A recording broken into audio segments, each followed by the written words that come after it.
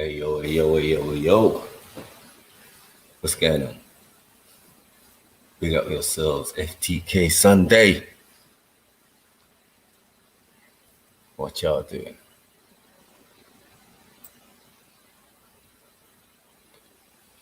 Yeah. Yeah, there's been a lot of talk out there. You get it? People talking about they're better than people and stuffs. You get it? Why? Why some people making some claims in that. So today, this FTK is gonna be a sweet one. Get me? We're gonna bring some clarity to the nonsense. Get me? That's getting on that. First, let me sit out there.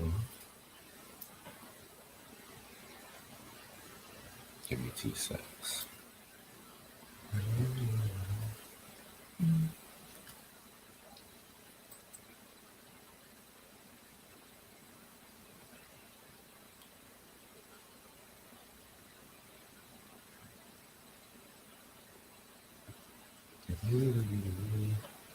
Yeah, man. We went live early today. Or early-ish. Let's see.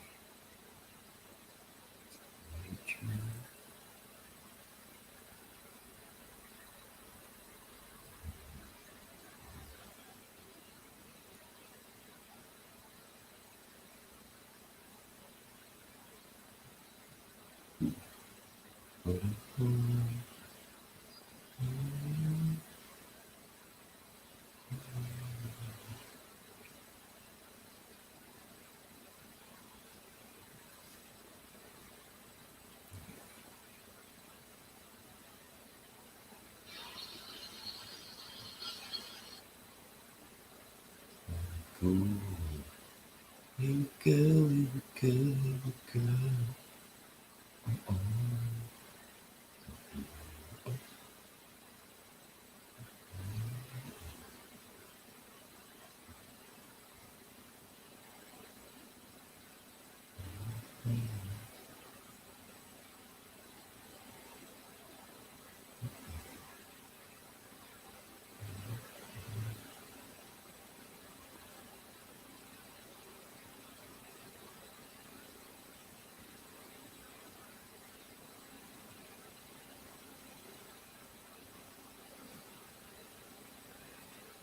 So 1 second. People reaching in. We say, Marshall, pick up yourself.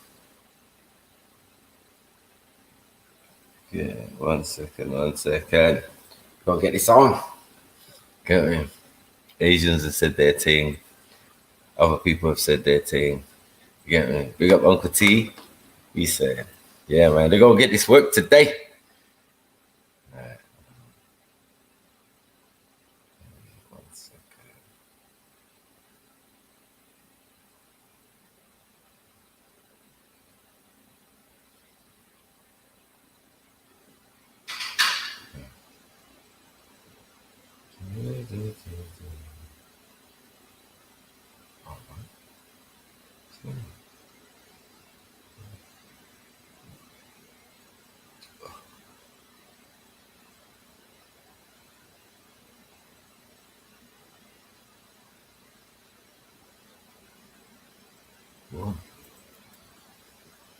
All right. Yes, big up my brother. Big up Somali speakers. Get me? Even if you want to jump on this one, bro, it's a nice one. You can put me under the grill, put me on the fire. Yeah. Ask me why the Yorubas are the mother and father of civilization. Jeez. Refute my claim. To get it? Refute my claim that we are Kemet. We are Mecca. We are everything. Everything you think. We are Babylon. We are Sumeria. We are Sumerians. We are the Nagas that the Indians are talking about. Everybody try and be us. Refute my claim. FTK, get me. Big up yourselves though. Jeez. People gonna get this work. People gonna get this work.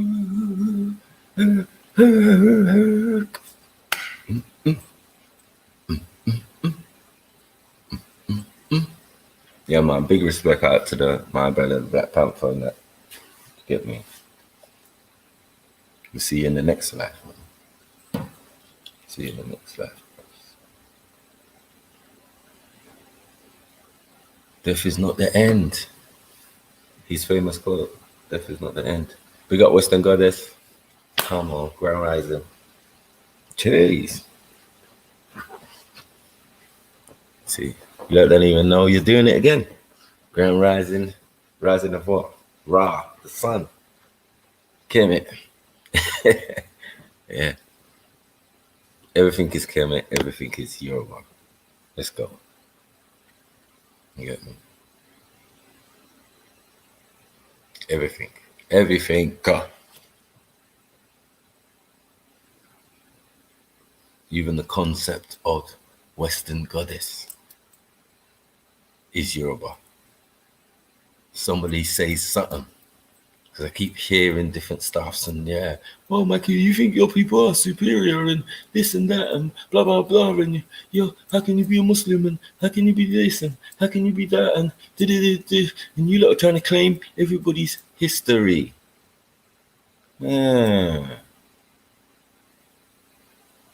Anyway, wait for some more people to come in before I put the first video, first delio, first evidence.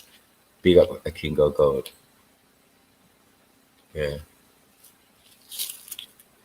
Like us Nigerians, full stop. A mother and father of civilization, the gods and the motherfucking universe. Say something.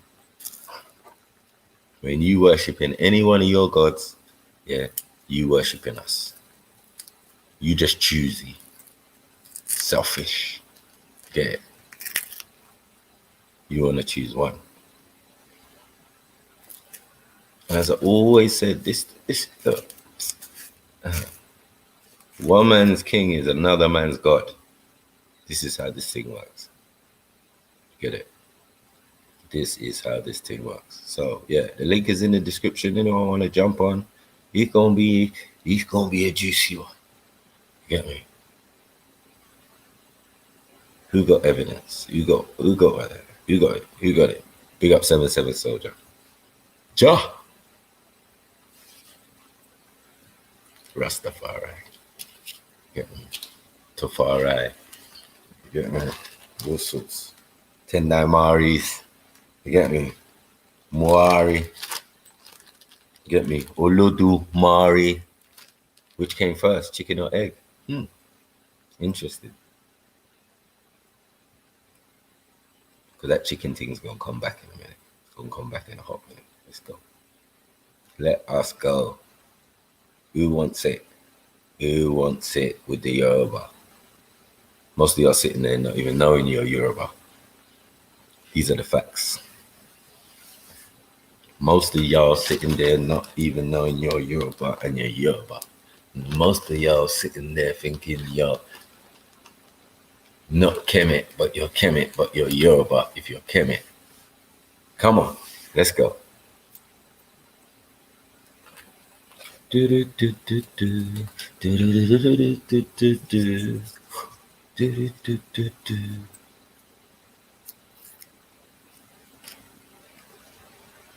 Shout out, mate. Shout out. It's peak. It's gonna be peak, man. People just getting out of their pit, man. Sunday, man.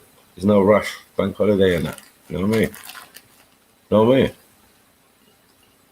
I ain't rushing them. I ain't forcing them. Just relax. Good. Sometimes I've had some ridiculous numbers, but that's not really the issue. Yeah. Even if it was only 10, you get it. Still gonna be valuable viewing. Get me? But state your protestations, man. Get me? The link is in the description. As I said, don't be scared. Don't be scared. Me type it in the comment section and you know you can jump on. Get me? Huh? Refute my claim. We the masters of the universe. Mother and father of civilization. Jeez.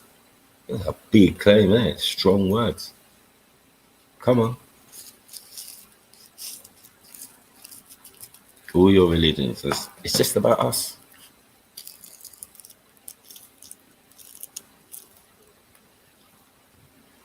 Yeah, it's just about us right now.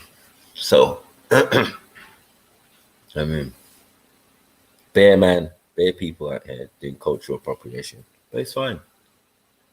You are our children. Yeah, you're our children, man. Facts. Told you this many times before, but no one wanted to believe it.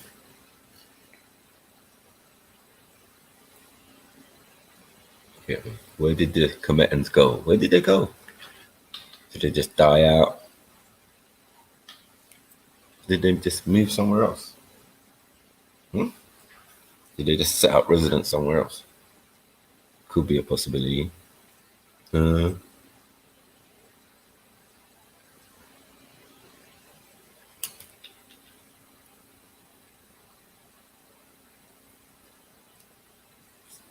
We talk about King of descriptions there. Some good description, my friend.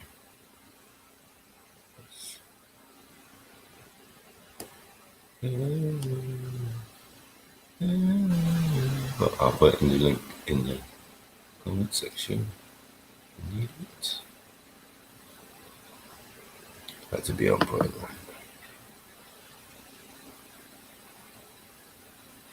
Excuse me, I was a little bit out of breath. I just come from outside and take care of some chores. Big up Young Lion. Come on.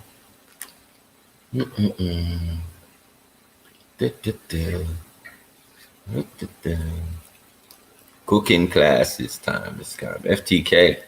Come on. Everyone's gonna get it. Yeah. You're only doing me.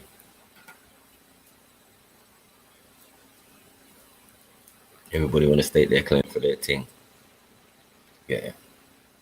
But their thing is special. Hey, brother from a different mother. We showing now. I love you. Brother from a different mother. They like to say "oh" at the end, or nonsense. Nonsense is the main word that is used on a regular basis. Maybe. Yeah, what's happening, G? I've been, you know what? Funny enough, right now, it's it's strange. Yeah, everything's a line. I swear, the universe always speaks to you, man. Because I've been learning about the Igbo culture and the language, and I just started to. I sort of dabbled in what the gods and their deities and whatnot, but they call it Arish, and it begins with an A, right? Arish, or Arish, something like that. And there's Orisha for the Yorubas, right? So that's the difference, basically, yeah. And there's so many aspects too, and different parts of the fucking thing I'm learning about now. That is there's something called a mama wata, yeah, and that's like a cursed kind of jinn spirit, which is like in the form of a girl, right? That ain't no jinn. It's mommy. It's mommy water. Mommy water, that's it. Yeah. Right. So what's that? So mommy water is like saying mermaid. All right. Okay. Right. Yeah. So, but what they said that she can curse you, not a jinn. So I use the wrong word for that. So yeah, I stand corrected. I was going to say. Yeah. So to go with that, yeah. Who else, like in these biblical books, gives out curses? Who else in the book gives out in the biblical books? Yeah, who gives out? Yeah, well, I mean, God Himself. Right. Yeah. You see where I'm going with this? Yeah. If God Himself is the only one really to give out curses that are effective or whatever, do you get it? Yeah. Yeah. And then you've got a group of people whose part of their thing is to curse, is to give out curses. Interesting. Egyptians use curses. Yeah, that's right. I was thinking which craft you're talking about. No, Egyptians use curses to protect their sacred places and burial sites and shrines and all sorts. Yeah. This thing seems Witchcraft. deep, right? So it's basically based off what the Kabbalah got turned into when they went to Egypt. So obviously, what's where the Kabbalah came from, and it was Egypt, the Egyptian text of some sort. Right. But yeah, back to this Arisha or this Mama Wata thing. Do you know why it's so relatable? Yeah, I can blatantly relate to this, right? Because she had a thing where she can curse you, where in the sense that if you're married to a woman and you she can curse your marriage, so all your marriages will end up in failure of some sort for some reason or another. What else can she do? She can there's like a number of things. Anyway, it's quite interesting. But I've had a girl, yeah, come to my yard, and at the time my sister was staying with me, yeah, and I was like, I have got a girl. I didn't really want to have her as my girl, innit? So I'd say I've got a girlfriend. And then you know what she did, bro? She left her G-string or thong inside my sister's room, and she said, "Is that yours?" He said, "What? Whose is this?" Yeah. And I realized that she tried to fuck me over, but it wasn't because it was genuinely my sister that was staying with me, innit? Yo, so she tried to mess me up. Yeah, she tried to or she just didn't care, innit? She just anyway. So it was sly, bro. It was so sly, yeah. But and like I don't know, but and I thought, that makes sense because she tried to curse me. She thought that I had a girlfriend. In fact, my sister found it. Was definitely my girl would have found it. Yeah. You see that? Anyway, that was just something I noticed that related to me, and I was like, have I got this fucking spirit that's like that I don't know, and actually what my ancestors believed was actually got some relevance is quite true. And shit, am I just like following just this two-dimensional fucking, I don't know, genetically modified, spiritual bullshit, really? I don't really want to directly say what, but just anything after what we got out of Africa because of their extensive knowledge and research.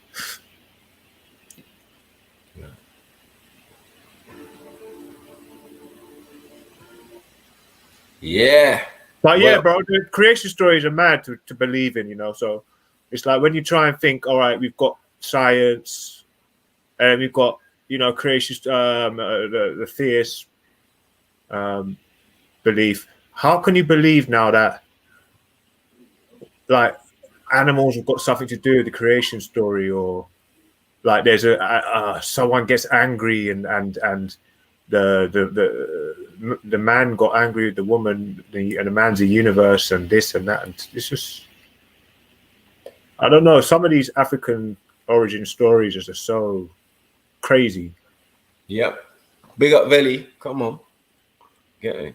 That it's like, am I going to take my investment time to actually believe that it could possibly be true to the extent where I actually want to, invest all my time into it and learn about it and take it on as an actual way of life? But yeah, anyway, creation stories I don't think are that important when it comes to learning more about, I think learning language is more interesting for me. But yeah. Do you know Yoruba? Do you know how to speak Yoruba? Of course. Okay.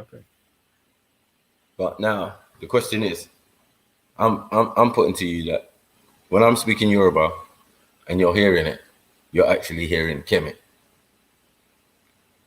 Yeah, because now what they're saying is questionable if these Yorubas were actually a part of the Egyptian empire, because of this. There's such a bold claim by the Somalians that like they were kind of like it. Kind of the way it's been painted is that it was just Somalians. It's like, what?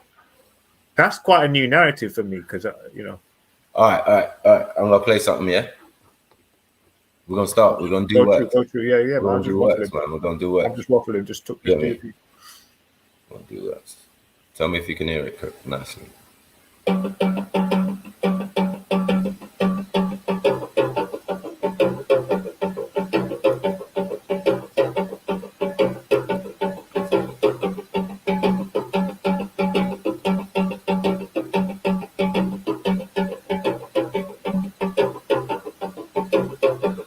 Yoruba people are an ethnic group of southwestern and north central Nigeria. There are You over can say 40 nonsense. Yoruba people in Nigeria. According to CIA Fact Book, 21% of Nigerians are Yoruba.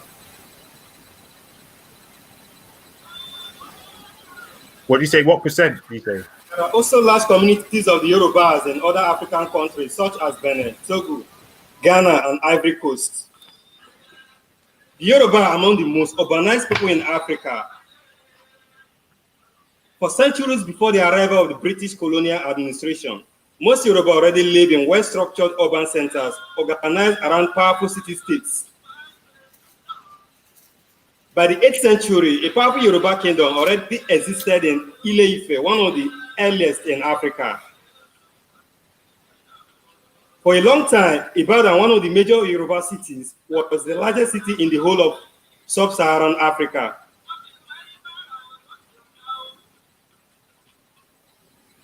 Today, Lagos, a major Yoruba city with a population of over 20 million people, remains the largest on the African continent.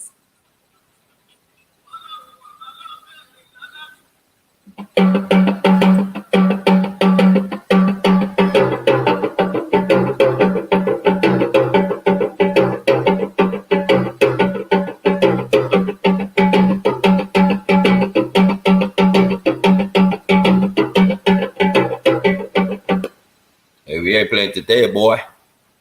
Get me? We going in. Just a starter, just a warm up. Get me? Just a brief. Get me? Get your juices flowing. Come on. So yeah, what was he saying now? The connection to Egypt.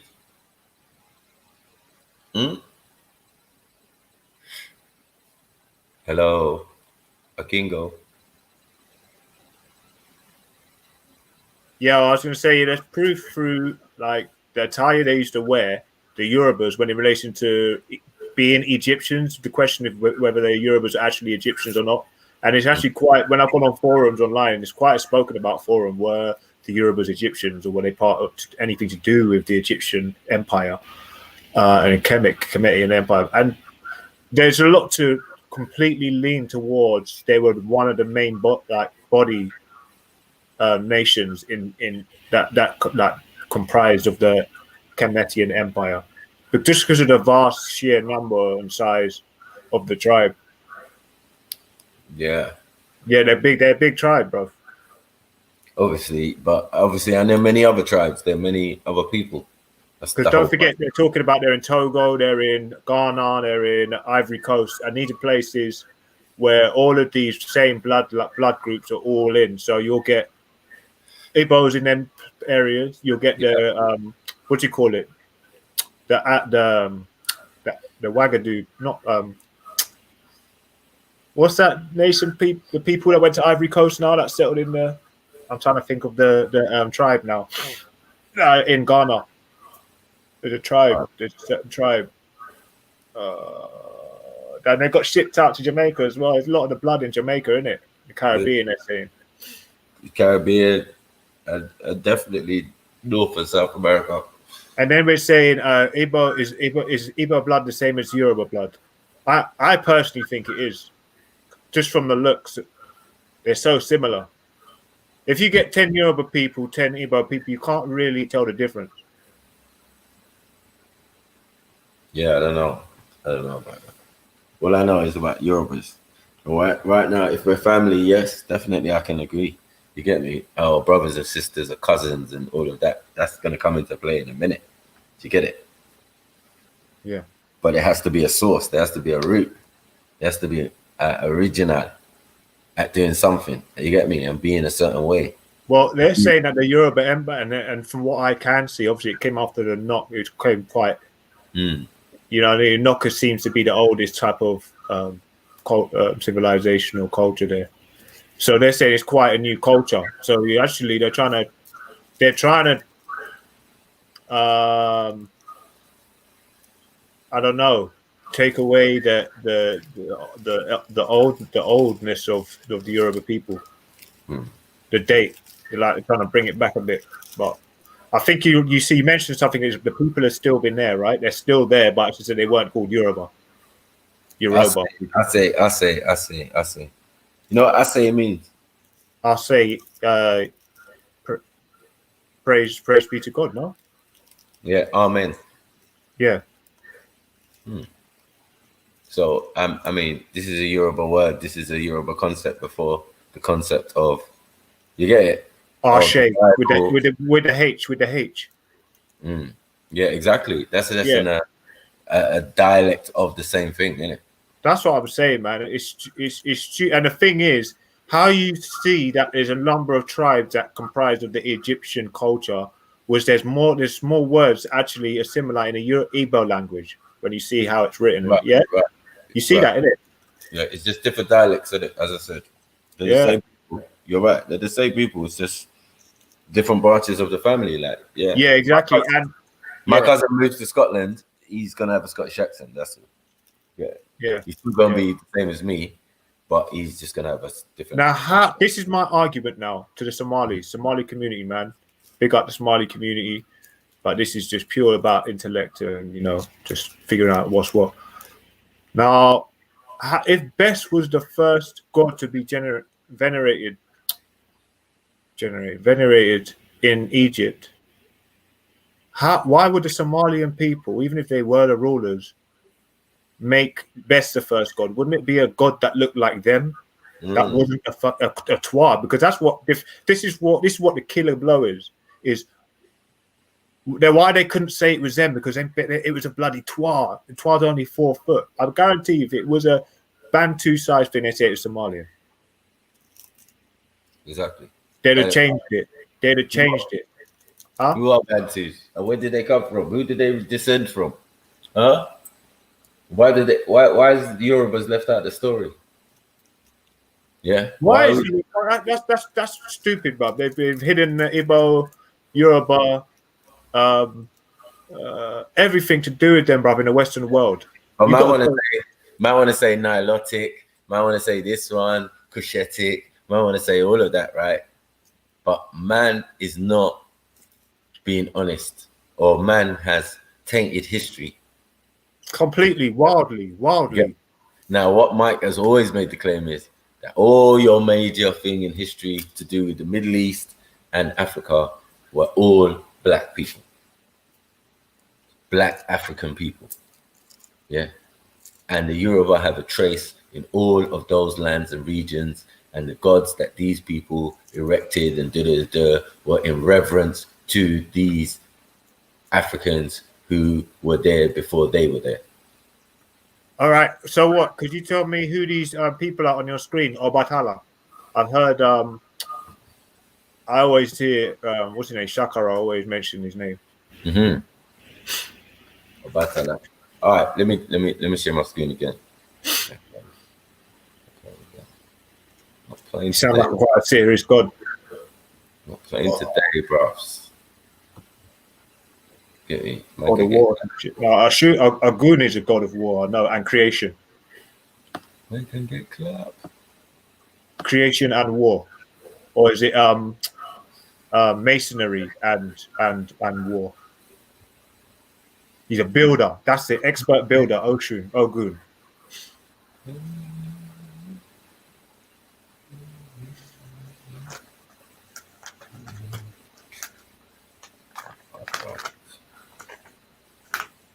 Mute up. Yeah.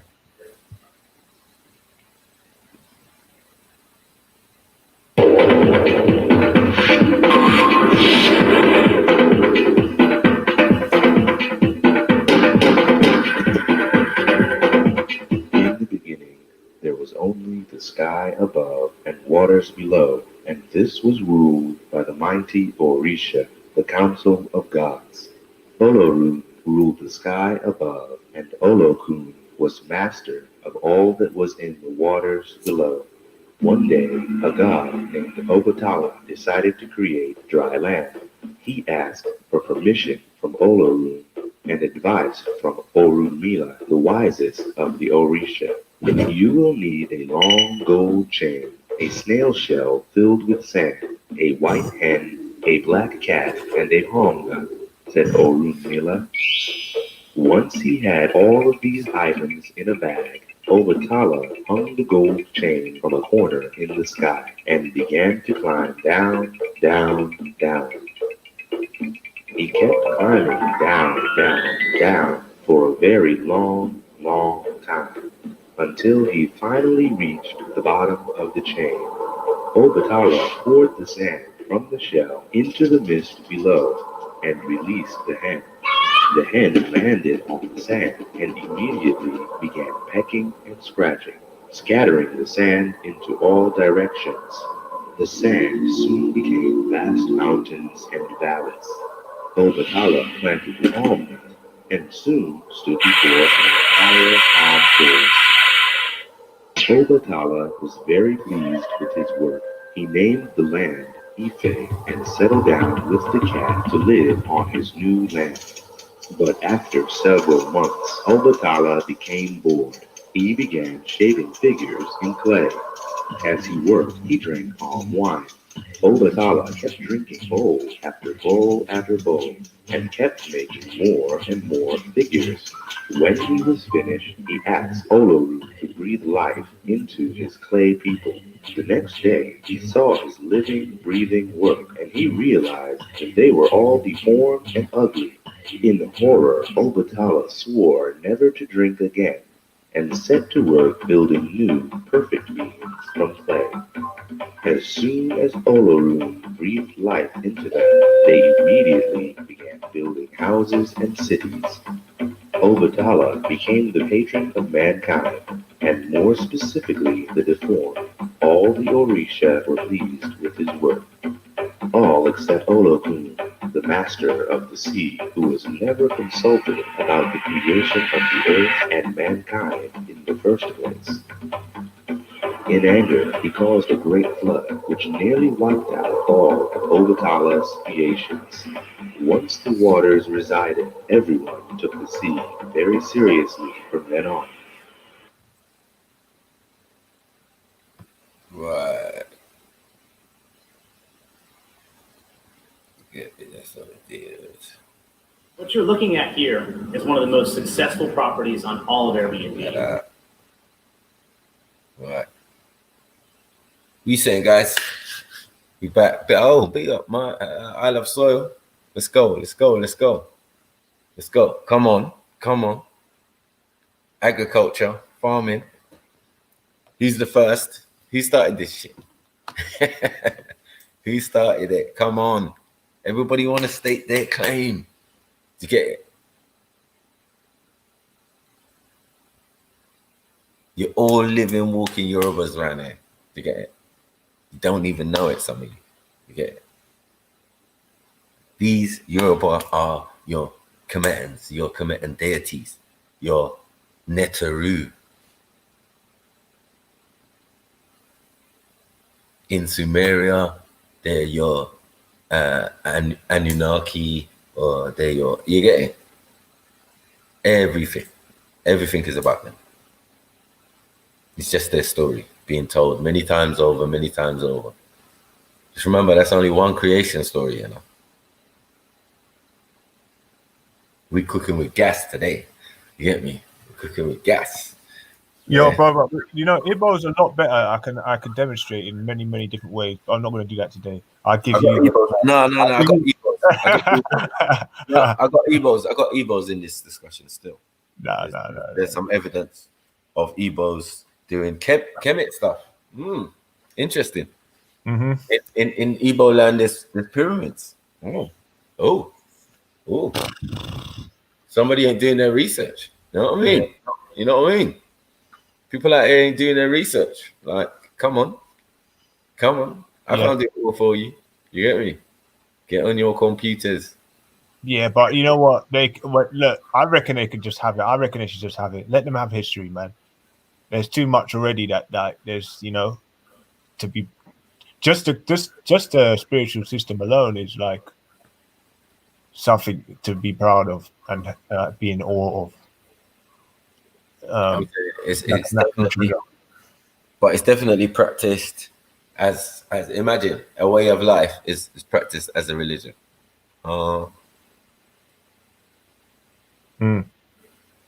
Get me?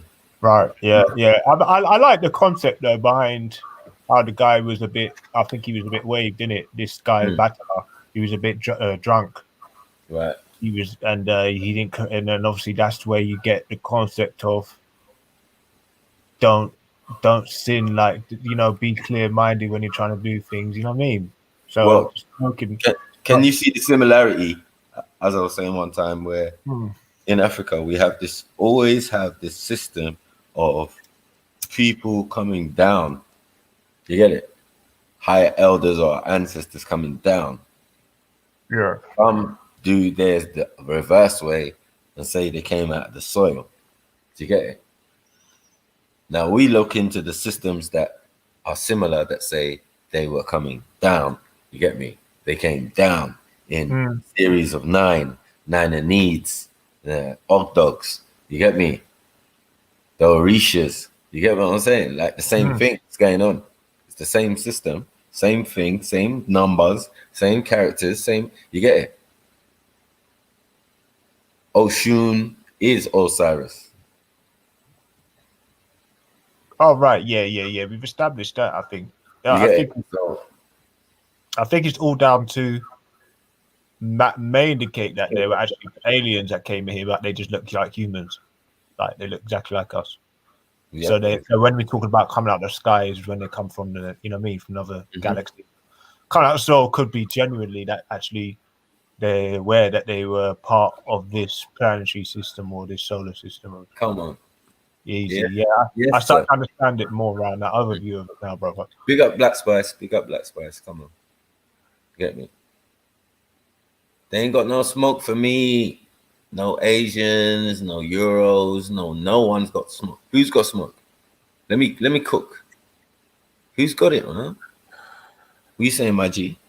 Oh shit, big up, man. Big up. Yeah, you teaching me something today, man. We gotta know I something. didn't even know.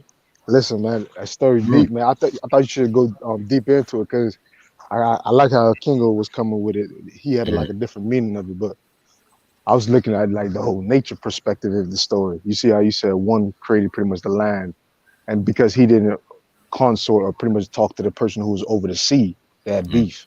So you see earth and water.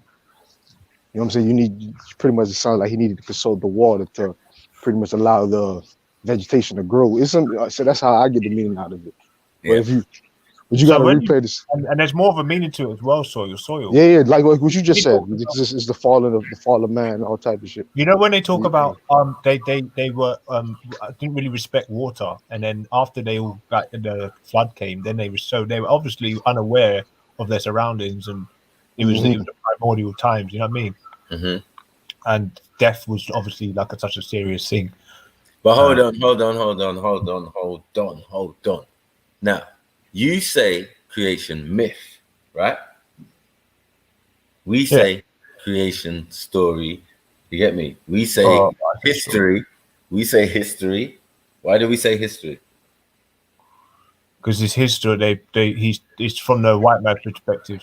Saying our story. Nah, that wasn't the point I was making. The point I was making is that the story of these individuals, go way back. Yeah, they are actual people, definitely. That's what I'm trying to. Listen, Kingo. That's why I was trying to extract the nature perspectives out of it. Like, you have to understand. Like, I think our people teach stories in multiple facets. Like, you can gain what you're talking about, but actually, these might have been regular people. Like, when people say Shango is an iron worker, imagine he could have been a great iron worker, just like how we did Imhotep. I think that was the one who was a human that they personified as a god. That's right. So no, it's just personifications of the same individuals. That's all. Remember, they're the same people. They are those people. So they started the Nile Valley civilizations and then moved on Do you get it? Oh, And then continued the same traditions wherever they went. Do you get it? okay, and you're saying so that every group of people that met these people have their own story of them. Are you saying? Every group of people that we know of came out of these people. So, but I'm saying, but everyone has their own story of these people, though. Yes. It's just a little bit modified, a little bit, but it's the same group of people that everybody's talking about. Yeah, it's the same group of people. Okay. That's a good little way to think about it. Yeah. As they're making history instead of traveling through it. Yeah, they're making history.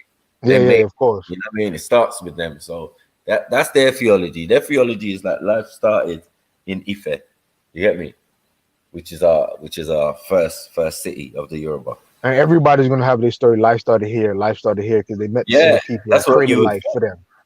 That's what you could say that Einstein's going to be venerated like that. Yo, let me tell you something. Listen, this could be listen. If we have some talent to make a fucking movie script or a play, come on, brother Lee. Big up Mills, man. Black button. Come on. What's good? Yeah, that's a deep ass story. We did cooking class. So what I wanted to do, there's a video I got, right, that I wanted to bring to people's attention that clarifies when I was talking about language and linguistics and how that plays out in the Yoruba language. So as I said, when you hear me speaking Yoruba, yeah, Shia Lafiani, you get me? You're hearing Kemet. You get me? You're hearing your ancient ancestors' tone and voice and everything. You get me? Language and that. It's not lost. You get me? It's just been split and diverse and become many other different things. Within the continent, that's fine. Outside of the continent, also. The far-reaching effect of this small set of people, you get it? Whose origins go way back. You get me? They're talking about the father of our founding father, our first king, Odua. His father was named Nimrod. So what we gonna do? Do you get it? So obviously he's not the first person. He's not the first Yoruba. He's not the thing. He's not. They wouldn't even class him as a Yoruba like that. Well, maybe, you get me, because they were in all those places. So man coming from that place to this place, already a prince, and supposedly a king. You get it? Been deposed, under Islamic rule or whatever was going on over that side, and came back home. And took on his traditions and whatever. But there's a lot of extras to that story still. I made it sound simple, but it sounds more. There's a bit more to it. But so let's get into the Kemet thing, where let's go. No, hold on. Let me find it first. I'll start sharing my screen. Okay. That's a Mazzolini. So the first son was Nimrod, yeah? The father of the first king, not the father of the Orishas. You get it? So the Orishas are the elders or the kings or the whatever, and then Thing comes to meet them. So Udua comes to meet them. Comes from a foreign land or distant land, where they're all still the same, but he's just like Islamically or whatever you want to say. You got what I'm saying? So right. So he's come back home, and they've embraced him. They've made him learn the language because they understood that he was speaking Arabic and they were speaking obviously Yoruba. You know what I mean? So they tried to. Obviously, it is a derivative of the same language, so it wasn't hard to getting back on track, speaking their original tongue. You get it? So that's why I say there was always Arabic in it, like in my language. So when I hear certain Arabic words and feeling, I just laugh because it's brass. You you don't even know what you're saying. I understand where Beefy's coming from certain time. Because Beefy's like, everybody speaking my language. That word means the same thing in my language, but it's said like this. Do you get it? It's the same setup. Yeah, it's the same setup. Like, I'll tell you what the word means and what it really means and where it came from. But ouch. Okay. But all African words are like that. Or Semitic, they're supposedly say. All right. Come on. This one's a bit long, so I'm going to put it in 2 halves. So we have the bird up here. I'll put it in 2 halves because it's going to get a bit boring. But we're going to make some points.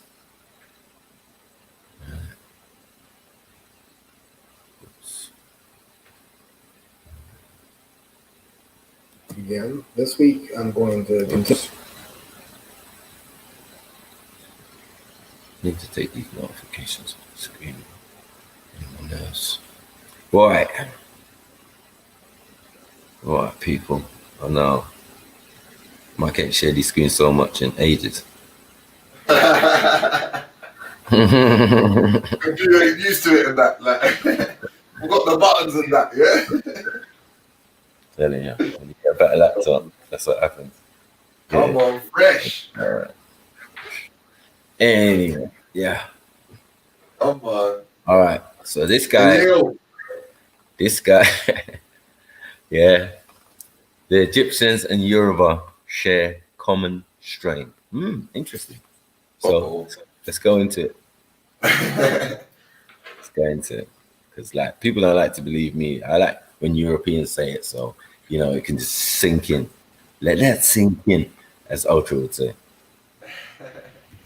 Continue with the study I presented a couple weeks ago, the Eurocentrically biased study that laid the claim that the recent influx during the Roman period of Yoruba populations is what increased the presence of sub-Saharan African ancestry in the Abu Sir mummies that were studied in the study, basically saying that the ancient Egyptians were only 6 to 15% sub-Saharan African DNA. What I pointed out last week was that according to the 1% rule, these populations would still be considered black. What I also pointed out is that these populations would not have been considered white by the standard Caucasian standard of the myth of whiteness to begin with. So for them to lay claim to these populations or to insinuate that these were peoples that looked like what we would consider Caucasian populations is inaccurate.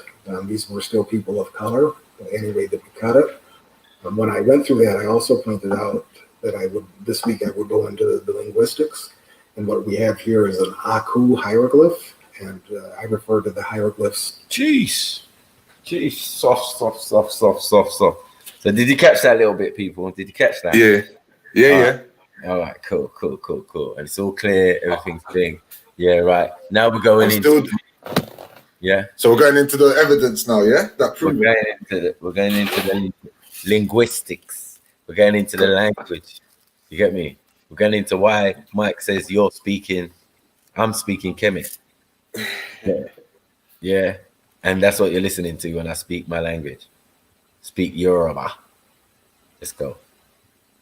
That some of them embed memory constellations, which means if you understand one of the glyphs or the determinatives, and you see them present in other hieroglyphic constellations, it can allow you to see inside sometimes dual narratives, sometimes triplicate form narratives with a single hieroglyph. Here again, this is not a speculation on my part. This is data that I've had vetted and I've presented it, and it speaks for itself.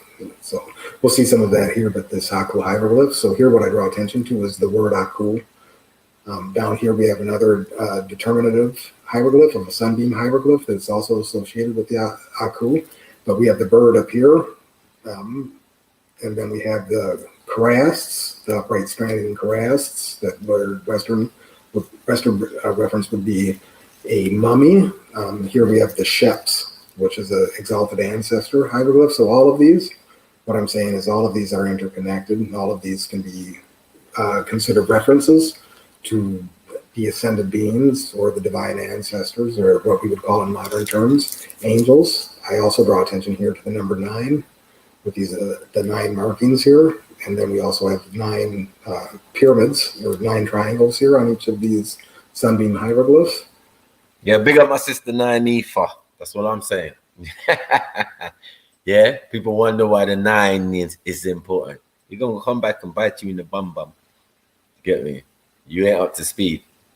For the term Aku. This is Aku 4, the 4 spirits. Going down to another form of Aku, this lowercase Aku here, you see that it's a sign for a spirit soul of a god or man.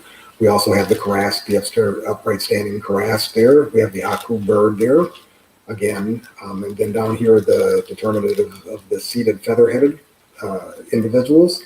Triplicate form, which means plural. There's more than one of them. The triple form, that's what that means. I mean, these are feather-headed bearded hieroglyphs, symbolizing a god or divine ancestors, etc. We'll go into the details with that later through the work of Robert Wall. But here we have the sunbeam hieroglyph, and we see the sunbeam hieroglyph used to signify Akut, or beings of light, wise, instructed folk. And my guess there is that refers to not only ascended beings, but also embodied souls, human beings. That would be the elders of a group, the wise people of the community, etc. Below that, we have triple form Aku. So we see that this is also termed Aku, and this is just the sunbeam hieroglyphs in triplicate form. But this refers to behavior, brilliance, glorious deeds, splendid acts, virtues, excellences, blessings, benefits. These are all positive, highly positive connotations. So it's a significant word in reference to the highest qualities of humankind. When we come here and take a look at the term or the determinative that we find here for Aku, here we see that the feather-headed deities here. We come here and we see the human form of the same feather-headed deities referred as Sudani Negro. So what that shows is that the gods of ancient Kemet. Say what? Say what? Sudan. Nubian sniper. Nubian. Nubians are from Sudan. Sudanese Negroes. Right. Akuru. All right, cool. Let's go. Black gods, that they originated in the Sudan. E.A. Wallace Budge writes about that explicitly, that Shu in particular and Tefmet were Sudani gods. Below here, I showed this last week. These are different forms of the Shu and Aku hieroglyph up here. With the sun ray hieroglyphs, we see those same patterns. Here again, this is what I refer to as a memory record constellation. And here for Ta Akut, Ta signifying land, and then Akut, the abode of Osiris and the Duat, or the Tuat.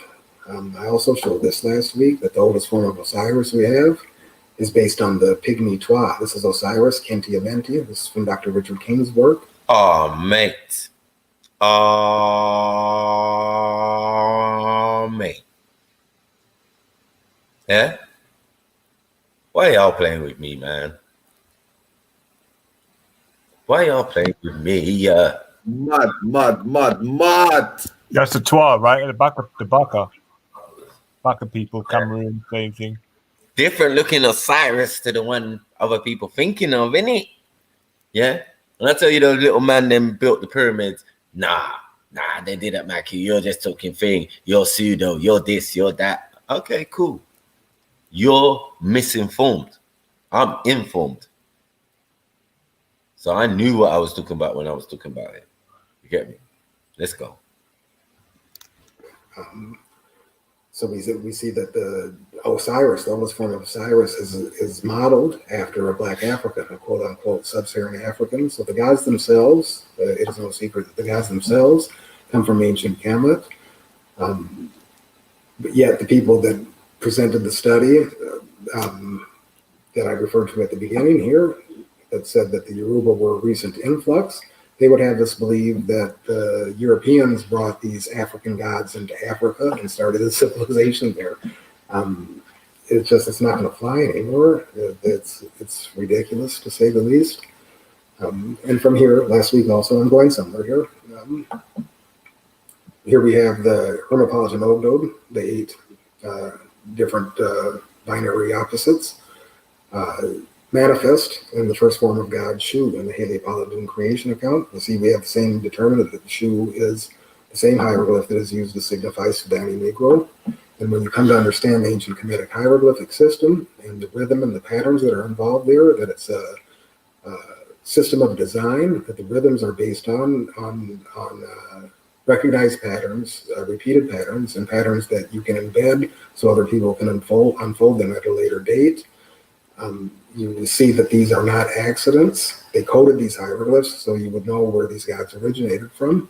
They left their signature there, and they left their signatures to such an extent that when you know how to unpack them, how to unpack the constellations, you can see other patterns manifest at later dates in ways that if someone were to try to be deceptive and say lay claim to a narrative for themselves, those with the proper keys will be able to unfold it and show where the origin is. And I believe I do that on multiple levels. This is just a mere surface presentation of the data I have yet to unpack. Mate, light work. You see the book, little book he's got there? The Science of the Dogon. Oh man, how many times has Sniper told you about the Dogon being from Kemet? Before they reach where they are at in Mali, they traveled from Kemet. Who else traveled from Kemet? You get me? These Yorubas. You get it? These Kemetans, these Egyptians, these Sudanese, these Nubians. You get me? But everyone want to talk about Cushitic, Nilotic, and all sorts of otics and potics and motics. Yeah. But you don't want to deal with the source. It's cool. Let the European guy tell you. Go to the excellent work of Robert Bubal here, and we see the same feather-headed hieroglyph, not exactly the same, but it's still the same thing being presented, the seat of deity or whatnot. But here we see it's a sign for Africa, for Negroes, for Black people, and this has to do with the Nabta calendar stone complex and its alignment with Orion.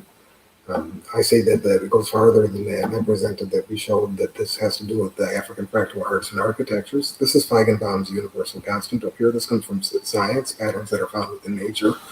One of my arguments is that this doubling sequence could be a manifestation of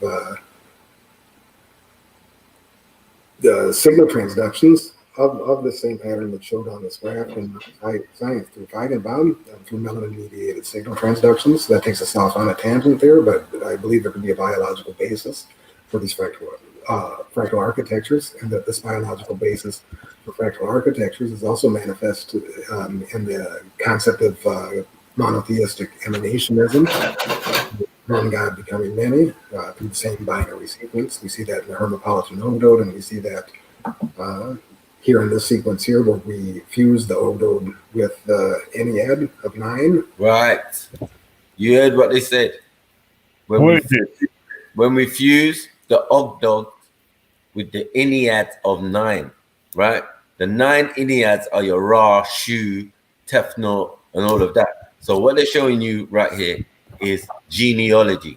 Do you get it? Right? They're showing you a genealogy strain. So what you're calling gods comes at the bit underneath the first. You get it? The first 2 on the first one, 3. Yeah. Those are the progenitors. Those are the Ogdodes. Those are the people that came before. Yeah. These new people who you're gonna later mistake and call gods. How does that work? Unless the ones that came before them were gods too. All right, we'll keep it moving. And then there's a total of 17. That's another tangent. But these binary opposites, we see this is pre-creation, these 8 up here.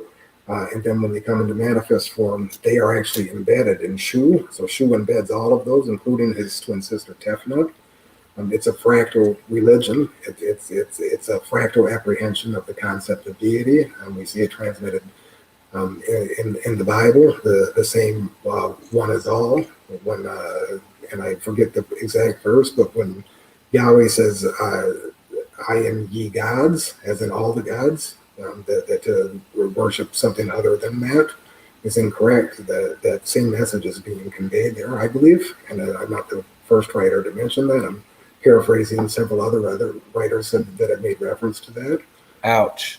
Now the Bible were referencing the mandem. You see what I'm saying? This is what I'm trying to say to y'all. They called us gods. You get it? This is why you're getting books with Yahweh, with El, with Lord, with Fig, and all sorts. And I'm telling you, these are real people. My people. Your people. You get it? But you have to get it right. Yeah. The reason why this stuff is replicated all around the planet, yeah, is because like it's an original story. Do you get it? Original story of how we came in. So now we're matching up the Yoruba or the Ifa with the Kemet. Once you match the Kemet, then you match that with the Sumerian. Once you match that with the Sumerian, yeah, everything else, India, as well, boom, it's all done. You get it? We know where the concepts come from. We know why you're doing what you're doing, why you're taking individual characters, changing the names, and then calling them gods or whatever. Do you get it? Plain and simple, man. You get me? We ruled, we was real. We was real. Our ancestors were real. You get me? And they kept records of that. Do you get it? Don't get spooked. There's no spookism here. Do you get it? This is at the stage where people exist. So it is what it is. Either people existed before what we know as existence, but that's, as I said, some people have this, the concept. One second. Some people have the concept of spiritual, boom, people coming in physically, boom, and seeding them or making them into nations and great nations and all of that, and kingdoms and all of that. You get me? So yeah, but we're saying gods, but there was the difference. They were still human beings. Like, they didn't have any sort of special powers. You know? We had this already. This has been at FDK already, that the concept of God is not the same as the Most High. We done this. Good. So now we're at the stage of God and now we know what God is. Now we know who God is. Now we know who God are. You get it? They're the people. They got to be the people walking around every day and Now, the descendants of them same gods, the descendants of them same people. You get me? Seeding the planet and boom, boom, boom. Everyone around the world now, all thinking, coming back all bougie and that. You get it? You got to know where you came from. Do you get it? Yeah. They tell you it's one singular origin, and one set of people was coming out of Africa and go and basically populating the whole planet. Yeah. Who set of people out of what set of people?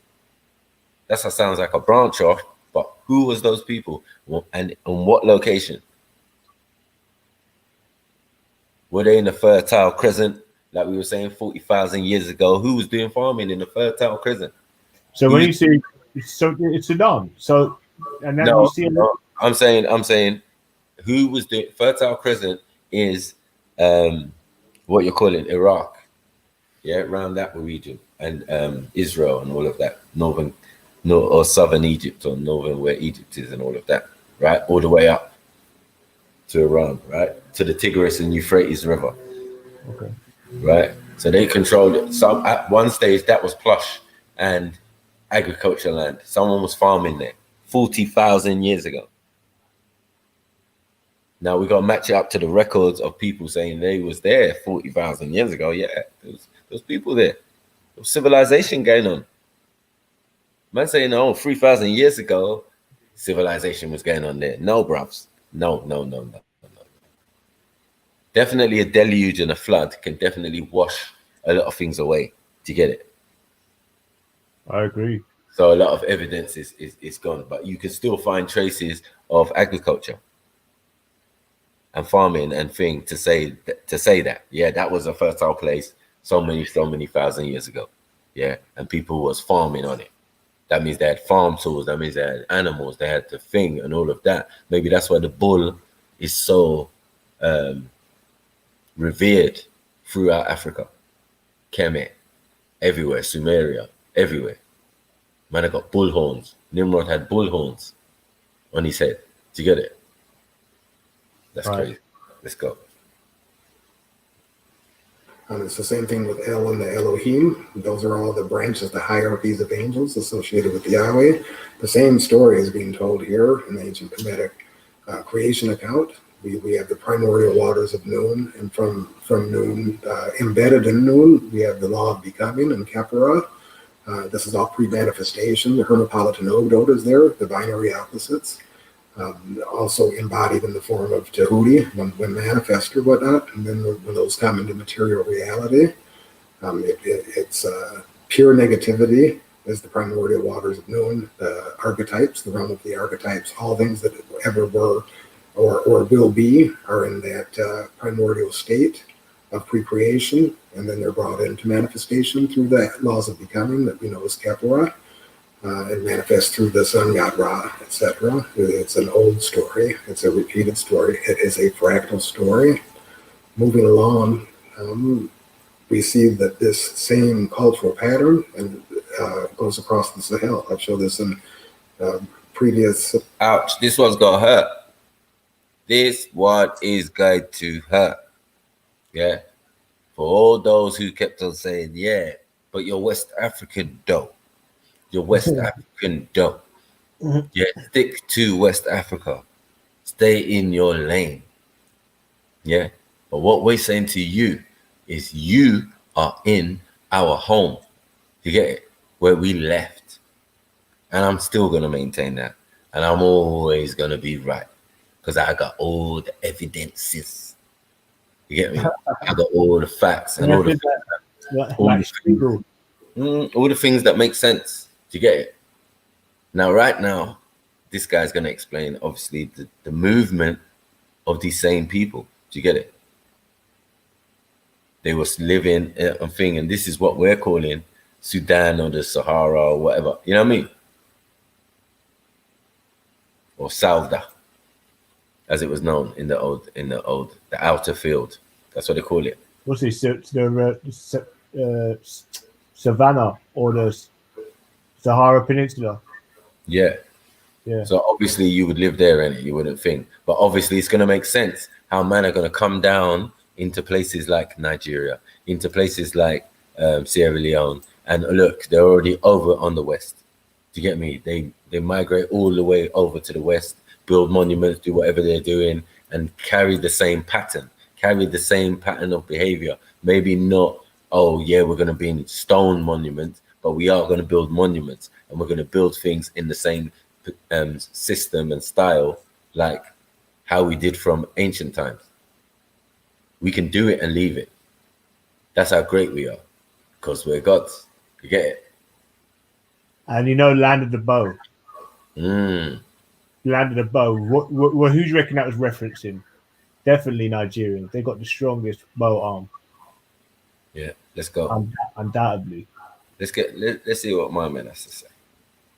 Videos before, so we have Dr. Farage's work up here, and Dr. Clyde Winters with the Proto-Saharans, and Dr. Edward Bruce Bynum, who mentions the cult of the serpent of the bird, to which I add the African fractal art cultures. When we look at G.J. Campbell Dunn's work, in light of Dr. Winters' work, we see that this cultural complex that we have of the serpent and the bird and the ancient scripts, the Proto-Saharan script, is consistent. So the people that we would call the Etruscans in Rome, if I've said that correctly, the Cretans, the Pelasgians, if I'm saying that correctly too, in Greece, these are all Niger-Congo speakers. It's the same cultural complex. It's the same cultural complex. What? What'd he say? Let's go back. Little bit. No. It's easy. This can't be correct.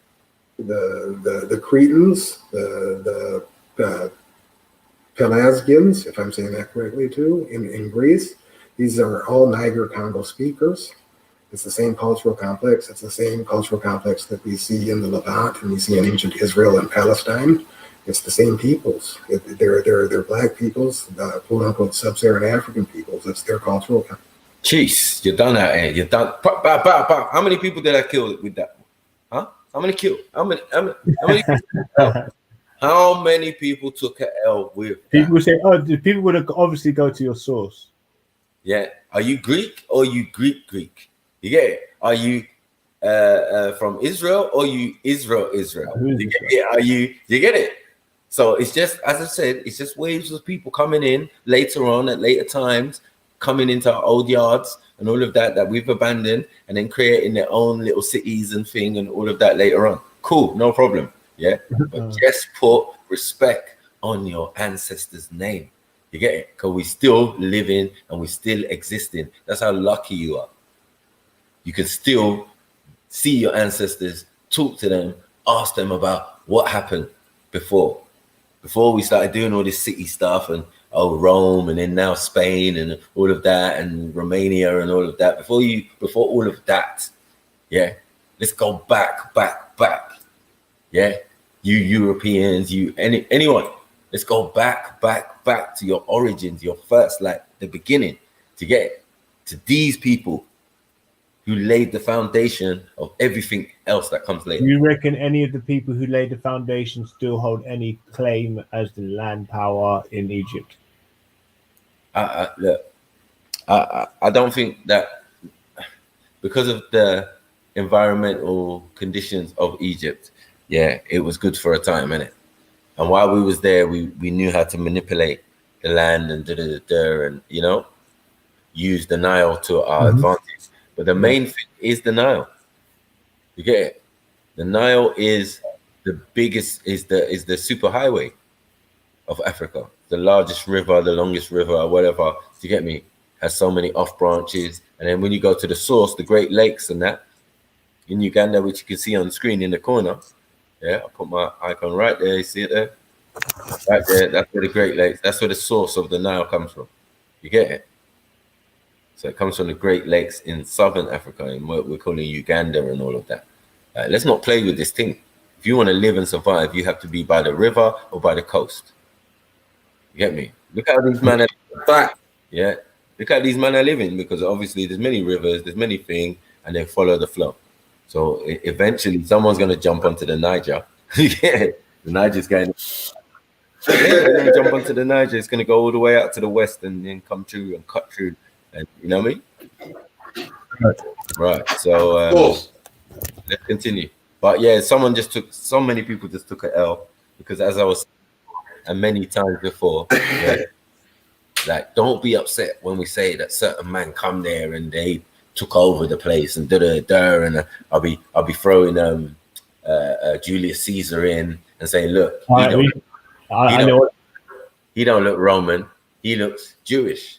But Jews went there to get it at a particular time. So what they're going to do, they're going to make statues of themselves. That's what they do. You get it? But while we was building the pillars and the Pantheon and the things in Athens and all of that, do you get it? That was way before, bro. People just getting different tenants, fam. Different tenants are moving in. Or moving on top. That's how things work. You get it around the world. People move on top of old cities and old civilizations and that. And then they start dating and everything. What? Everything's forgotten? No, that's not how it works around the world. So why should it work differently in Africa? Do you get it? The home of record keeping, the home of paper, the home of, you get me, writing and language and all of that, the home of that. And you think we're not going to keep records about ourselves? That's stupid. That is so dumb. You get me? It's the people that became the Philistines and the Phoenicians. And when we look at GJ, you what? The Philistines, the Philistines and the Phoenicians. Yeah. And we know where that is. Is that not Turkey, no? Of course it. Right. So when when I'm telling you, all of that is Africa. All of that in ancient kinds of Africa, all types of Africans. Yes, we live there. Yeah. Asians, yes, we live there. Do you get it? Mm-hmm. But the original people, as I said, the Twa, the Pygmies, the Watutsis that lived up there, way time before time before time before time before time before time before time. And they're talking about two people who came out of their bloodline gave you your Adam and Eve story. This is facts. Do you get it? Like when we're dealing with this African stuff, yeah, this is the root and the source for everybody. Do you get it? Like you need to invest more into that. Yeah. Any religion, your thing, you're gonna get back to us. You're gonna come back to the ancestors. Do you get it? Because all books make reference to it. You get me? Only worship one God. Why? Because God is not what you think it is. God is a physical person. And in the old days, and the babies of the family, the Europeans, when they're coming into it, at first, they're worshiping man as gods. They're carving images, they're carving statues, they're replicating it. You can see it all over the Middle East. And Greece and Rome, and you get me? All of the places where their ancestors or their descendants resided at particular stages, early stages. So they continued in the style and model of what they used to do. They used to build mounds, build buildings, construct cities and things. That was their thing. You know what I mean?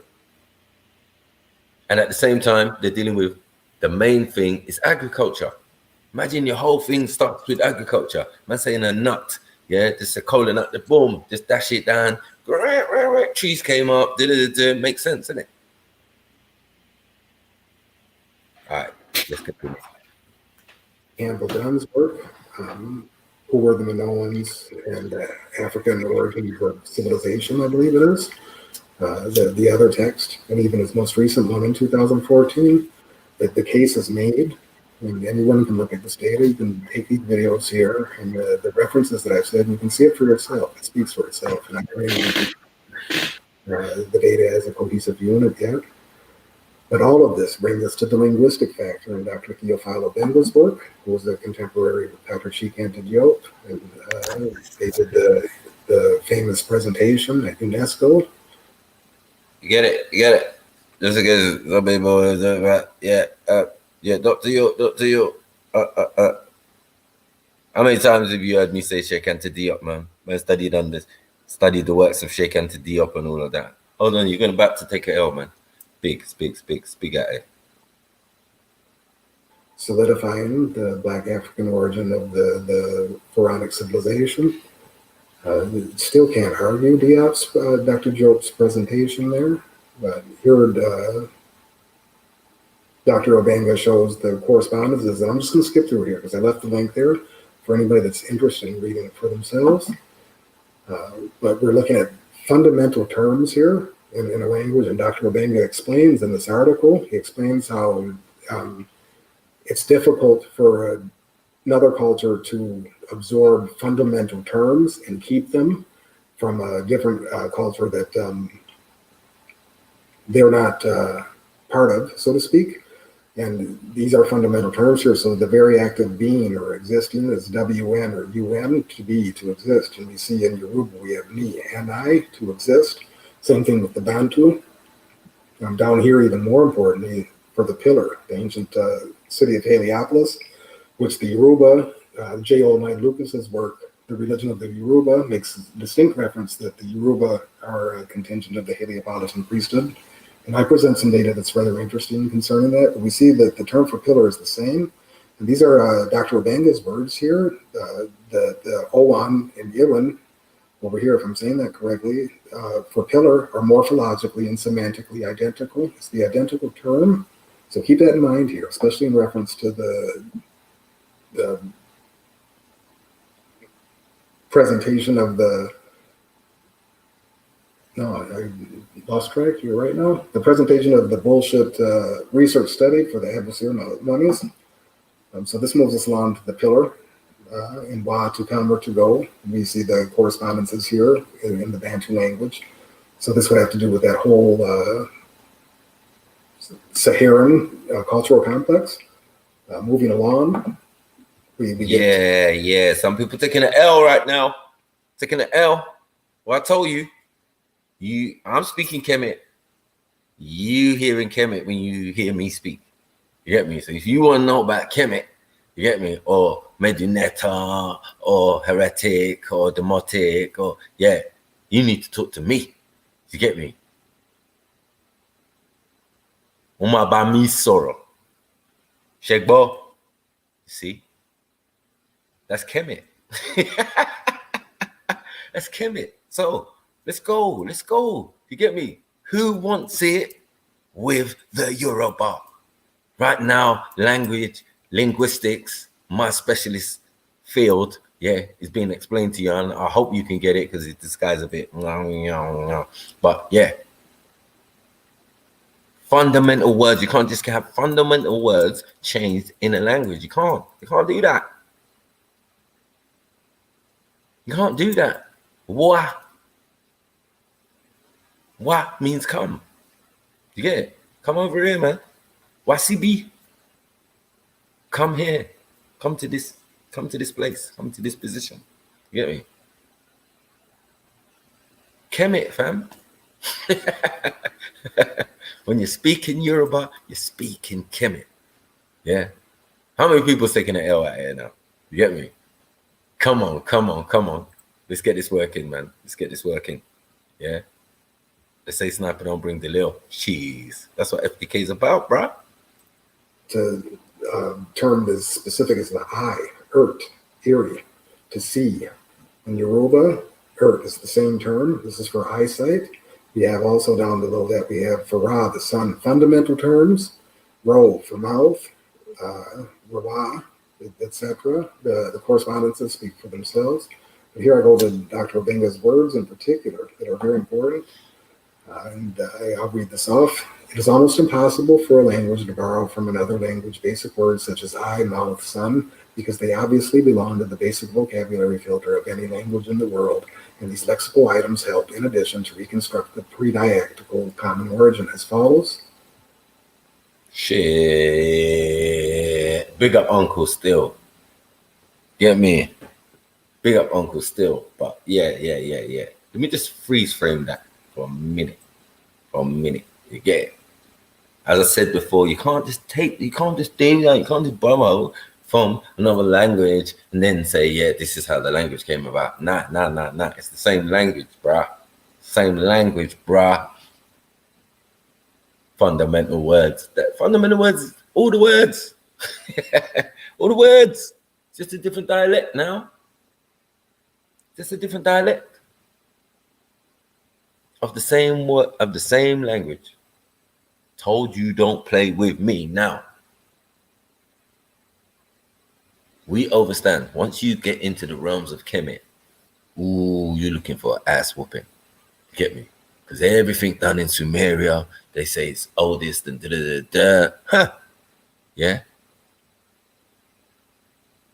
is a representation, a replica of Kemet. You're not going to get away with it.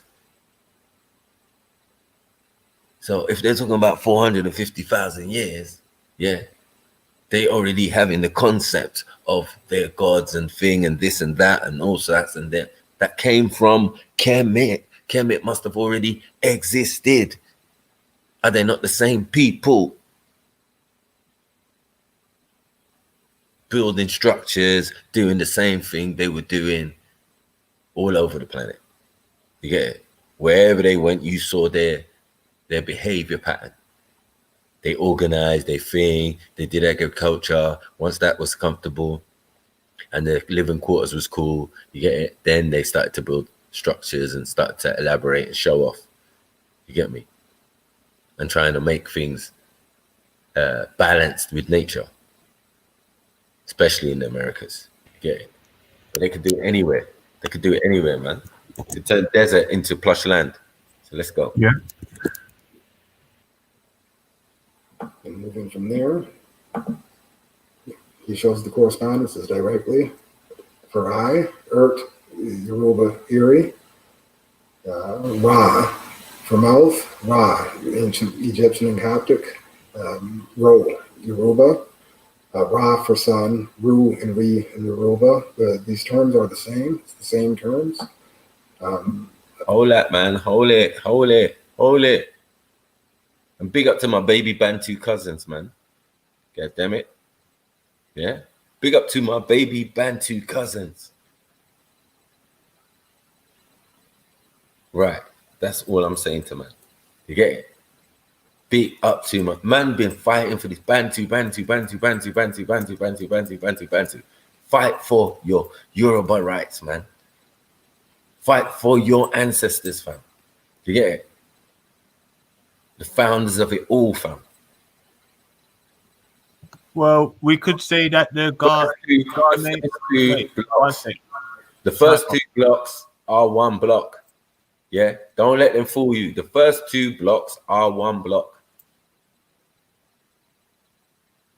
Yo, Snipes. Go on. Is there any other prominent tribes that you can see culturally that are the same type of age or older? Obviously, from what I can see, the Twa, right?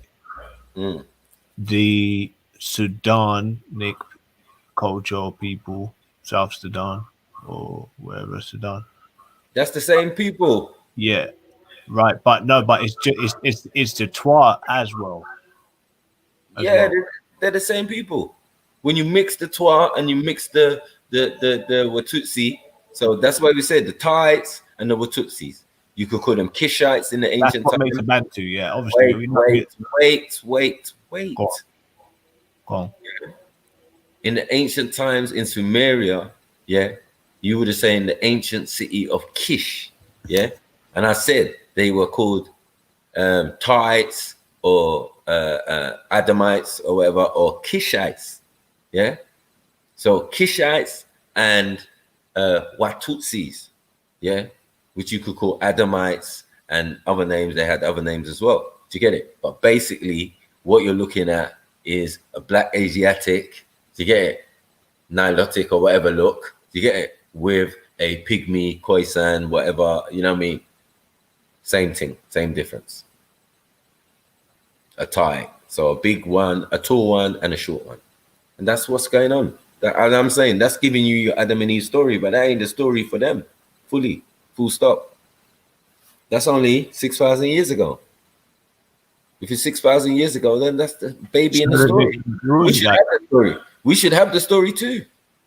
So we're talking about, in Tar-City times, yeah. I think the capital was it Memphis or something like that. Right. They had a number of mixed tribes as well. The Magi, I think, was one of them, in the Wawat tribe as well. When they mixed. Yeah, a lot of the tribes are mixed, man. If you say, as I said before, if you say Nubians, you're already acknowledging that that's a mixed tribe. But their mixed tribes were from that peninsula area. All of them are mixed tribes. No, look what I'm trying to get at, Snipes. There was Sub-Sahara, yeah. There was a number of countries. Then there was like maybe 8 countries above Sub-Sahara, yeah. We know all North African countries, right? So you're speaking about the time of Tar-City was a sort of kind of like an area around the peninsula. What did you say? Ain't no countries, bro. Or a region around. Right. We're talking about no country then. Yeah, so the region around the peninsula, yeah. Okay. Yeah, so you could say that there are a number of people that live below there already before these tribes mixed in that particular region around the peninsula, which is what I'm trying to say. Yeah, that's what I explained from a long time. Yeah. Look, they're going to back and forth from the Fertile Crescent. When the Fertile Crescent becomes useless to them, they're going to move, innit? So they're going to move back to or inland or come into or what we're calling Africa. Yeah. Right. Go on. But they must have wandered out there in the first place. I mean, or whatever. You get it? Landed there or whatever. So we could say that the Twa regardless, Yeah. the culture is quite prominent in Egypt. Yeah, most Of how definitely. they look now, you know, we've had the admixing and stuff. Yeah, So that was a foundation, pretty much. bro, it's all the same thing, man. And All I'm saying, and Igbo, Ghana, is there any Ghana type of attire that you see in the Ghanaian people wearing of that region? Do you see that same sort of attire? That's it? The Shanti people, no? there's no And they- Ghana yet. There's no Ghana yet. Like, what are we There's no talking about? Ghana, but all the people There's in no that. Ghana yet. There's tribes, and those tribes are going to come and wander in the same direction, coming from the same direction. So obviously, they are based on the same people. Yeah, because that's a Ghanaians.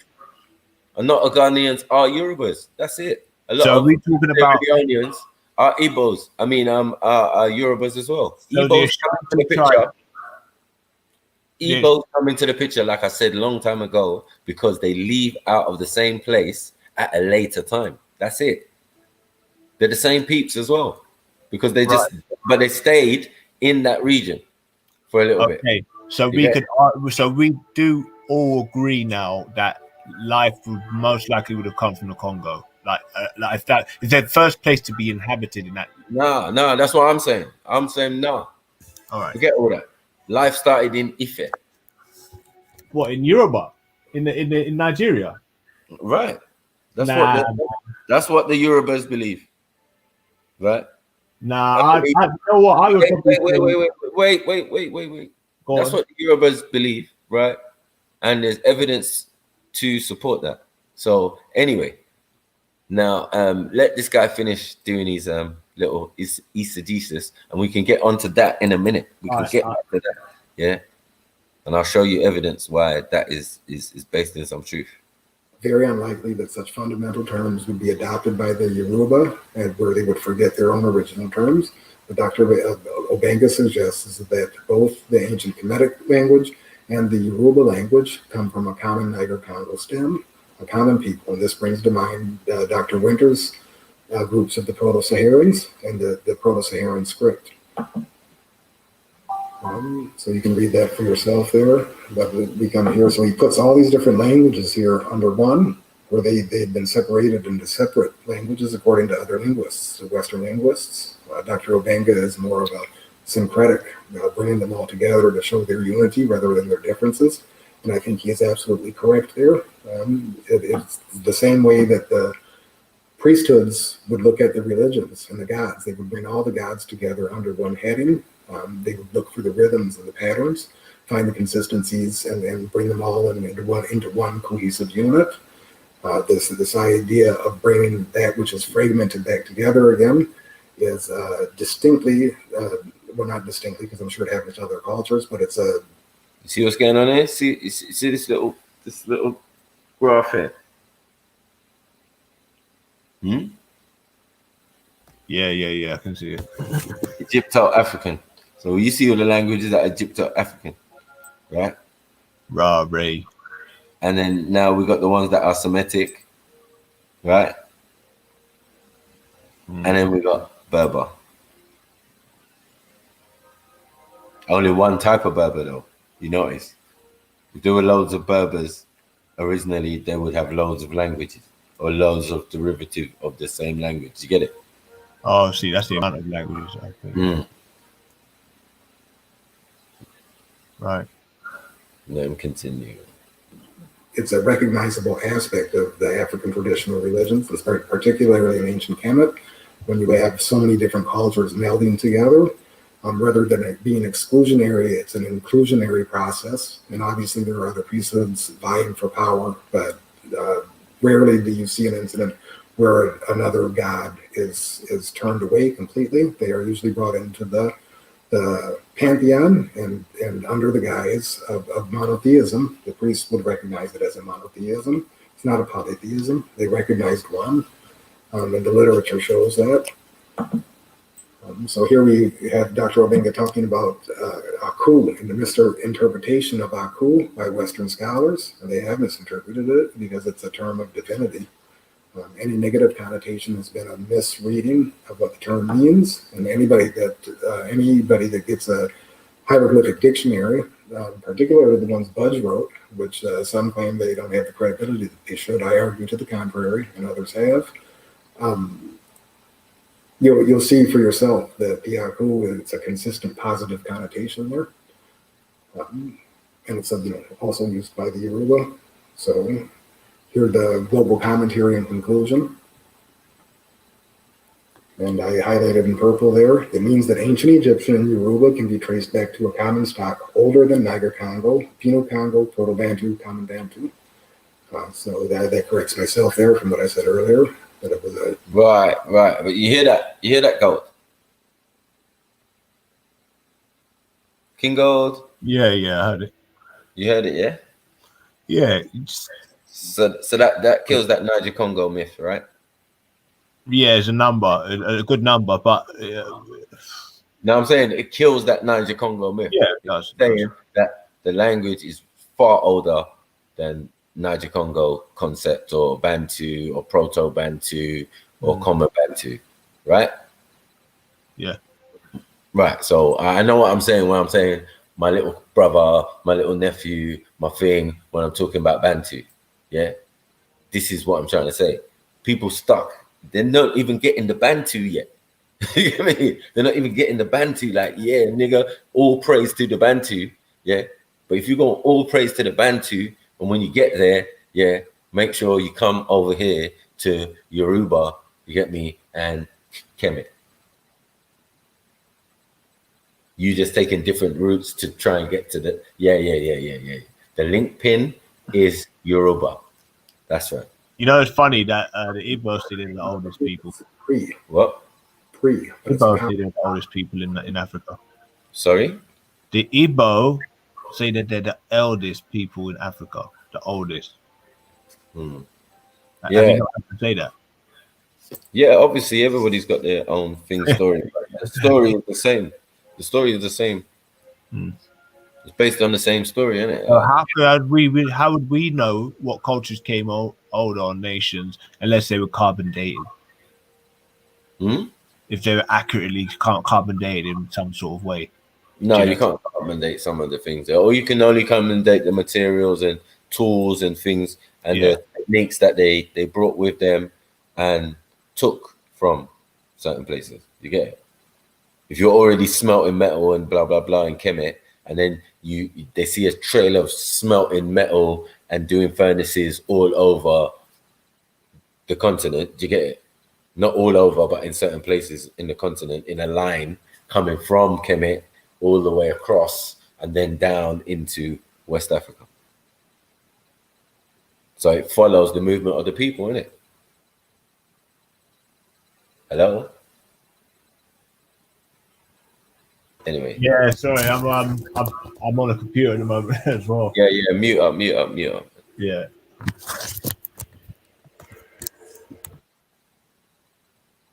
People. The idea that the Yoruba migrated into the Nile Valley after the quote-unquote supposed European populations there is it's not accurate. It's not reflected in the language. It's not reflected in the symbolism. It's not reflected in the religion. There's fundamental coherences there that show that the Yoruba had migrated from Egypt. Groups of the Yoruba had migrated from Egypt in the first place. And we have seen in the work of Mustafa Gadala that has happened several times. That there's been several migrations from the Nile Valley back into Western Africa, and certainly from West Africa into the Nile Valley. And that's reflected in other research. So we backing and forthing and backing and forthing. Yeah. But when I told you, man, walked out of the Nile Valley, that is the history of the Yoruba from a certain point. You get it? That's just to clear the fact up that, look, we're not originally from that land now. But who are you when you're doing that? Who are you? If you're Kemet, you're going to do Kemet shit when you get to your destination. And that is proof. The proof is going to be there. Do you get it? The same mentality, the same thing, the same overstandings, the same buildings, the same thing, the same standard of living, the same hierarchy system, everything, the same. And then man will say, where did the Kemetans go? Bruh.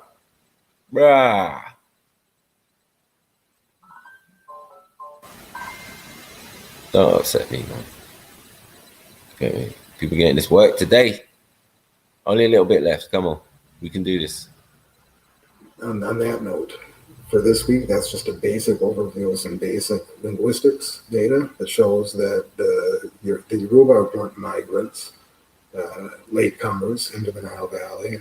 The data shows the contrary, that the Yoruba entered Western Africa.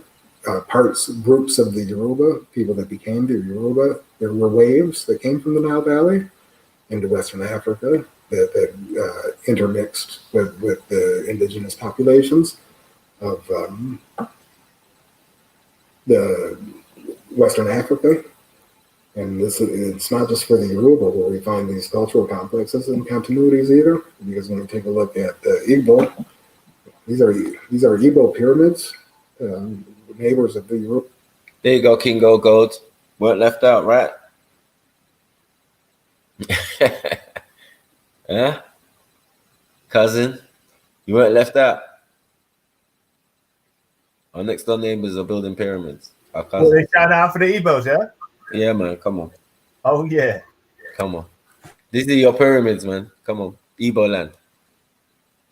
When I first trip into Igbo land and seen this. But we're not Kemet. You get it? We are not the gods. Yoruba in Western Africa. This is the just before the 20th century started. This is the late 1800s. But this shows this was still, and this is an Igbo land. So this reminds us also of the burial tumuli Dr. Farazi talks about. Or G.J. Campbell Dunn talks about the same thing. What's manifesting now through the use of the internet and the ability to cross-reference and the ability of scholars to communicate is we're beginning to see a different perspective on Africa, its interconnectedness, and the underlying patterns that bind the people across the continent. It's not an accident that we can see the same cultural patterns repeat themselves, especially with the Niger-Congo speakers. And when we add to that the advent of the fractal architectures, it's something to behold when you have all of the data. And I can't wait to show the rest of what I have, because even just this as it sits, if you look at the authors that I've presented and cross-reference into the videos that have been presented here, it can sit side by side with anybody that wants to present a contrary argument.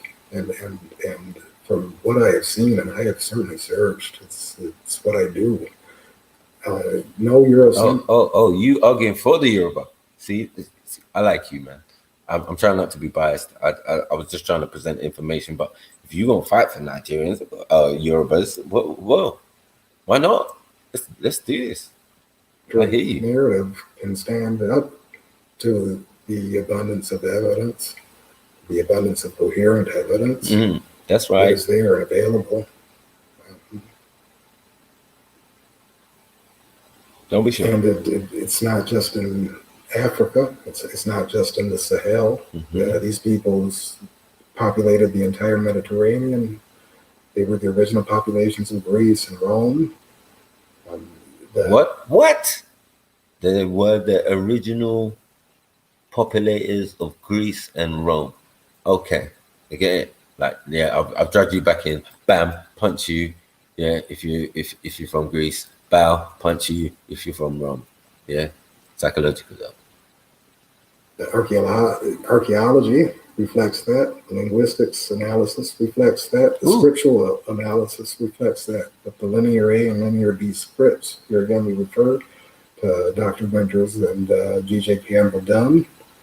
The influence that these populations had on Rome, Roman totemism, on the concept of the Olympics, all of that profound. It requires a reevaluation and a rewriting of history, period. And it's just beginning. The narratives that have been presented here will grow. There are ears listening now of influence, but there are those that would like to contest it. And boy, are they surprised when they check the cross references. I promise you that. So, it is a good time to be African. You tell him. And those that have tried to steer us astray, even this weak attempt with this latest mummy study, it doesn't hold up to scrutiny or logic. The gods are black in Africa.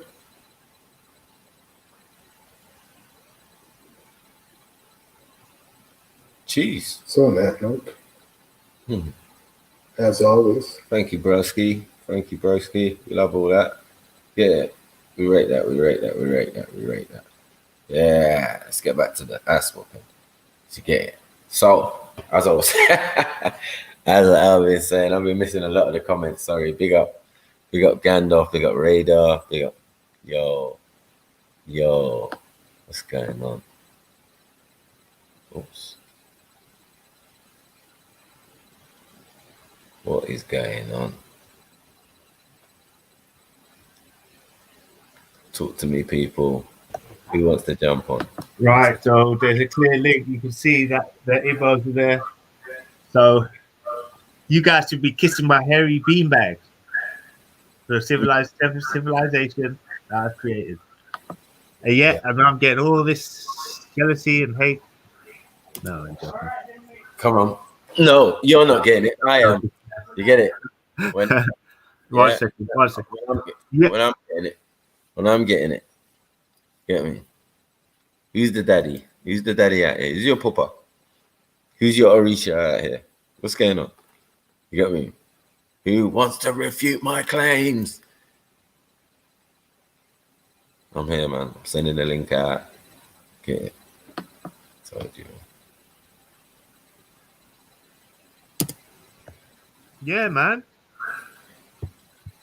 But right now, I do see a lot of really sort of strong, kind of good, well-structured systems and people in Africa. So you could see that at a period of time, a lot of people from royal, educated places in the world just went to them locations and read with them people, because I think that's where the DNA is coming from, if any.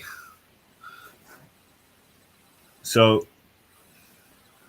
I think I don't know. I think it's just jealousy, and there's a lot more. I mean, they now, if you try to go in certain parts of Egypt, they've got people with guns that are patrolling and just guarding certain areas, so you can't even go in there.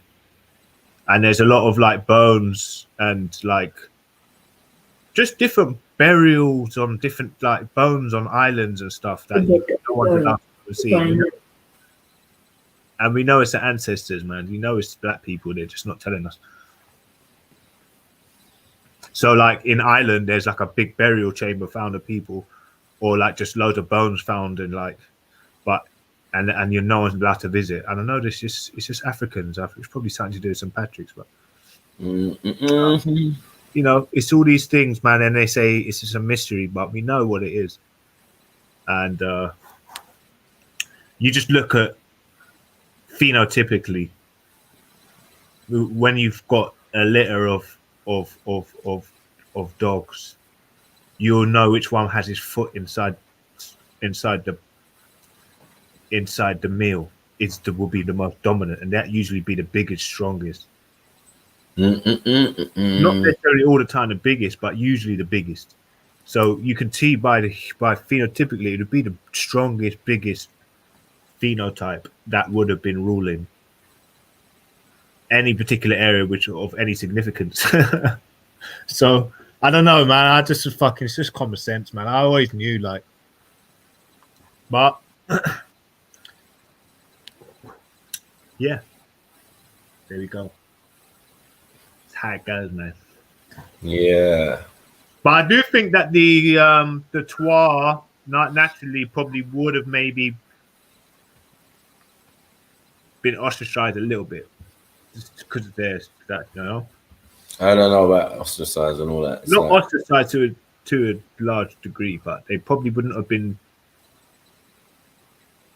I don't know, because you know when they say that pygmies were always like looked down on, and you know it's even respectful to say pygmy, but yeah, I suppose they've been respected. They are respected. listen, as I said, no one's bringing no decent arguments against our thing, man. No, Yeah. I mean it's just obvious, but people, you know, I just don't want to go glorify it because what else are they gonna have? Nothing. Nothing. Right. You can't take everything. Yeah, I want to give it a couple of minutes before I come with the black version. Things. Get me? Like, yeah, you can research all them other stuffs, but you get me? I'm gonna give you another version of the same thing. You get me? Proving the point. But it's cool. You get it? Leaving people without no cultures out here, bro. Nah, I'm saying all cultures originate from man. That's it. You get me? You can't be Lord of the Sea and FTK, your whole existence, boy. Your whole existence. Your whole existence got FTK, boy. Boo hoo hoo. Do one. Do one. They wanted to know. Always, nah, it's because I've been hearing some slurs and people saying, "Yeah, Nigerian this and Nigerian that." Blah, blah. All right. Let me show you what's really going on out here. Like, you lot are on some plating. You think this is a joke? You get it? Like, my thing is solidified. You get me? Ancestral history and all sorts of documents and things and everything you can think of. You get it? I don't have issues that some men have, but I do have the issues that no man have. To get it, I'm worried about bending bronzes and getting them back home. Yeah, men are worried about other stuff. How do you hide the truth? By putting loads out about everything else. It may not be false, but it won't be the original. See, my whole thing is based on origin. I swear down, like I always want to know etymology and the origin and just I don't know what is that. That's like that is origin, just the origin. Like I've always been connected to that. You know what I mean? So that's you know what they're doing is they're flooding it with all these other type of extensions of the original. But they'll put a little bit of the original somewhere, and then even that will be kind of half questionable. You know, but 2020, there's a lot of YouTube videos that are supporting a lot of these African cultures and old ancient, quote unquote, ancient cultures now. So there's a lot to find, and it's all European English people are doing it. So they understand now. There's no point hiding it. You can't hide it no more. Just can't. And it's all very, very well written out, comprehensive. You can. Like I've been going through a couple of them now. No, but I'm just saying, like, I mean, you know, like you see bare people want to argue with Chakara and all sorts. Yeah, but these are the dummies on. But at the end of the day, man's on the right path. You get it? Like that's what I'm trying to say. Like, so as I said, all roads lead to Kemet religiously, and Kemet, all roads lead to the Yorubas. You get it? Either way, either or, to get it from beginning to the other end, yeah. You know what I mean? Because they're telling you that these gods of the Orishas and that, they left out. They fled out of Egypt and went to live in what we're calling Ife. Did you get it? When you look at all the Yorubas, they're always big. That's like a reset, isn't it? You go somewhere, you left somewhere where you reach high civilization or whatever, and then you start again. That's what you do. You go to different places and you move and thing, and as you're moving, you're replicating the same ideas and obviously trying to leave out the failings. But did you even fail, or was you just run out of town? by certain people. Do you get it? Like Romans and that. Is that what happened? You know what I mean? So there's a lot going on, man, and a lot being covered up. But as I said, man, we the gods, we your netters, we your Elohim, we all of that. Anything you want to name, you just talking about Yorubas. You talking about the Orisha.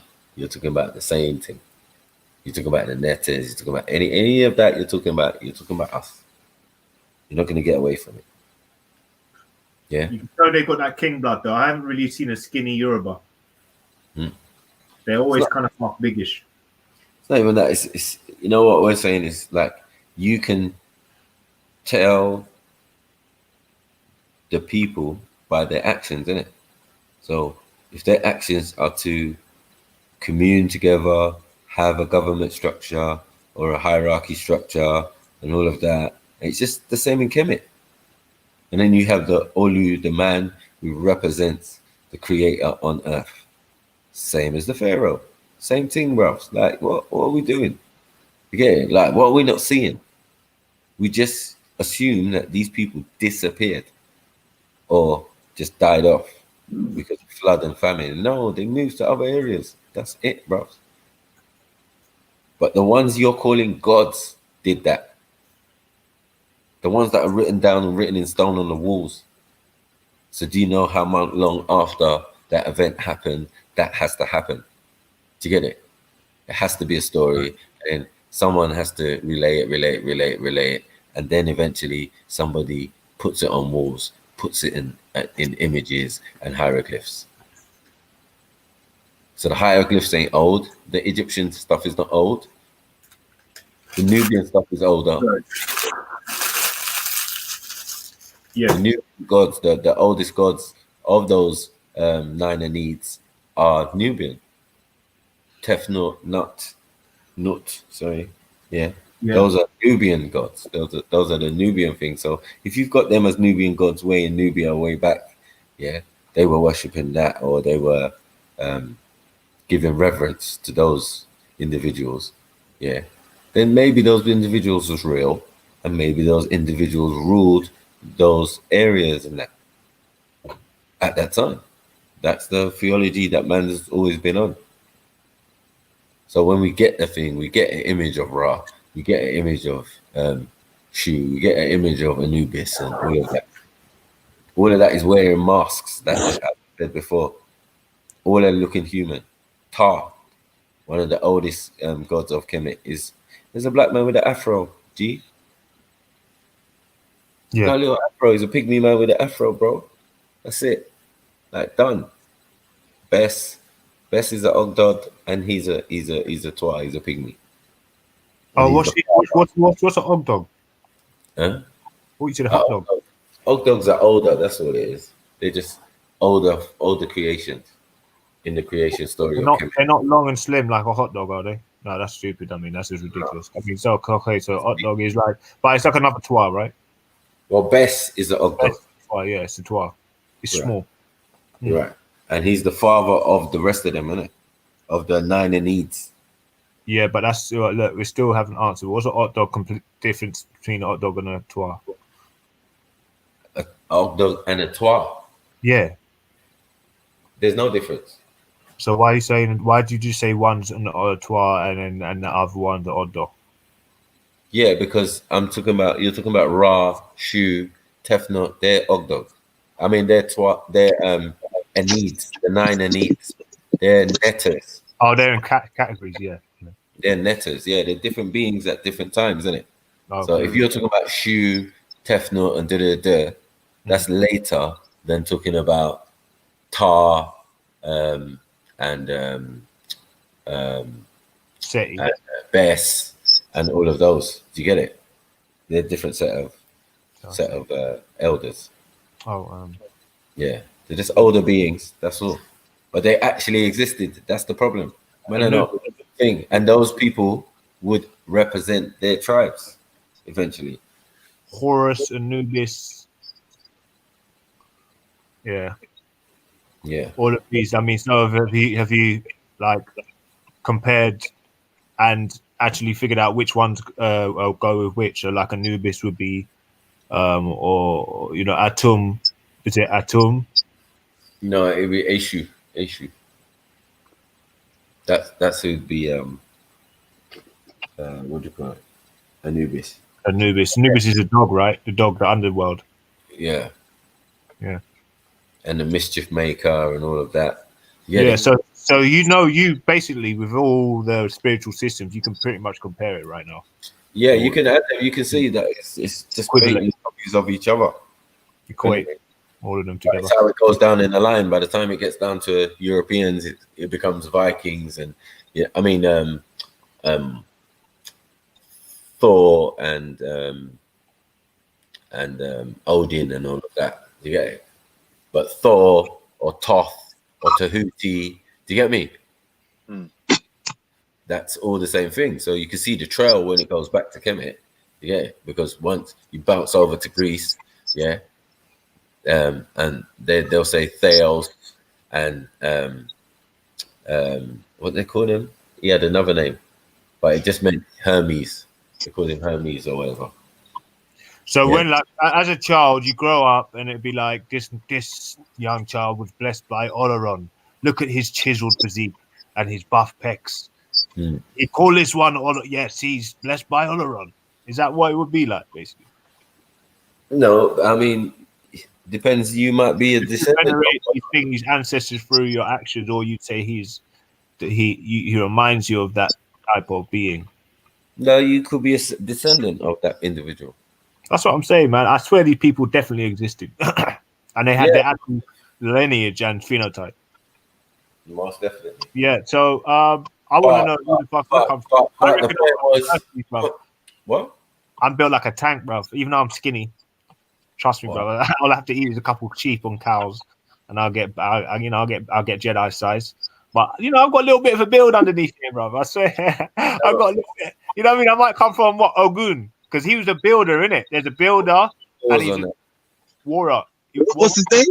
Did you just say Ogun? Ogun. No, that General's one. Nah, General might be Ogun. Tuesday. Anyway, I might. King Gold. Alright. Wait. Have I looked at my fucking gods? Who's shit, embarrassing. Who's like the strong big one in the Igbo? Who is it?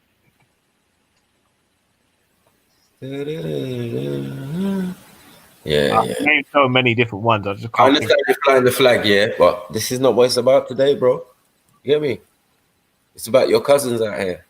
They're Yoruba, your elders, your ancestors. You get it? Your founders. Where it all began. How you can call yourself Igbos. Because you're obviously not Igbos, are you? That's just a title. Come on, I reckon they should call the gods out like that. Ogun. You know what I mean? Just some mad thing, bro. Dumping with their fire and shit. You know what I mean? You wouldn't want to come get some big Nigerian like Jedi boys screaming, "Oh, good." No, we don't do that, bro. Stop all that, man. No, but look, you see the hacker? It's called the hacker. Bro. No, I'm not taking a piss. I'm being serious. Yeah, don't. That's not being serious, bro. If you don't know it, then just allow it in it. So wait, hold on a second. Are you telling me that none of them like use tonal, strong, powerful? Bros. I just explained to you. Man saying, "Come on, take it," and sticking out his tongue. That's African. You know, that's an African thing, isn't it? Bro. Are we talking about African or are we talking about Yoruba? Yeah, but that's African. Right. So what's that? That's called the hacker. New Zealand thing. So I'm saying, is what's that? You say it's African, but who does it belong to? What tribe? It looked like a best type of tongue stick out. So I don't know. Probably a Bantu type. Warring is definitely a warlike tribe. Maybe the Edo. I forget all that, man. You're just getting on my nerves right now, man. All right. In all seriousness, cool. Shush, man. Shush your mouth. Can you see this? Yes, my brother. Hey, this is one of the first founders of the Hebrew Israelites. That's right, Reverend Matthews. I know him. Yeah, and can you read that little part there? No, it's too small. Is it too small? Do I need to enlarge it? All right. We're gonna have to enlarge it. All right. Let me see if I can enlarge this shit. This is where you use Control Shift and Plus. As I said, there's no Control Shift Plus Control Shift Plus should work. Control Shift And the plus button. Chukwu. Allah. Nah. I tried Mine's a Mac, innit? Oh, yours. Let me see. Is it Yeah, bigger? come on. Yeah, way bigger. Can you read it? Or need it bigger? Yeah, but it's notorious that Igbo people got bigger penises than Yoruba people. So obviously, we probably were the original people. Oh, Hey, is it bigger, Mike? Why are you trying to bring down the quality of my show? Nah, excuse me. Like controlling. Sorry, excuse me. Yeah. Hey, Michael. No, it's too big. Okay. It's too big. All right. Tell me when it's all right, you know. Stick it down a little bit. Is that better? Yeah, it's fine. But go back up to the top now. Yeah. Okay. So this is what of Israelites are saying, yeah? Just so I'm the aware. idea, the concept, yeah, of course, in the early days. But obviously, these men are by the 1980s, it's a new sect. You're gonna get a new set of them. I These just are want to read this statement, though. I just want to read it. all right. What's it say? Wentworth, Arthur Matthews, June 23, 1892, December 1973. Yeah, I was born. But anyway, a West Indian immigrant to New York City was the founder in 1919 of the what was that saying? Commandment keepers of the living God, a Black Hebrew congregation. It was influenced by the Pan-African and Black nationalism of Marcus Garvey from Jamaica. Matthews developed his congregation along Jewish lines in of observance and the theory that they were returning to Jerusalem. Is it? Yeah, Jerusalem as the true Hebrews. He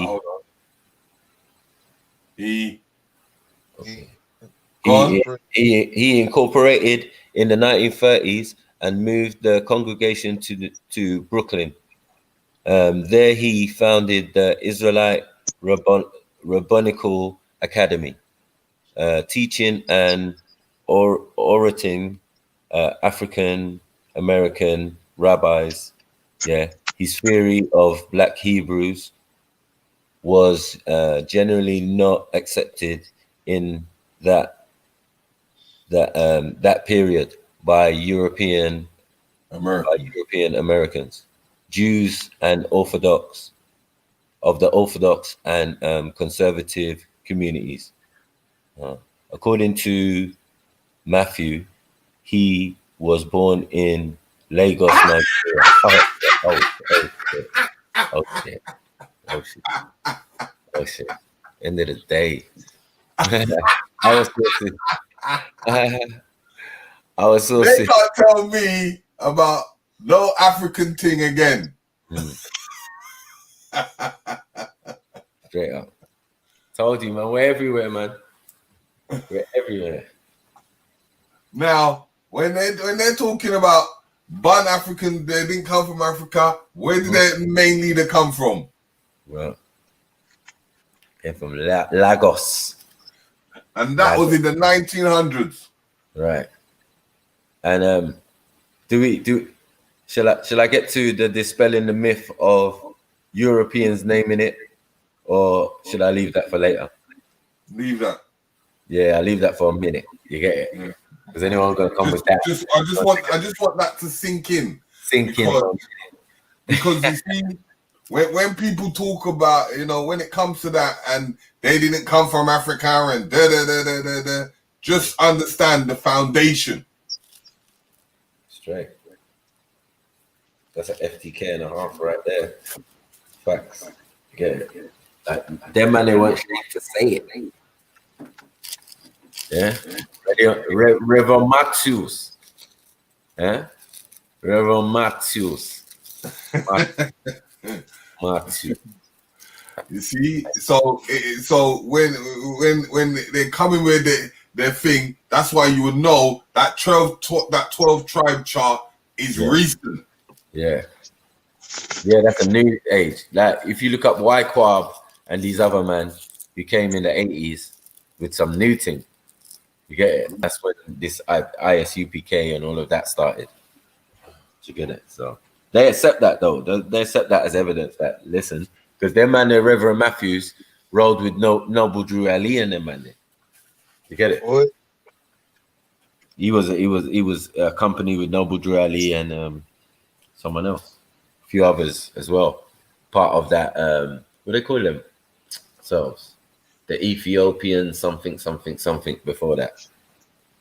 Aboriginal church of this. You get me? So as I said, it's just an off branch of our thing, man. You get it? Wherever we go, we're gonna construct communities, we're gonna do stuffs. This is the trail and this is the legacy of the real Kemetans, the Yorubas. You get it? Yeah. Wherever they go, they just do the same things. You get it? They get involved, they make new inventions, they keep doing stuffs. You get me? That chemist keeps kicking out. That intelligence, that thing, like, whoa, who built these monuments? But these men were concentrated on agriculture, health, and all of these type of things. So you see, sometimes, right? This is why sometimes it's not worth slashing or arguing with certain people. You let the facts talk for itself, and you're able to, you allow people to study, make their own opinions, let them. It's nothing about religion. Whether you want to be a Muslim, you want to be a Christian, you want to be whatever, that's your choice, isn't it? Yeah. But that's be personal to who you are. But then when you're trying to put it on others or try to direct people, and then you start to fabricate certain things or take little bits and pieces to making your judgment, it becomes an issue. Right. All right, I think there's enough people here now for more delay. Yeah, this is not as long as the last one. And white boys are definitely more boring. You get me? I definitely agree with Mr. Riggs, man. It definitely is. Your religion is between you and your creator. It's not between anyone else. Okay. It's not for anyone else either. You know what I mean? And we're here to establish who your creator is. Jeez. Come on. Yeah, we're here to establish that. You get me? Who's the daddy? I had a question in regards to because I'm not too sure, because it's the first time I've seen Mr. Matthew, the originator of the Israelites. Yeah. So he was sitting around Noble Drew Ali, and so what you trying to say? They created this to basically take it back to the foundations, or has he just taken the same blueprint? Okay, to take it back to the foundation, so they could write their own rabbinical text, didn't it? So a lot of people don't understand how a lot of the Hebrew thing came onto status, right? Yeah. And I'm not too clued up. I'm not gonna lie. Yeah, there's a lot of things that you kind of got to understand. Like even there is documentation of black sailors being taught Hebrew, because there's a lot of converts. Okay. But because of over the years, they're now going to apply that and say that they come from that lineage, but they're converts. Ah. So, Okay. so You know. when you start to look into forms of history, and this is why I always explain to people, sometimes you have to look out and look at facts of receipts. They will show you when, like a lot of the sailors, where a lot of people don't talk about, a lot of the sailors, there were black sailors working at that time on the ships, because for transportation of information to get from one place to another, they needed someone to send that one to let's say, for instance, you have people in America. How would the people in England know about it? Yeah. It will go through the sailors. Ah. Yeah. So sailors will transportate the information, and this is how even the revolution itself in the Caribbean, how it begun was from what we call the Somerset House, the Somerset case, where a slave came on the shores, and because of the British shores, it's a thin line between servitude and slavery. So in England, they said that there was no such thing as slavery, that everywhere else where they did their work, it was slavery. But when it came to England, there's no slavery. But what they did was they used servitude into explaining their form of slavery. So they will give you a job, but they will give you underpaid. So the payment could be food, it could be stay, it could be anything. That could be your wages. So when that case came around, it created an uproar. But the slave at the time won that case because he had backing by the abolishers, a few of them. So they were playing against the law. This is one of the biggest cases. If you just put Somerset case, then you'll find that when that case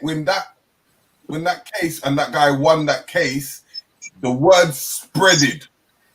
And then the slaves that were in the Caribbean realized, hold on, we're not slaves.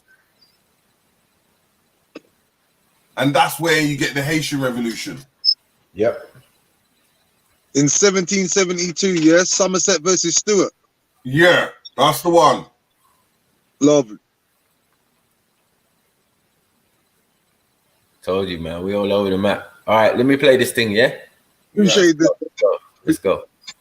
Go. If I mute up, I'm ready for this. Ready for the next bullets. Loading up, sniper rifle ready. Let's go.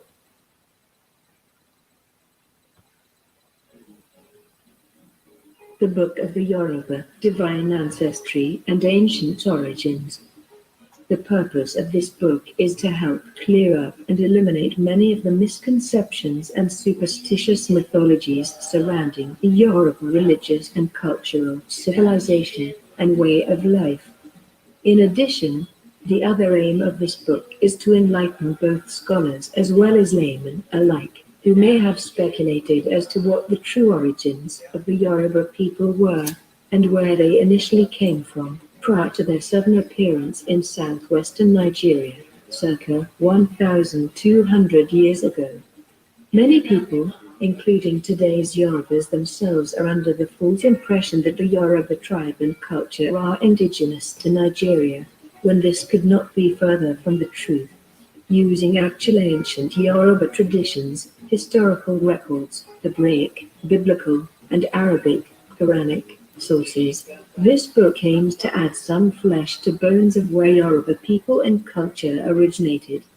Although based in the realm of Yoruba mythology and ancient tradition, like most myths, many aspects of the Yoruba traditions were based on, at least to some degree, on historical facts which have been long lost to the sands of time.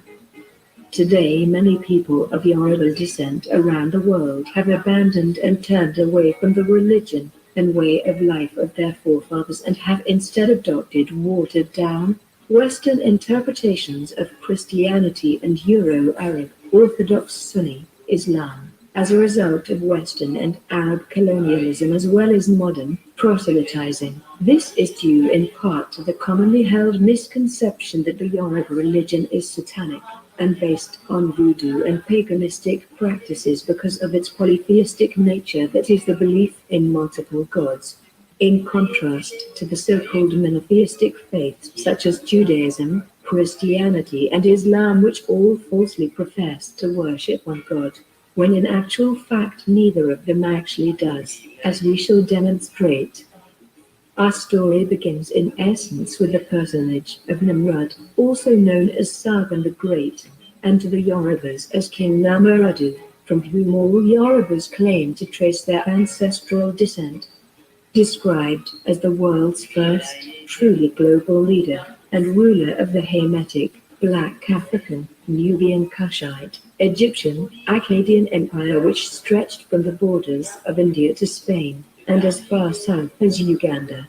Referred to in the Hebrew book of Jasher as the house of Nimrod, the people we know today as Yorubas once constituted the elite ruling, aristocratic, priest and warrior class of the Kushite Empire. Following the fall of Nimrod's empire, the Yorubas eventually ended up becoming rulers of ancient Mecca in modern Saudi Arabia, centuries before the arrival of the Prophet Muhammad and Islam, which expelled them from Mecca, which led to their eventual migration back to Africa under the leadership of the great Oduduwa in the 7th century. The Yoruba people are a proud and noble tribe who have held on to their ancestral traditions and religious customs, which contain numerous deities that represent and affect every aspect of human day-to-day life. These deities, which date back to the antediluvian, pre-flood era, characterize everything from forces of nature to birth, love, and death, which, like the Yoruba culture, are based upon the ancient Kushite civilization and spiritual system, which gave birth to the ancient Egyptian system of Mat. The essential elements which form the Yoruba religion and culture are part of a system which has existed from the very dawn of human awareness, dating back several thousands of years, giving it the unique ability to not only coexist with any of the so-called three monotheistic faiths of Judaism, Christianity, and Islam, but also enable it to even absorb these faiths, as the Yoruba system contains many of the principles and elements which predate and indeed partly gave birth to all these monotheistic faiths, making it the true manifestation of the old-time religion of humanity, practiced in the ancient world millennia before the Great Deluge. Some will argue that other than the Bible and Yoruba's own historical accounts, not enough historical or documentary evidence has been provided to substantiate the theory of the Yorubas having once ruled Mecca and been connected to Nimrod and the ancient Kushite Empire, which is indeed a valid point. However, to this our response would be simply that there is no solid historical evidence which proves that Britain's King Arthur and Camelot ever existed other than what are contained within British folklore. Yet this doesn't prevent millions of people around the world believing that they existed as fact. So what makes the Yoruba account different? All of the world's great cultures are based on some element of mythology, with the Yoruba being no exception. However, the difference is that Yoruba history itself, and what they have been able to achieve since the 9th century, makes the most compelling case for this historical narrative to be true. As you will see, many of the perspectives about the ancient Yoruba people contained within this book were first revealed to the world, first by the eminent historian of the Yoruba, Sierra Leonean-born Reverend Samuel Johnson, in his book, History of the Yorubas, released in 1924, as well as also later by a new Nubian leader, as Sayyid Al-Imam Al-Hadi Al-Mahdi, more commonly known as Dr. Maliki Z. York, in his book Yoruba, released in 1977, as a result of which this new revised edition has been re-released and expounded upon as a continuation as well as tribute to these two great men's legacies. The other objective of this book is to educate as well as enlighten the world about not only the origins of the Yoruba, but to also highlight their many other amazing achievements, such as their outstanding ancient architecture from the old Yoruba Empire, which was thought by the first Europeans explorers to visit Yoruba land to have been remnants of a West African outpost of the fabled city of Atlantis or built by ancient Greeks.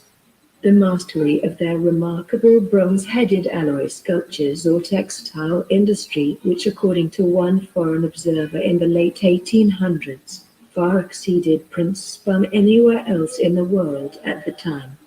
Yoruba is not only a religion, but also a cultural and philosophical way of life, as well as an ethno-linguistic group like the Hindu religion of India. Like Hinduism, the Yoruba religion has also existed for thousands of years and today has millions of adherents around the world, and as such should be rightfully recognized as one of the world's great religions. It is now time for us as people of Hamitic or African descent, both at home and abroad, to at long last shake off the mental shackles of European and Arab corrupted interpretations of religion and instead embrace our own ancestral cultural belief systems such as the Yoruba, and no longer be trapped by the three dimensions of Judaism, Christianity, and Islam, which have, throughout most of their history, been responsible for much of the wars and bloodshed in the world, and have brought very little or no benefit to us as African people.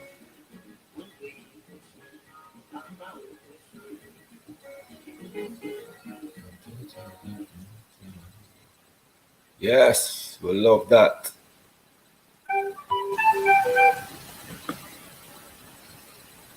Boom. Boom, boom, boom, boom, boom, boom. What y'all saying, man? What you saying, man? Who's taking this L, man? Yeah. Wow. They all want to talk about their achievements and all sorts. Yeah. Hold it. So that means that the Berbers, the Syrians, the E1 B1B, whatever you want to call it, yeah, line, all disclaimed. That genealogy shit, man. All disclaimed. No, all babies, man. All babies in this. You can see what's going on. Oh yeah, all latecomers. They were there, but yeah, their family, like they're all latecomers, man. But they're all family. Self-claimed. You get me? But when we're telling them these facts, that we're living in these regions and all of this before man and all of that, are we lying? We're not lying. You get it? So you can take that out of your mind when you have a conversation with me and you say, yeah, Mackie, yeah, you're from West Africa, but you say you're from East Africa. No, I don't just say it. It seems the whole universe says it. You get it? All the evidence, all the thing points to that. Facts. You get it? It's peak for you, man. You get it? Because the times that some of this is happening, y'all don't even exist as nations or anything like that. Like, let's stop all that. You get me? You want to say the first civilization is Kemet, but no, these are the Kemetans. So what's going on? If these are the Kemetans, yeah, and you're saying that's the first civilization, organized civilization on the planet, which is not true. You get it? Which is not true, but cool. Yeah. For Europeans, it is. Yeah, no problem. Yeah. Mesopotamia, whatever. You're not going to get away from us. You're going to try and take our stretch of what we own and what we in realms of Greece and Rome. You get it? Man are telling us that we're in Greece and Rome. So we're in Europe. We are Europeans. The original. Do you get it? We are the original Europeans that other people came to mix with. Which wasn't an issue or nothing, but I'm just saying. Like, people want to disacknowledge the works and the efforts of man's own ancestors. That's what I'm saying. Your ancestors, bro, the missing link is the Yoruba. They spread themselves very thin, man. That's why they were able to be conquered. Yeah. No, that's the missing link, bro. Imagine you're the mother and father of civilization, full stop, bro.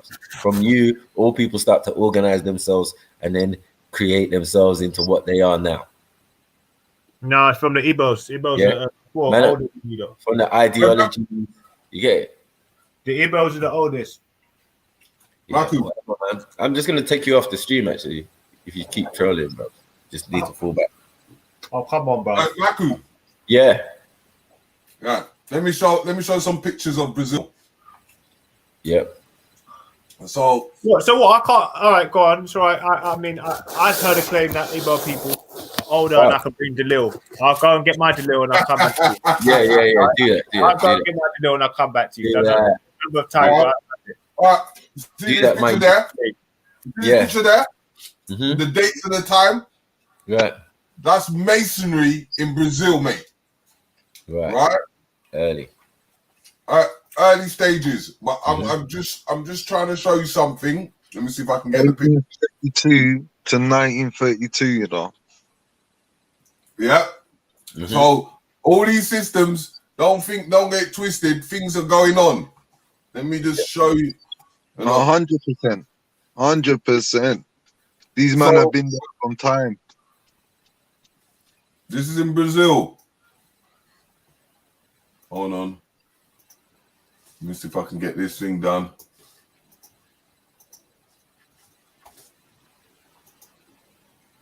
Hold on.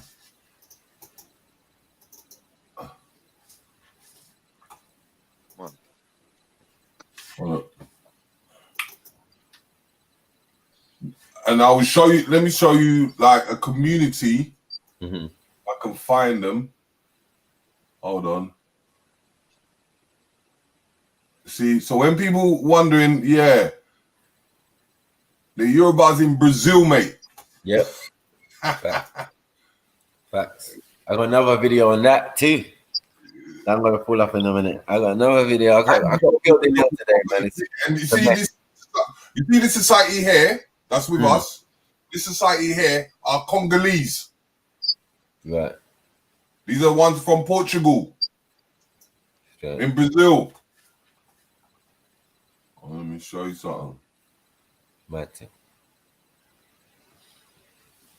Let me go a bit further deeper. Because you see, hold on, where was it? You see this rock here? Like the Olumo rock in Nigeria. Yeah. They call it in Brazil, they call it the Shango. The Shango Mountain. Shango Mountain, you know. Just acknowledging the mandem. That's it. The ancestors. Yeah, and inside it, they were, when people were running away from certain places, they will hide it within that stone. Yeah. Let me go. There's loads of artifacts. I went on to the museum. This is one of the Babalawos in Brazil. This guy here. And he was getting crowned.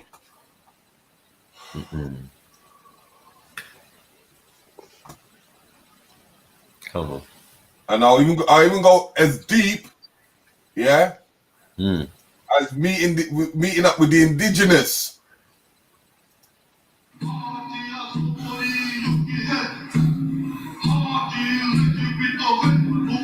See Turak there?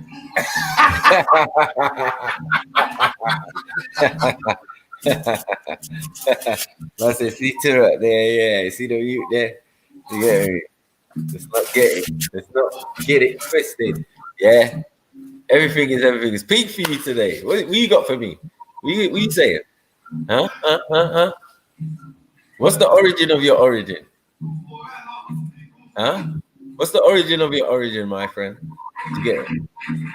You left out your family, bros. You left out the Yorubas, your forefathers, original. You get it? You say you came it, but we came it. Yeah. So when I speak Yoruba, I told you you speak it. That's Medineta. Already done that already earlier. I don't know if you was here. You get me? Like, we're not gonna go that again. You know what I mean? I'll speak Yoruba to you, and you can hear the language of the gods. See, All right. Okay, cool. Well, you haven't yet verified whether Yoruba people are older than the Twa. You can't prove that their life didn't start closer to Congo than you did in Nigeria, and you haven't yet proven whether actually Yorubas are older than the Igbo. So you haven't done all of them three. what do you think You haven't done all them three. You haven't done all them three. Hey, this is it for sure. And for what purpose? For what purpose when I say we are all of those? Huh? Are you, man? I'm coming So back. that we are all of those. That's false. That's false. That's No, false. that's we are. That's falsified information. I can debunk that just so easily.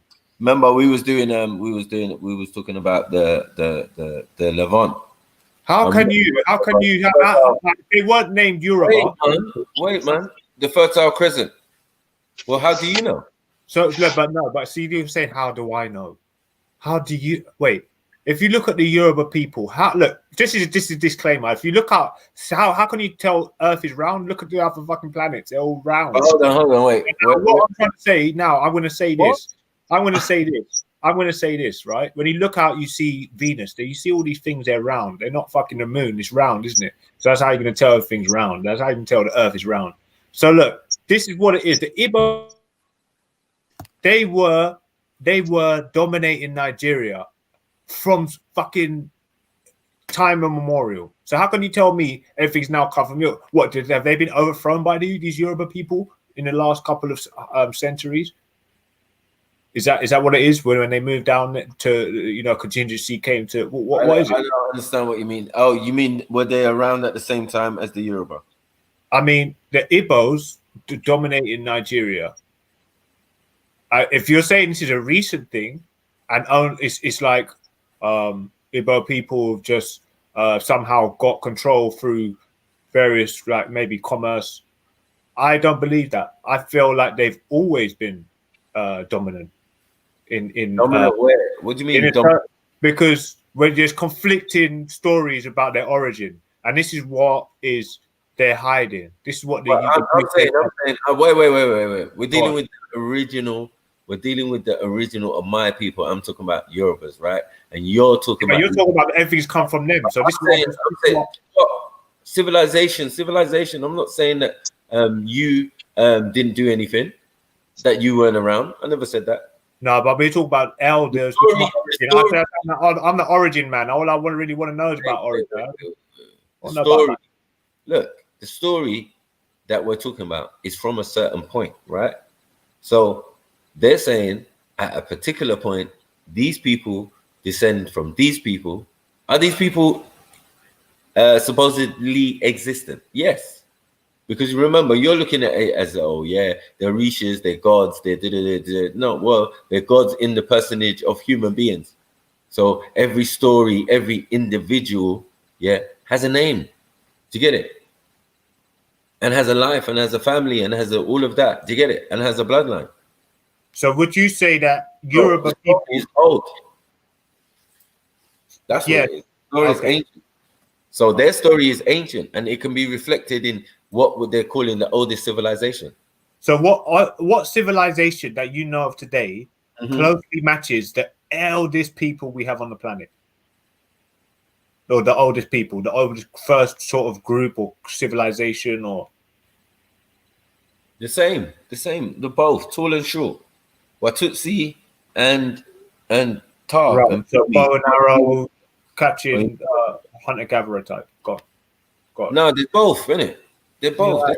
Yeah, like I said, you've got the Watutsis. You just got to look up who's the oldest people on the planet, Maku? Who's the oldest people on the planet? The Watutsis and the Thais. And the Thais are also what you're calling Khoisan and that. They're pygmies. They're just pygmies, bro. And they come in all colors, bro. That's what people are forgetting. People assuming that Khoisan are light skinned and no, not all of them. That's a lie. Lie detector said that was a lie. So let me ask you a question now. Another question. If a Twa woman, which is what you're saying is one of the original genes on the planet, oldest, went with a Yoruba man or an Igbo man, now you're saying that she's now going is going with a mixture of a phenotype. No, I'm saying that the Yorubas came from the sky. So it's debatable whether they've actually mixed with, or they're a mix between the Twa and the Watutsi. Well, it's obvious that they're going to mix with whoever's here. Right? Right? Oh, so you don't? Oh, yeah. See, now that's what I'm saying. So, you're not listening to the story, because at the end of the day, I said from the beginning, some people believe they came from the soil, from the ground, from the water, from the whatever, right? And then there's some people, who believe that they came from the sky. They're star people. They came from space. All of this, all over reflected all over the continent, and especially amongst the Yoruba. We're dealing with the Yoruba now. And the Yoruba story is only a reflection of Kemet. Are we going to put an age on when Kemet made that story up? Or had that? All right. So what you're saying, basically, now you're sticking to the whole story, creation story now. You actually believe in that now? No, I'm just showing the connection. Don't it make sense? Do you get it? Yeah, according to the story, if the creation story of the Yorubas is identical to Kemet, it's either they're the same people, yes, they're the same people, minus the bricks and the rocks and the thing and the, just move to another area and continue in the same thing. Right, but those original people, one second, those original people, because that place is going to be taken over by other family members later on. It's going to be, as I said, right? People just live over and just reacquire some of the living places of their ancestors. Right. So while we've moved off to the right, you get me? And we're going to move off to the right, and we're going to meet some people, all from the same general strain or whatever, you get me, in all different types and all tribes already. That's what we're trying to say, bro. But this Yoruba tribe, this one, where did you come from? You came from people who came to this planet, and mixed with all of those who were here already, or specific ones. To give you, your deities that some people are worshipping as deities and were kings to you, you get me, or rulers to you, do you get it? Who had bloodline of the ruling faction of your people. Come on, you gotta speed up, mate, speed up. If man's telling you, first patriarch or first king, doesn't mean there weren't no leaders and elders and all of that before, because that's what it is. I heard you made a claim as well. You said the Ashanti people are Yoruba people, right? Ashanti? You said that the Ashanti, which means divine, peace, and undefeated. That's what, when the French came, that's what they named them, because they were undefeated, didn't it? Okay. So that's that, but they have got their own spiritual system as well. Even though I didn't say that though. But no, I thought I may have heard you say that. I didn't say. That's why I asked you. I didn't say that. But... No, you didn't. May have not. I think I heard someone. I think I heard that along the way that they're similar people. They're the same people basically, but they didn't specifically say. I don't think you've been watching the video, my friend, because anyway, like you can see the complete movement of the same people. We're talking about Yorubas, and they're moving across the continent, right? So all of them places you're mentioning are going to be covered in that, bro. Like, what are you talking about? And then at different times, man are telling you, when they get into certain places, there's tribes there already. You get it? And even in the, it's not in the creation story, but at a certain point, it shows, that these people, these individuals, or these deities or whatever, however long they've lived, right, move to this area, and they're just chilling or whatever, living kind of village life or whatever, quiet community, We're getting raided by Igbos. Do you get it? So the Igbos definitely existed. Did they not? Yeah. Right. So it's just a different set of God's creations, man. Like we're all from the same root source. You get me? From the pygmies or from the Twa or from the thing. You get it? But some have different origins. Some have something else mixed in. Some have other beings that came down and make them look Asiatic and tall. You get it? Because it would have been all pygmy all the way around, no matter what you look like. You get it? And we know that the Watutsis came out of the pygmies. You understand? Selective. What are you going to select from selective breeding or something? It's not selective breeding. It shows external interaction. It shows that someone else has to come in to change what was available. Let me ask you both. Now I've got the two Yoruba kings in town. Yeah. How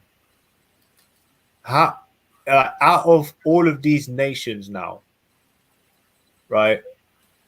Out of the Igbos and all of these people and the Yoruba and these different tribes, they are all like, what were the first established out of the mixing out of the two, out of all these sort of original African beings?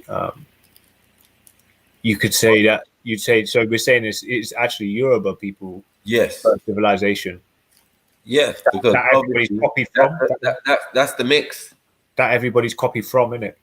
No, there's various mixes. There's original, yeah, that came from evolution or whatever you want to say, yeah, came out of the ground, yeah, and then there's ones that came out of the sky, yeah, that mixed with the ones that came out of the ground, which give you a certain set of man, which we're calling, for example, Watutsis. That's Watutsis. Do you believe in this, Riggs? Wait. That's the Watutsi creation story, right?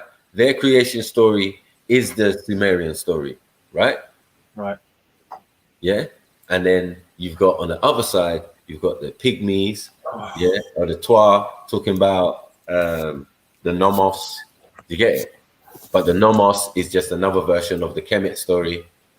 Yeah. Now you've got the Yorubas who are also carrying the Kemet story. Do you get it? Everybody's got the same story of deities coming down and but those are different. They're not all the same as well. These are facts. Some are telling the same story when it comes to the actual individuals, deities, yeah. But the ones that actually came down might have been slightly different to the ones that we're talking about. Because the ones in Sumeria are coming down, Asiatic looking, tall, to get it, extremely tall. Right, you're going to mix with the Pygmies, who are the original people of the planet, you get it, and create everything in between. Nubians, this one, that one, this one, that one, yeah. Oh, it's far-fetched, man. It's hard to believe, bro. No, but it's not hard to believe, because at the end of the day, you got to know, yeah? You got to look at people by their achievements and by their actions. Who out here behaving and acting like Atlanteans or let me ask you a question. One second. Acting like Kemetans, acting like Sumerians, acting like all of that. Who's doing that out here?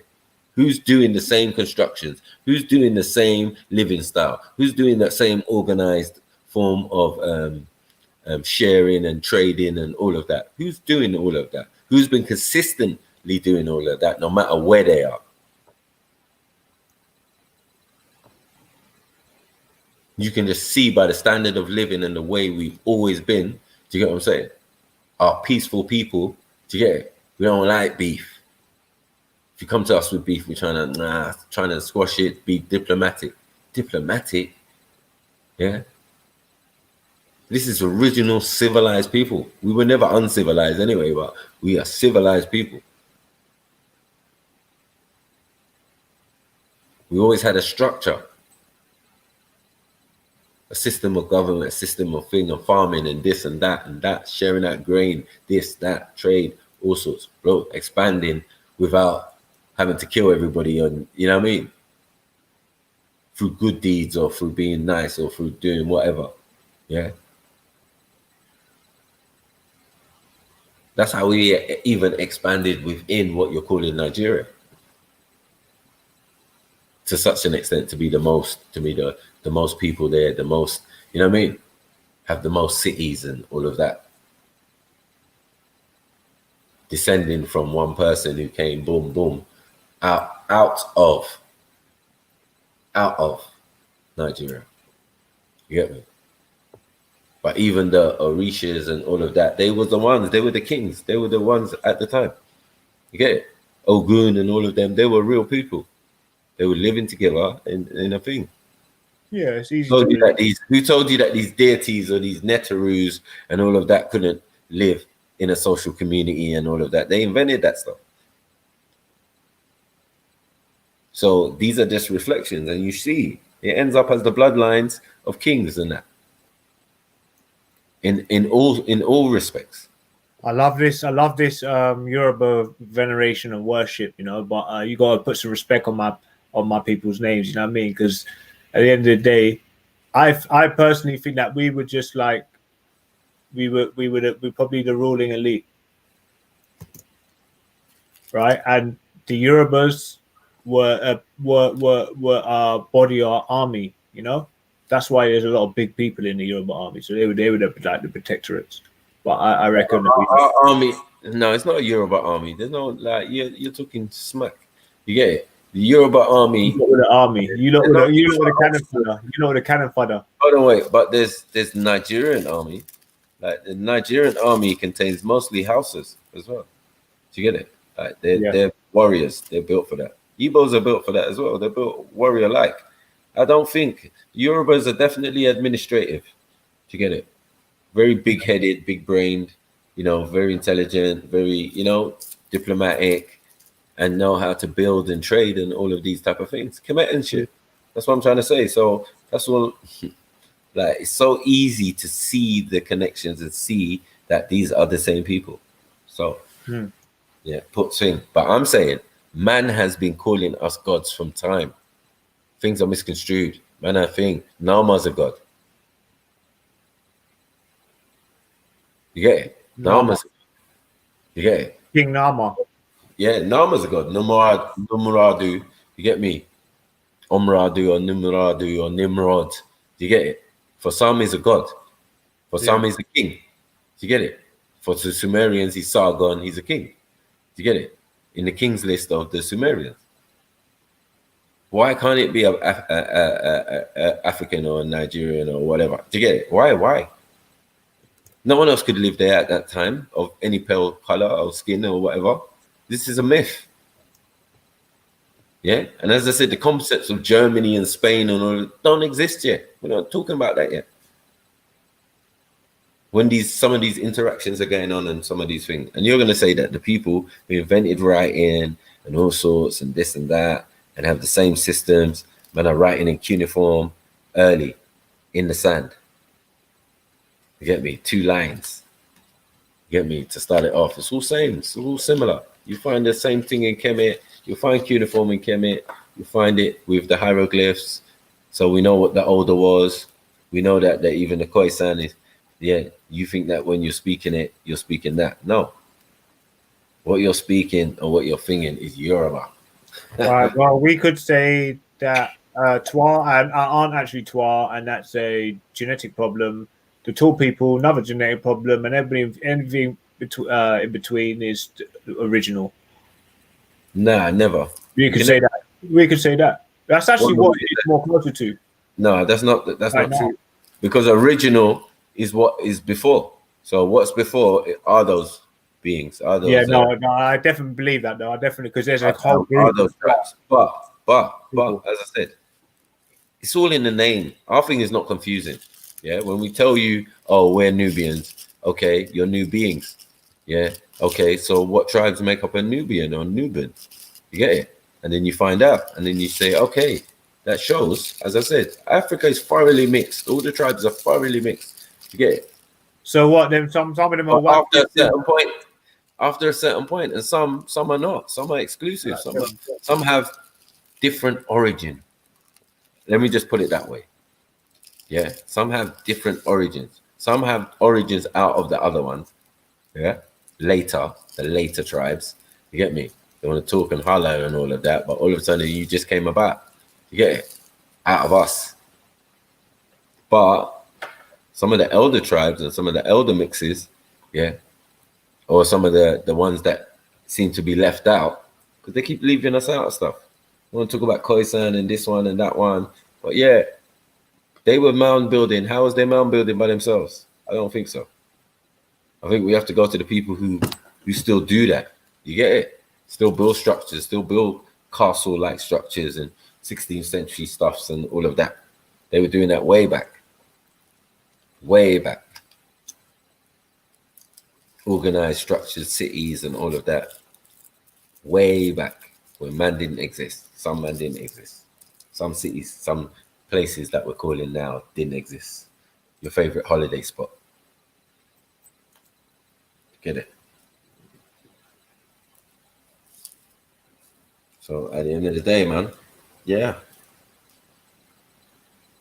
Say I'm refutable. There's no refuting right now. Get me? When we tell you the whole world is black and all of that, and then, you know, the furthest Europeans can go is Greek. And we just discovered that Greek are us. A lot younger than they say they are. Yeah, but they also us. They ain't someone else. Imagine all the philosophies and Plato and all of that. That's the later man then. But the philosophies are based on the real Africans who were there that you're calling Greeks, but they really were Yorubas. You get me? And then people are taking those those ideas and calling them philosophy and the philosophies of this one and Plato and Aristotle and all of that, and how the Greeks learned in Kemet, but obviously they are Kemet, they are the same Yorubas, all of that's going on. So just to make the connections, bruvs, all the way back, bruvs. Do you reckon that they've declined in any way, shape, or form, like devolved or evolved? Who? Man, or the original man, or like Listen, the most the original man can change to is what we're calling Europeans. Obviously not the latest sort of. That's the most we can change to is Europeans. So everyone in between is us, or a form of us. You get it? Yeah. So that's what it is. And as I said, it makes sense now. The baby of the family is on a voyage of discovery because he just came last. So he wants to know what happened before him. He even existed. Yeah, and we're here to tell you. You get me? Come to your pappy. You get me? There's many man whose man's pappy out here as far as Europeans are concerned. So, you know, when you think about the way they mention that, oh, why don't they tell you about your histories? Because you'd never want to work and you'd never, you wouldn't have the same outlook towards.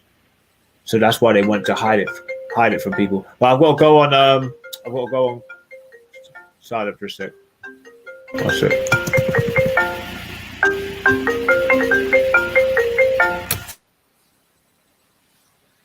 Yeah.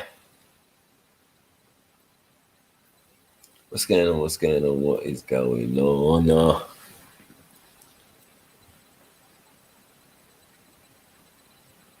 Come on, mate. Yeah. This caper for the Ebos, big up the Ebos, but yeah. Not your time right now. You know what I mean? It's not your time right now. You're not getting thrown under the bus. You're not getting called a racist and that. No. I'm a creator. You know what I mean? I ain't no racist. I'm a creator. Created all your ideologies and your form of thinking. You get it? And your religions and stuff. Came from man them. Don't hate. You get me? Just go back to the original and pay homage. You get it? Don't let these pagans like fucking go fool you with the nonsense. You get me? Yeah, man. I'm waiting now, man. I'm waiting for some real stuff. So I want to bring a thing.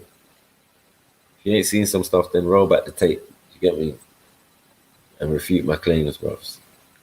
Other than that, it took a smack. Smiggity smack. Right, let me see what else I've got. Videos cannot be viewed.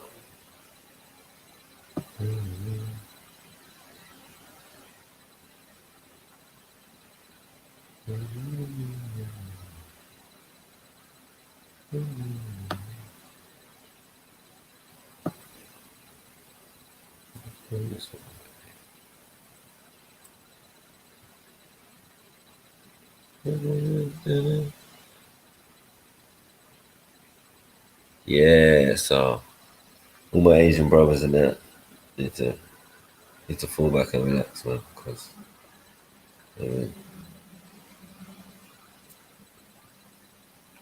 our thing is older than your thing, and your thing ain't my thing. So it's way older. Way older. Alright, let's go. Share my screen.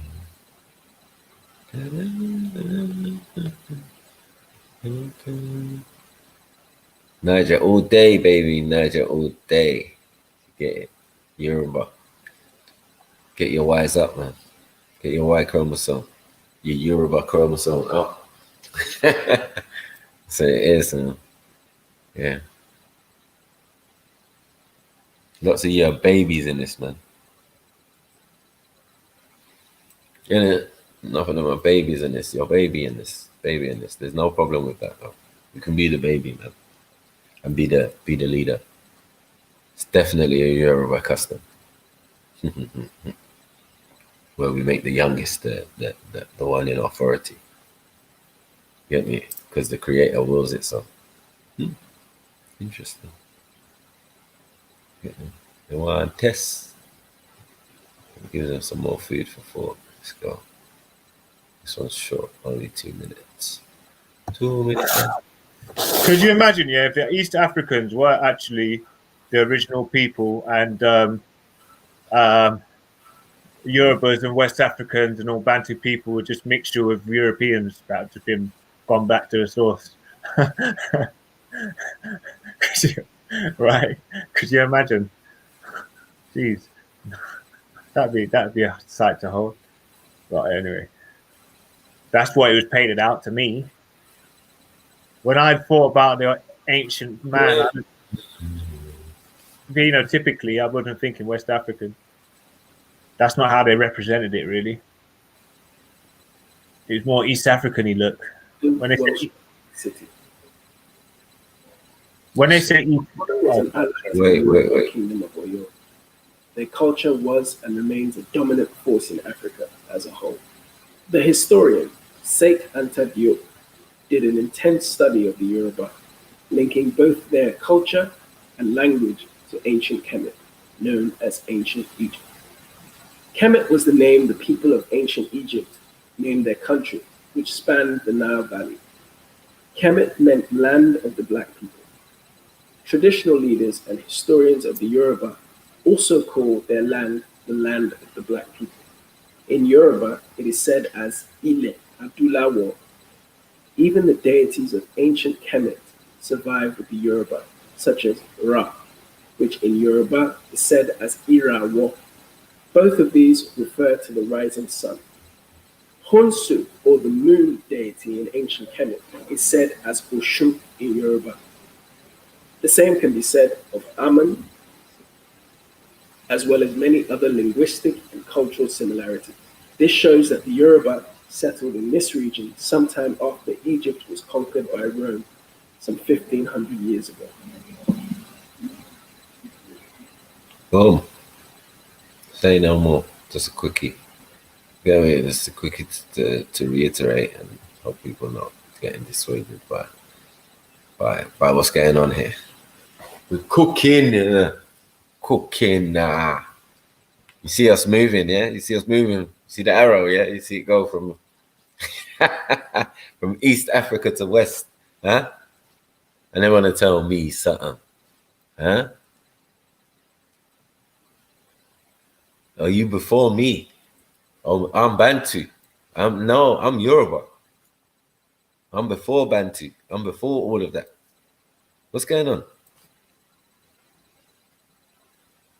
No one just want to take my land, live in my old house, get me, take my and then build statues to the same individuals, yeah, and then not give them no respect. Madness, utter madness. Yeah, You're going to worship and venerate man's ancestors who are real people, real kings. All around, all of you doing it. Anyone who's got a religion, monotheistic or whatever, yeah, or Abrahamic, that's what you're doing. Even Chinese and Hindu and nobody escapes. Nobody escapes. Nobody escapes. You get it? You are going to do what the ancestors do. You get it? We are the original mound builders. Even these beings are coming and telling you, look at the capability of these beings. Look what they can do. They just build stuff, building. From they were created, it's building, mining, building, mining, building, mining. Okay. Let off from their duties, boom. And we start doing agriculture, we start doing this, start doing that thing. And that, yeah. Amen. What are you talking about, man? The gods and the man them are entwined. The gods and the people them are entwined. That's it. We're not calling them gods, man. I'm using not even just the European term. I'm using the term that Europeans called us. Oh, because I am Ogun, and Ogun's within me. So by me being Ogun, I am the creative of myself. See, did you hear about the Oshun being Konsu? Yeah. So this is what I'm saying to them, bro. Like everybody is doing us. Yeah. We're not doing them. They're doing us. So what? Yeah, you lot doing Kemet. Yeah, you're doing us. But Oshun, you're doing the Yoruba. You're doing Yoruba. That's it. Oshun is the bloodstream within your body. It's the flow of things. And manifested in individual. Of that passion, that heart, that love, that flow. You understand? When things are flowing, you know, that's what the riverbed's for. So understanding what it is, it's not the European perspective, but the ideology and philosophy of things of life. And someone manifested through an individual whose name was Oshun. You get it? That's the difference. You get me? They can't take that. They're like, oh, okay, it's myth, it's thing, it's no. Not one of those deities mentioned was not real. So then, would you say your heart is a myth? Would you say would you say your bloodstream's a myth? No, because I'm just saying they're giving examples. No, I'm saying that as an example. Is the flow of your blood a myth? No, never. Exactly. So how can it be a myth? never be. No, but it can never. How can it not be an individual? Like you're saying, yeah, it can never. Of course, it must be real, and that puts it into different realms, though. For us, when we're talking about it, we're talking about our ancestors who were monarchs and blah blah blah, who came from the sky. Do you get it? That's what we're talking about. We ain't into no spookism, but that's the reality of it. There's still people living and thinking, and because they resemble us so much, yeah, there's no difference between them and us, yeah, and that was being shown. And all of that, you know what I mean? Truth is that there is no magic. It's not that there's no magic. I mean, there's no magic or supernatural thing, because in the pantheon, definitely in all pantheons or around the world, there is a little bit of the supernatural. But our one is so minimal, yeah.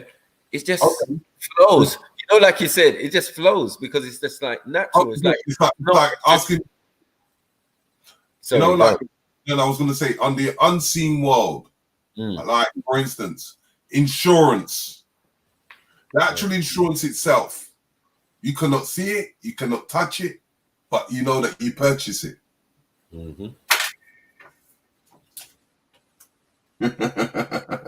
Is that magic? Or are you paying for something? No, but that's a system of thing. I mean, the elders or the thing would have been the first people to sit down and philosophize about these things, and then get to a certain stage where they take one from among them and make him the thing, or wait for someone to come. You get me? Because remember, their thing is oracles. They use oracles for everything. You know what I mean? Oh, yeah. Man's going to come from the east or whatever. Or someone's going to come from the sky or whatever, you know? That's what they were on. They were on oracles to see how the future of things were going to be. You know what I mean? But theirs is a system that's replicated all around the world. That's what I'm saying. Because you can tell it's them when you go to Greece. Because, you lot are using oracle. What does the oracle say? Or all of a sudden, you lot are using oracles to predict what might happen for King Leonidas or King this or this one, that. Just the same system. The Yoruba system just running all over. Whether it's administration, you get it. We taught these men about that. Because we were that originally. We left out, conquered the planet, or went to the planet, and found places that were rich in whatever we wanted, settled there, put little settlements there, and that's it. Later on, those settlements become large cities and all of that, as we do.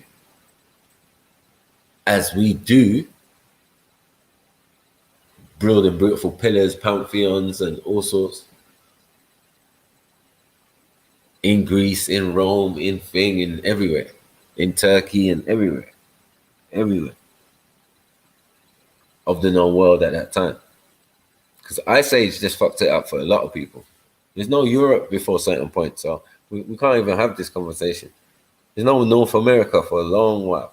Like, it's just ice. Yeah, ice sheet. 11,000 years ago, you can't talk to me. Yeah. But climatic change will allow people to move a lot. So we can tell when people start moving from place to place, some things are going on. Yeah. They told you ours. Ours is the Romans. Romans came with a bullshit and kicked us out. Yeah.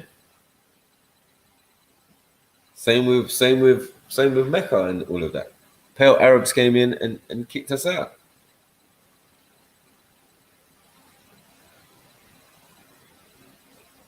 But everyone want to say, yeah, someone else is the man. Someone else is the originator of that thing. Nah, bruh. You're living the FTK.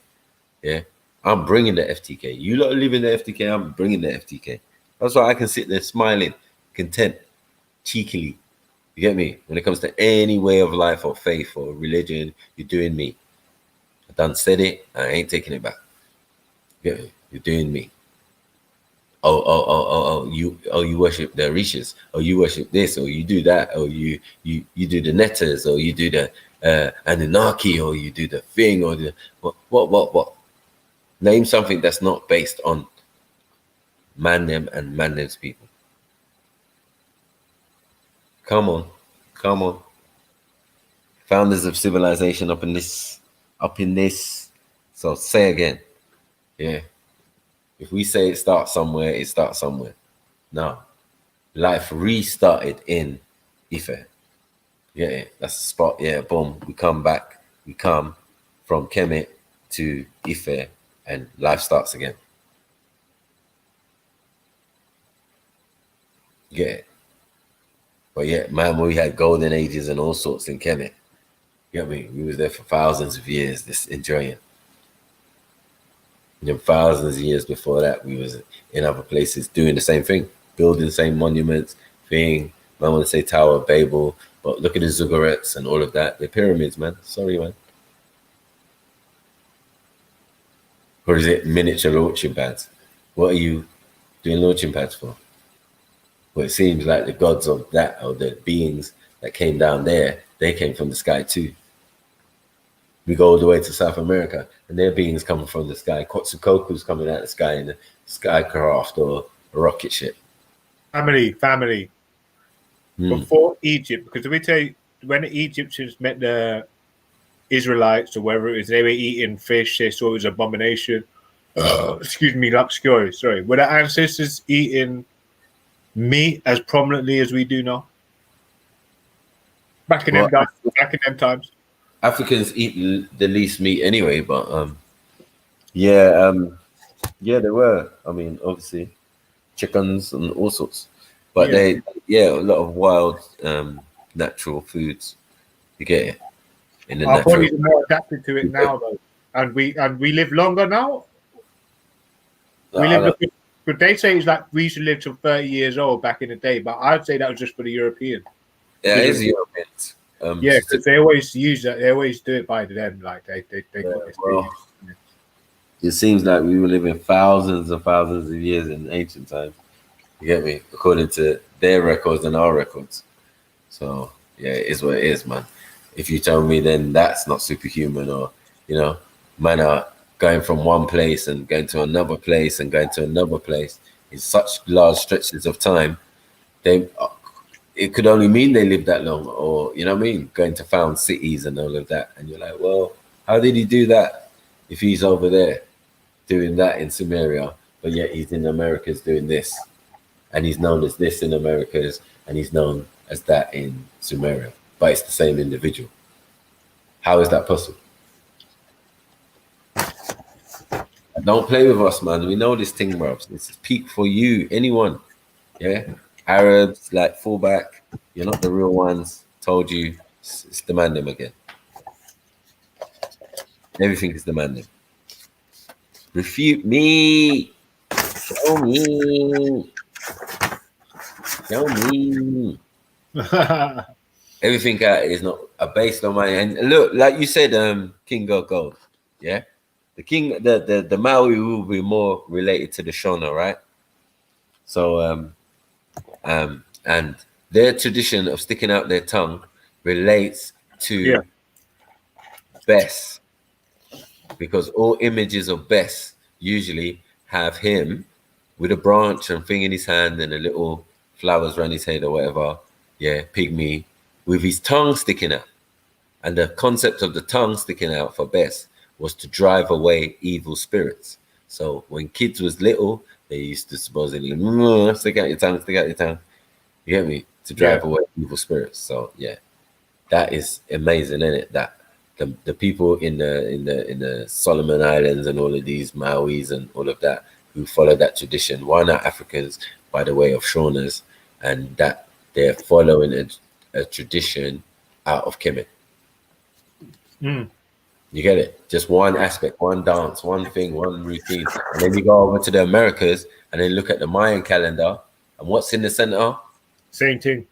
A little man with his tongue sticking out, no? It's everywhere, bro. Everybody. Right. So anywhere where you saw the tongue sticking out, yeah?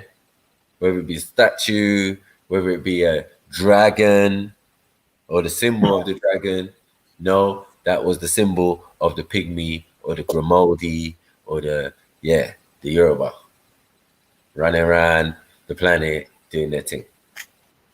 Yeah, organizing, constituting, creating new societies and all of that. So yeah, man. So you can refute that. It's in history, though. Say something.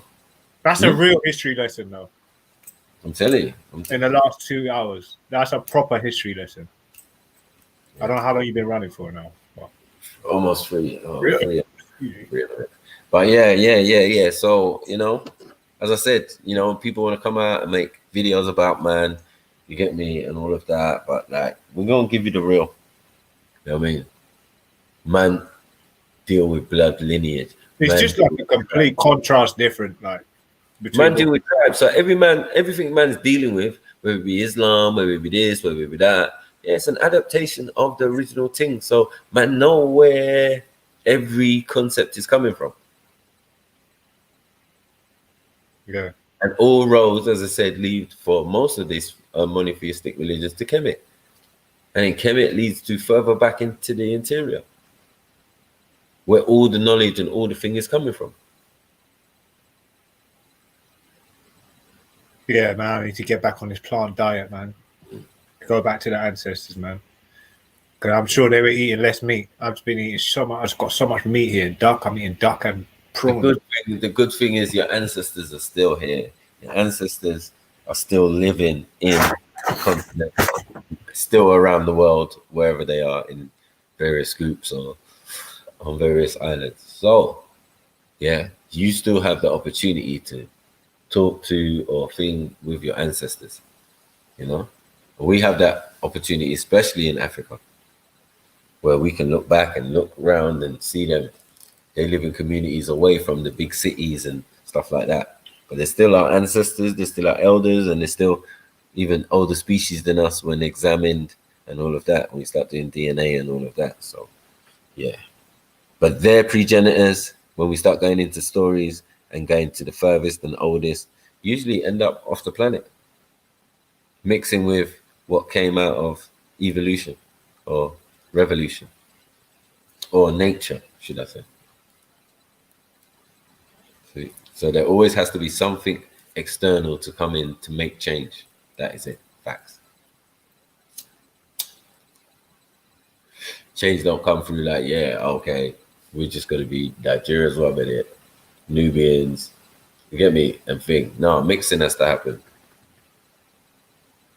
Mixing has to happen for change. Mitochondrial is the root of change.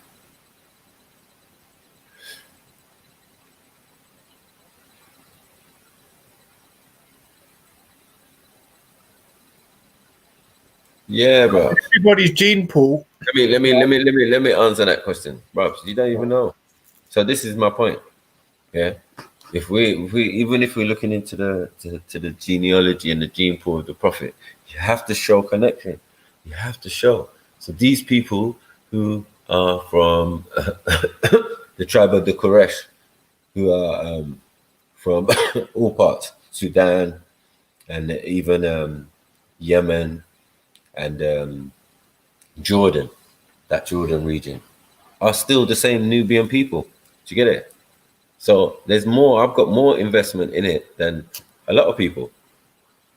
You get it? Knowing the fact that, like, listen, if you say man came from this tribe, oh man, you're looking for an ass whooping, because none of these other men's got tribes.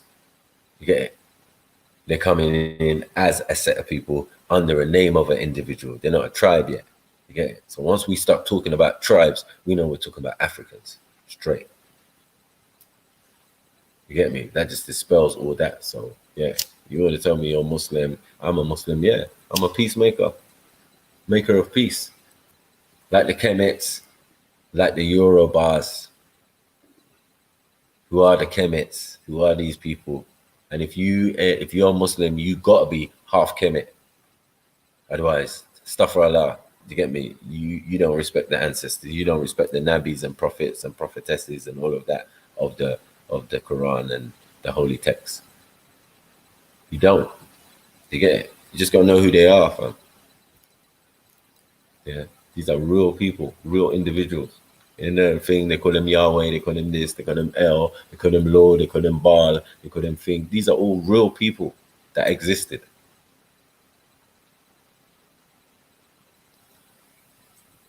Because we was writing before Eddie Quran. We was writing.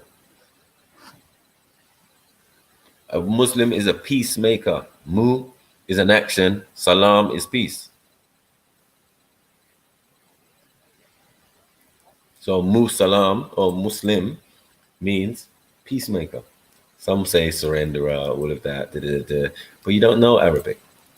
You get me? All those who speak Arabic will tell you the word means peacemaker, not surrenderer and all of that, or submit to the will of Allah and all of that. That's added. That's a religious rhetoric.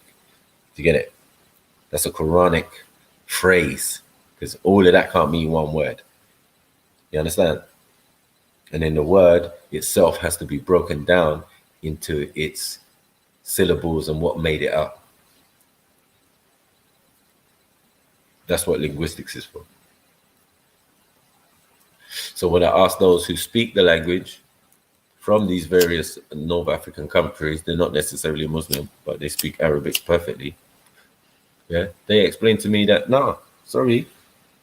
Yeah, the word Muslim or Muslim or Muslimin, yeah, means peacemaker. So I'm like, okay, cool, no problem. Blessed be the peacemakers.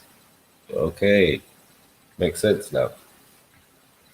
Okay, so there's biblical references, there's Quranic references, everything is making sense now when you put the things together. I always run around telling people, but Arabic's an African language, though.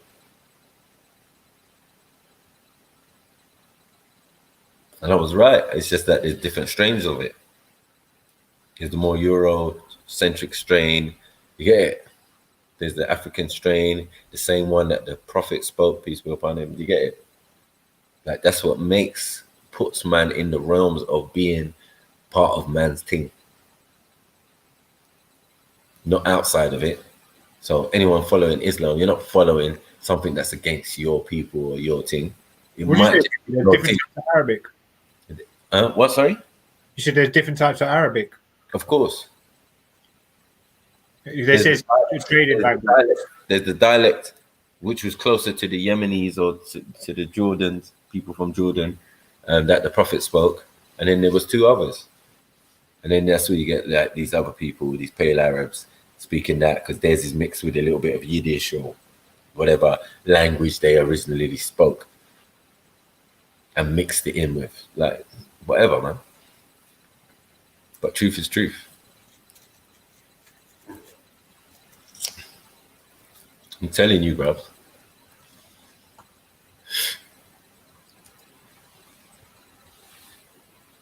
I'm telling you.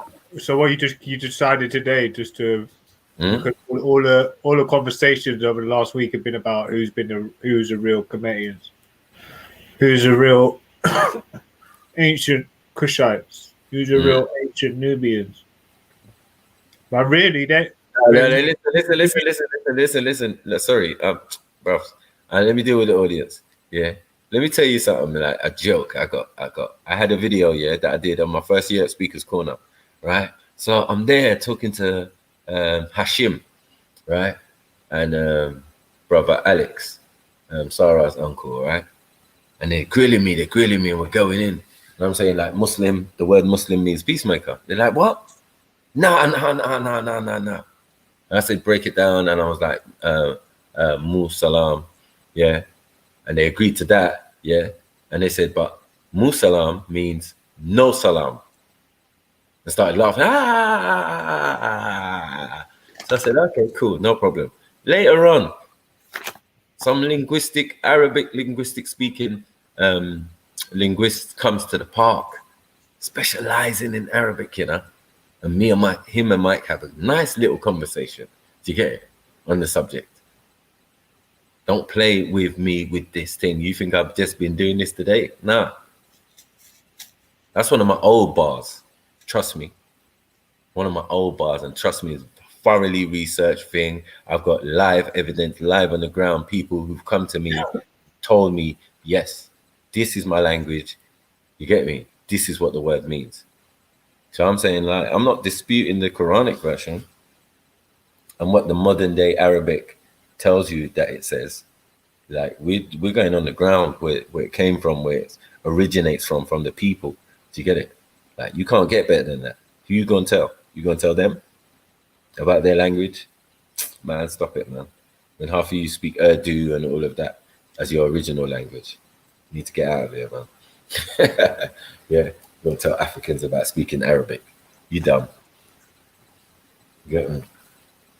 Obviously, we created it, invented it, and fingered. It's just a dialect of our language. Don't say that, mate. Don't say that. Fucking hell. Sure. 1 second. More doors will be at your door. Yeah. Ashuric, Syriac, and all of that, Ramic and Ashuric and all of that. Like, yeah, bruh, it's all part of us. It's all baby stuff, baby food. You know what I mean? When we go to language and linguistic, that's when a lot of you get slapped up. You get it? Because language will tell you what the people are doing and how they moved and how they, you know, how it changed from one form. Yeah, it's still similar, but it's just slightly changed. You know? Defo, bruv. Trust me. Good. Always born sure. Because I thought, what? Even at first, I doubted it, bro. I did. But, you know, you got, even your sister comes from Sudan to work in your shop, looking almost oriental, you know. Yeah, tall sister, black, jet black, and it was Fanta.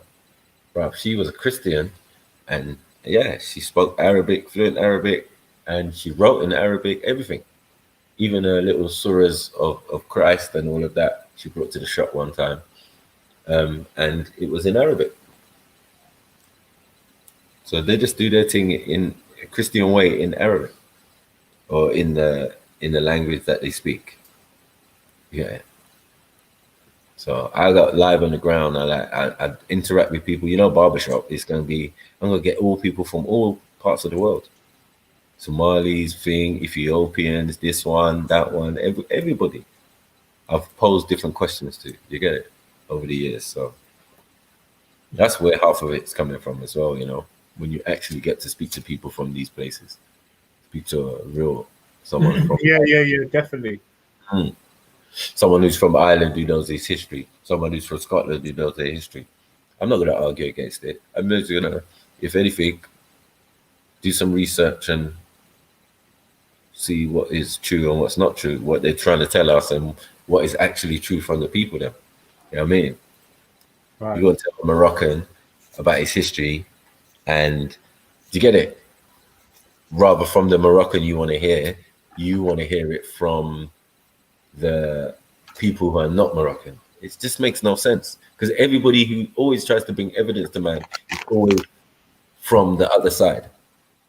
Do you get it? From another person's point of view, a whole nother set of people, never the same people, it seems, in some cases, you know what I mean? Oh, I want to bring evidence about Yorubas, but who wrote it? Some European, not a Yoruba. Doesn't even make sense then. There's plenty capable. Oh, sorry, are you suppressing their information to put out your information? Knowing full well they got universities and institutions and all of this. You get me? So they would have these books on philosophy and thing and their origins and all of these type of things. Been discussed well and because that's how they've always done things. When they was in Greece, when they was in Rome, yeah. When they was in Kemet, when they was in Sumeria, when there was anywhere. You get it? When there was the Songhai, when there was, you get it, right? Anytime you want to pick in history, yeah. You see the track and the movements of a particular set of Africans who behave a particular way and build and do agriculture and don't harm the environment and have a theology that matches up, yeah, that they've kept and that has been exported all over the world. So now when you go to Brazil and people are doing Santeria, yeah, they're just doing the Yoruba thing. The gods are the same, the thing, you know what I mean? Oshun and this one and that one is still there in Brazil and this place and that place and Cuba and all of this, Haiti and all of that. You see the traces of us and thing, but all under the same system. Why we can go to places around the world and survive better than anyone. So, yeah. Anyone who's trying to mess with us, take that L, bruvs. Yeah. You say what?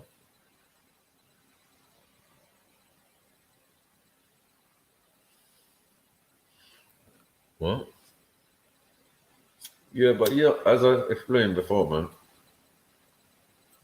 studying the Nubian thing is like, it's just the correct school of thought, bro.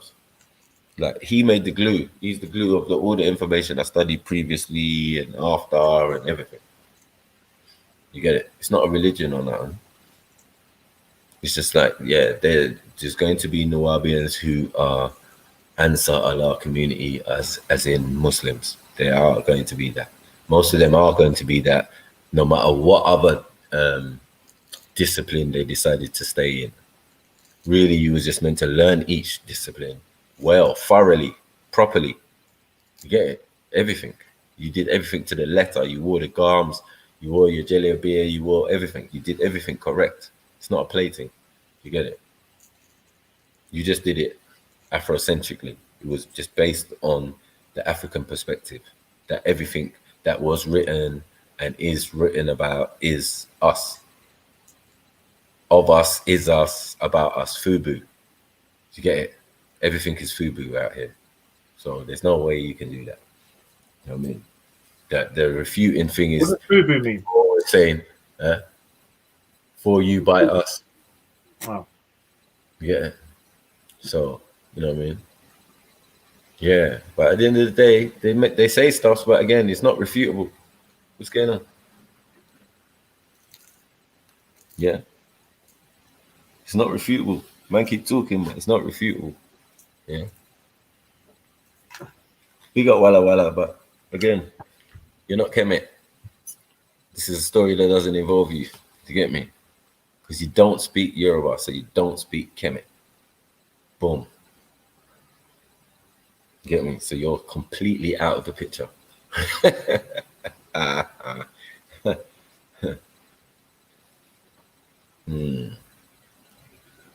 Yeah. That's why you have to come and get that work, man. I'm here for you today. You get me? Every one of you have been FTK'd who's trying it. You get it? Hey, Maku. Yeah. Maku. Mm-hmm. I'm gonna put a Wikipedia so you can put it up, something for people to read about the slavery, yeah, that was happening before they even went anywhere else. Ooh. This is on the islands on the coast. So this is one of the islands. Hold on, let me put it into the back chat. Hold on. Let me get the thing. Hold on. Bam. You know, we have to teach the people some history. Yeah, I'll put it in the back chat.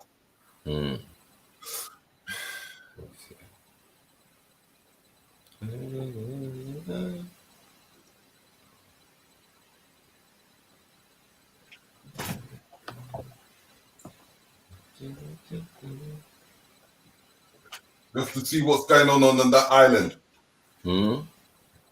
Where sugarcane was being doing.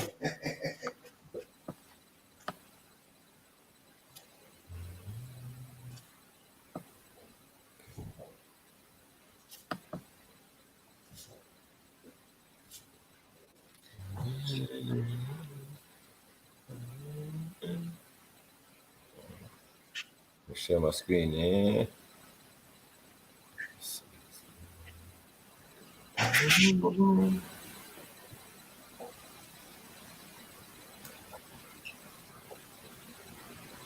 Hold on, see what I'm saying.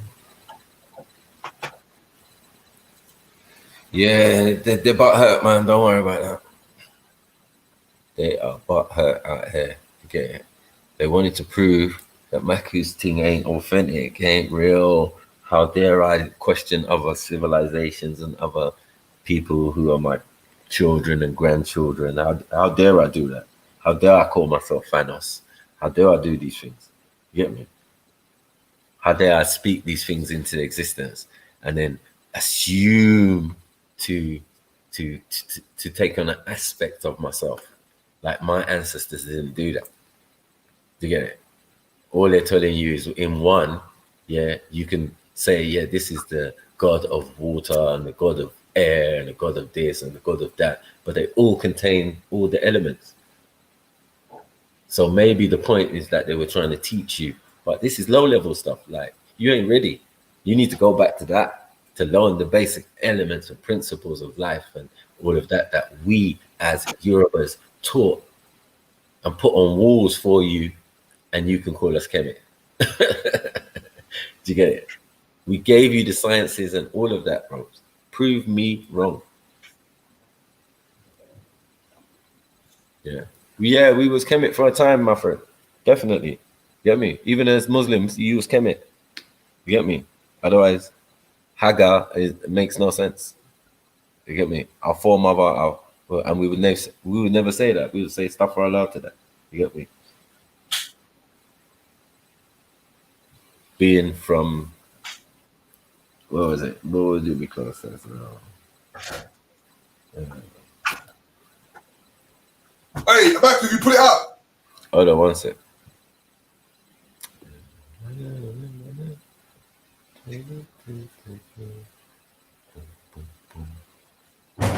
There you go, bro.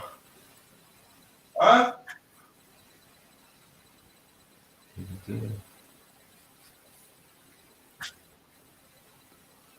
St. Tommy and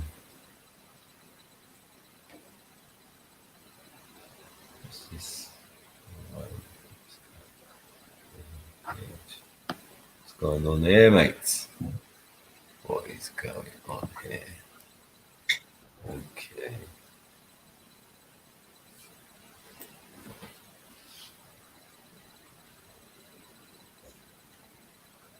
Okay. Sao Tome and Pinochet. Yeah. Or Saint Thomas and Prince. Official Dominican Republic. Yeah. Of San Tom and Pinochet. Portuguese, Dominica, yeah, whatever, Republic is an island country in the Gulf, in the Gulf of Guinea. Huh? What? No, hold on, wait. We're talking Africa here. I thought we was talking. Why are we talking Africa here? I'm just showing the island of where they trained and taught African people for spirituality, but a lot of them rebelled. Right. What do you mean, like Christianity and that type of thing? Yeah, but they infused it with their traditions. Okay, to give you later on when they get taken to the Caribbean and that. And the Americas. Yeah, and they end up with their sensory. And some of them is the reason why they dropped them in the Caribbean, because they didn't comply to where they went when they went to take them to the States. Right. So I'm just giving you information of what was going on that island. Okay. Because it shows you all the stuff that before they went to other places about sugar cane and they were doing agriculture and everything on that island already. They were training them. Right.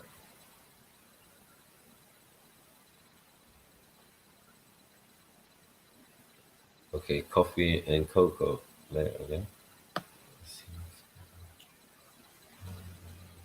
Look at the dates. Oh, 1975. Okay, 19th, 20th century. On to the history part of it. History.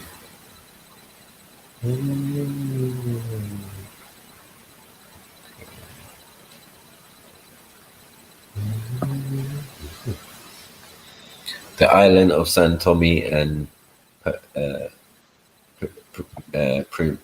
Principe, yeah, were uninhabited when the Portuguese arrived sometime around 1470. The first Europeans to put ashore were the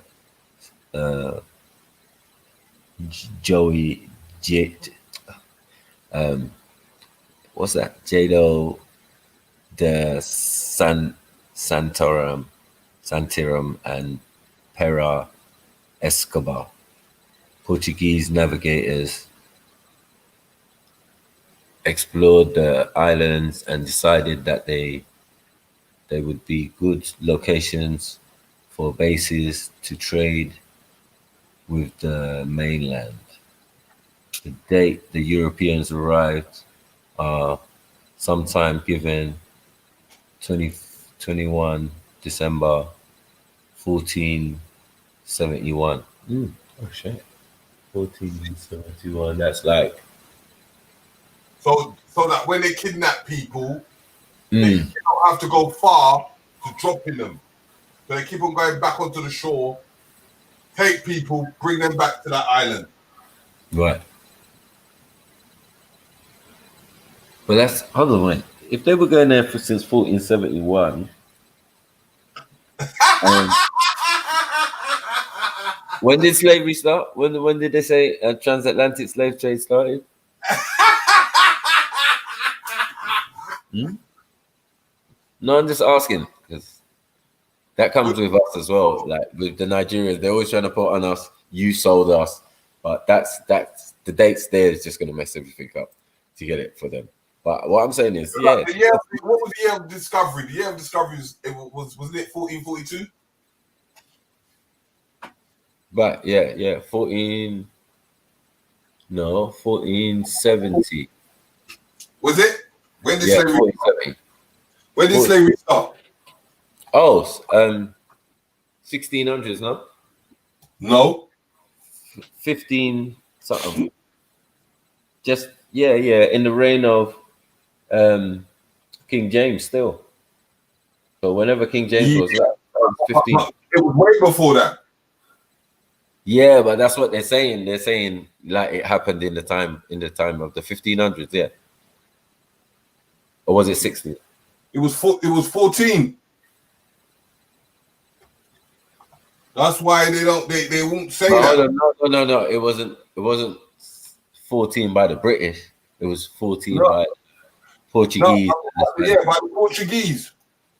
Right. What I'm talking about. The Portuguese already started. Right. They're already packing people on islands. Yeah, but when they're gonna say transatlantic is when their involvement as the British. No. This is the misconception. Right. Because it started from the when they started the age of discovery. They were Like coming to Africa and going to find us, get some stuff, run away. That's what I'm saying. We was trading it with them way past this time as well, with the Portuguese and the thing. Because they want to start the slavery in the time of the 1619. Yeah? Yeah.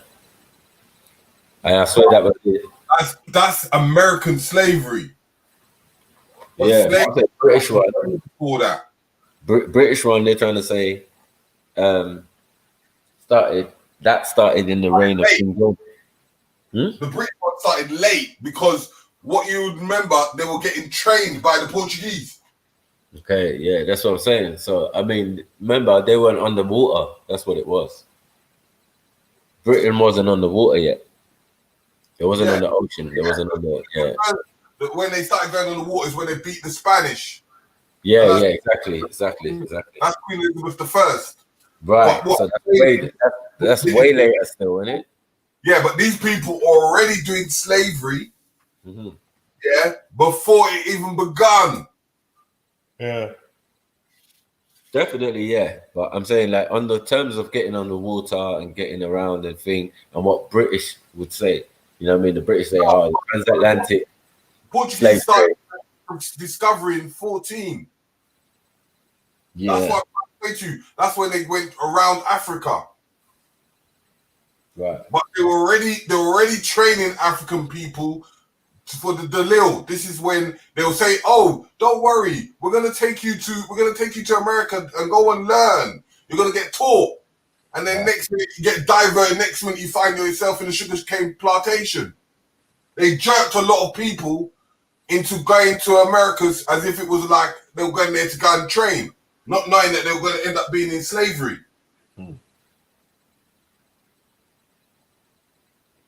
Right. Yeah. I got you. So when and on that island is where the situation began, and this is what the African people, because they were rebelling, the people were rebelling against Christianity. They were putting their ideologies underneath it. Right. This is the first birth. This is the first birth of Santa Maria. Right. Okay. So it's understanding the ideologies and understanding the spiritual systems were birthed underneath it. But because nowadays we don't see it, but if you look at the differences, look at the like the Roman Catholic Church or the Church of England, look how they do their stuff. Then look at the black churches, right? Mm-hmm. And look how they do their church services. The dancing, Yeah. The speaking in tongues, that energy. Where does that come from? Yeah. I don't wanna hurt their feelings. Yeah. I don't wanna hurt man's feelings. Like, I'm already pushing the limit. You get me? Yeah. Medical evidence Think is about it. Even in Islam, the Arabs do not do dance to the music. But yet the Muslims in Africa, they take in dance to the music. Right. Because African spirituality is the culture. Definitely. So you're gonna pick off your culture and add it in to your situation of life. Yep. But what happens? You know what the crazy thing is? Because of over the years, it manifests to its true reality. Yeah. That we start to think, we start to think, like I give an example. If you was born before the cameras are around in London City, you're able to identify it nowadays because it wasn't there before. But imagine a child that is born when cameras were there. Right. They're always going to believe it's always been there. Definitely. Like the carrot. Everyone will say, oh yeah, the carrot is orange. But if you was there before the carrot was orange, you know it was purple. So in forms of understanding the spirituality is understanding the facts of where it's come from and what it was, to be able to identify it in the religions that you see today. Period. Yep. Facts. All right, shall we just dispel this Lagos rumor?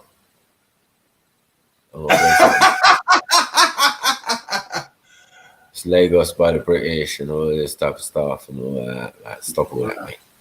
Stop all that. That's enough for me for today. I'm not giving too much more information. Do it slowly. Slow death is better than a quick death. Yeah. No, they've been running for a while still. You get me? Running off with the gums as well. Like, yeah, okay. Anyway, Aku, it was yes, good talking. Yeah, man. I've got a show to do at 3:00. Yeah. The women's show. So. Okay. If you want to come over. Yeah. I will do. All right. Big up Black Eye TV. Check it out. Peace, love, and harmony. Yeah, man. The link's in the description. What are you saying? I never put it in there. Oh. Hold on. Let me play my thing to get it. Because man, let's talk breeze out here. Gonna get some education today. Got me. So let's talk about it. Lagos. Where did that come from, my friend? Yeah. Oops. Sorry. Who are the founders of Lagos State? Well, founders. When you mean founders, it's a modern day ideology. There is no plural of the people who founded Lagos. It was someone, a person. We remember him to be Oba Orugboa, who was the founder of Lagos. Well, maybe if the plural comes, that is him and his soldiers, Benin soldiers, who of course, the history remembers that Oba Orugboa's father was Oba Esige, who was a Christian king, the first Christian king in present-day Nigeria, who got baptized in about 1504. All right. During that time, the Portuguese missionaries came to Benin, and through that event, he gave his life to Christ. And to sort of cement that relationship, he sent his son, his first son, to Lisbon to become a seminary priest. All right, during the schooling of his son, his father passed on, of course, in Benin, Yoruba, and that sort of a thing. So it was then the chief had to send a message to his son in Portugal that it's time for him to come become the Oba of Benin. So when he got to Benin, he wanted to maintain his Christian faith and as well to become the Oba of Benin. And the Benins now told him, go back.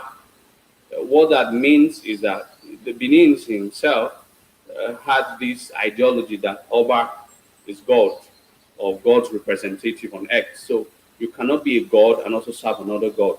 So you can choose, either you choose between the two. So he chose to be the Oba of Benin and live his Christian faith. But basically because he had this education, being the first literate king of Benin, he also fell in love with the sea. All right, so he was the first and the last sailor king, or the first and the only, for now, sailor king in the history of Benin.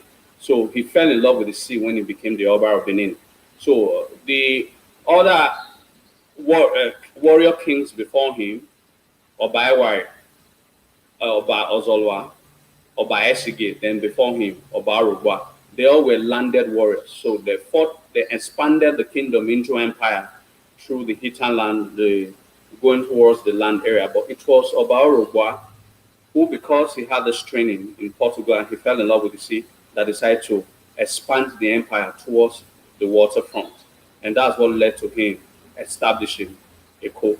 So proudly, I can say without mincing my words, that the Oba Arugwa and his warriors established Eko. Wow, amazing.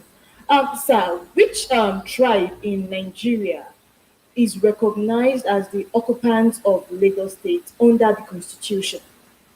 Well, that again defines what you now call Constitution. Lagos at one point in time was a colony of its own. It was not under, Lagos itself was a province rather.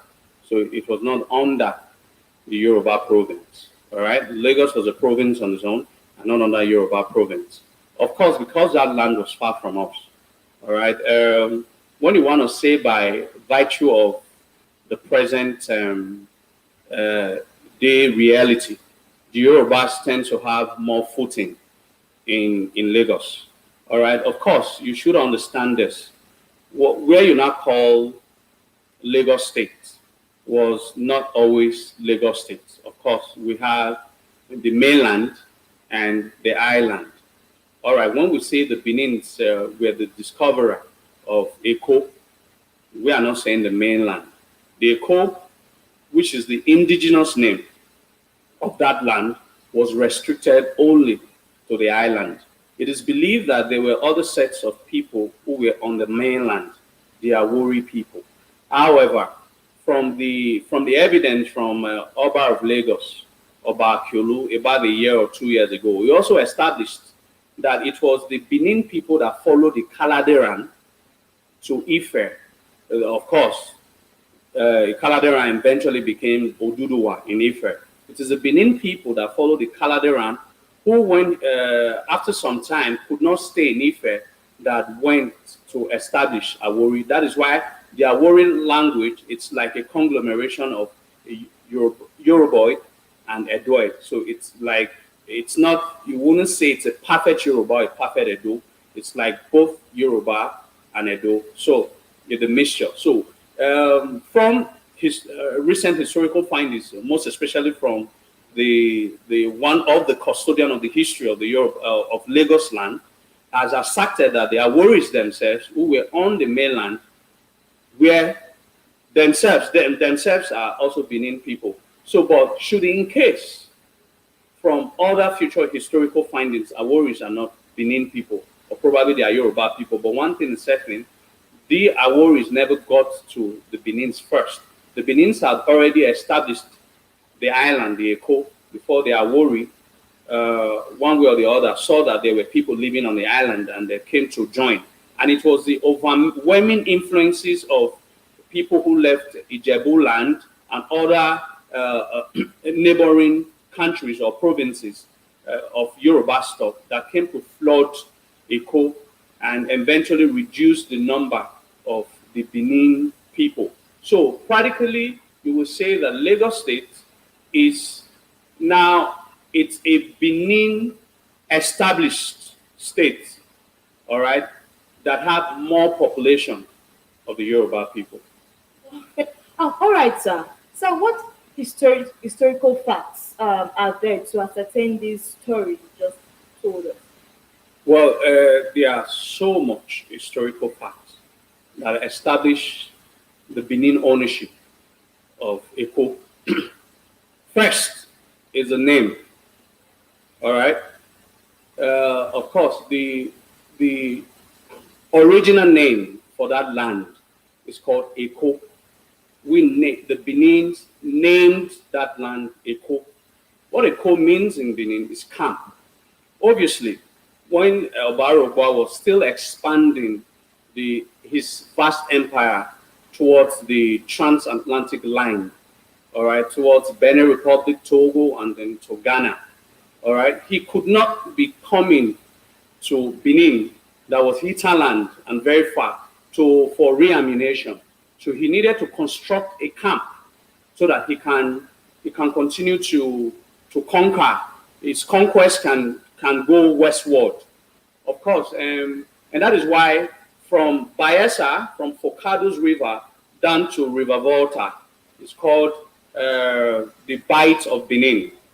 That's because it's not called Bight of Yoruba, knowing fully well that this river curved around Yoruba land.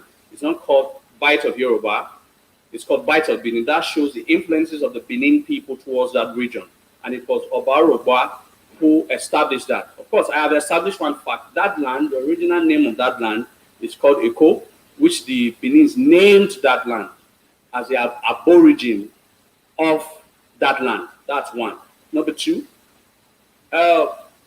before all the Obas of Lagos, before Akintoye, all right, when on death, all right, they were being carried, their bodies were being carried to Benin to be buried.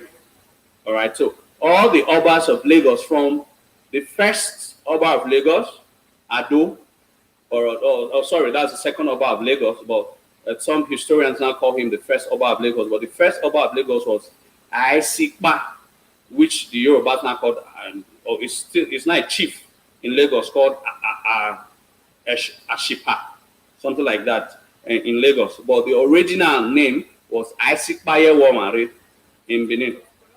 So Ashipa. So who was the first Eleko of Eko? All right, you know, that was the original name of the Obas of Lagos. It's just about in the 50s they changed it to Oba. It was Eleko of Eko. It was the first Eleko of Eko. After him, Ado. Now from Asipa down to the Oba before Akintoye, all right, they were all on death. They were all buried in Benin. That's another second fact. It was the Akintoye which the Yorubas used. Sorry, not the Yorubas now. The British used, all right, in conquest of Lagos. Now, when the British came, all right, in the 19th century, in the mid-19th century, when they came to Eko, they wanted Eko to be part of the province of Lagos, of the British. However, Oba Kosoko told them that he himself does not have a right to this land.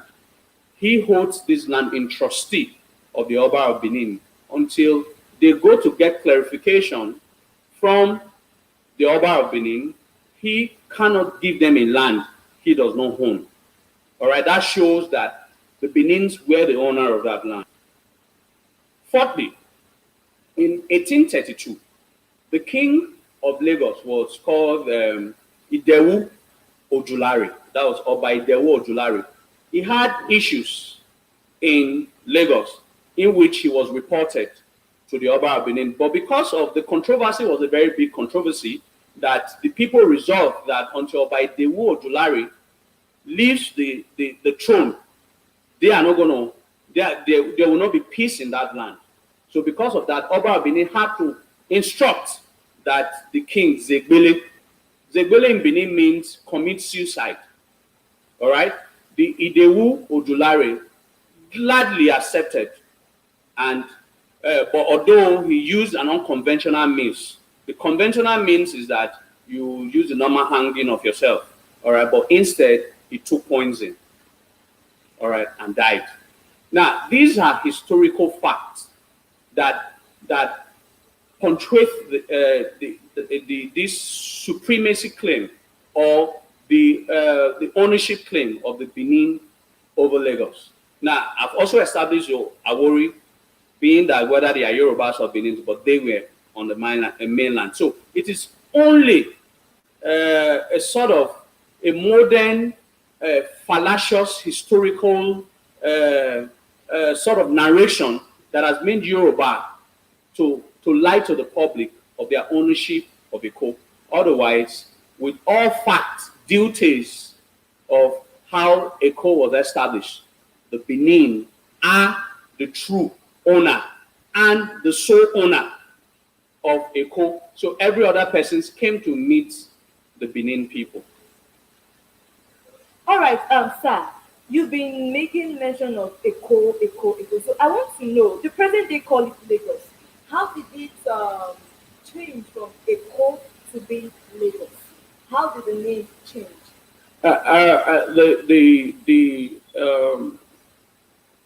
The Portuguese, yes, it's the Portuguese that renamed that land. Of course, Lagos is. I heard or I read somewhere, I can't really remember, that it's a colony. All right, summer a colony in Portugal that means lagoon. All right, so because of the waterine, the Eko was surrounded by water. So the Portuguese that got to that land actually had named that land after lagoon. So I think Lagos means lagoon in Portuguese language. So that's how the name changed from Eko to Lagos. However, Lagos, Eko is the original name. Even the Yoruba attestates to that. Eko Onibaje. Even in Benin, if your mother wants to travel to Lagos, they don't say Eko Nuwame. All right? So the Eko trying to be Yorubanized, it's not a Yoruba word. It's an exclusive Benin word that means camp, war camp. Yeah. Get me. Told you, man. The little time, man. The little time. So, Gotta get that work. Who are the founders?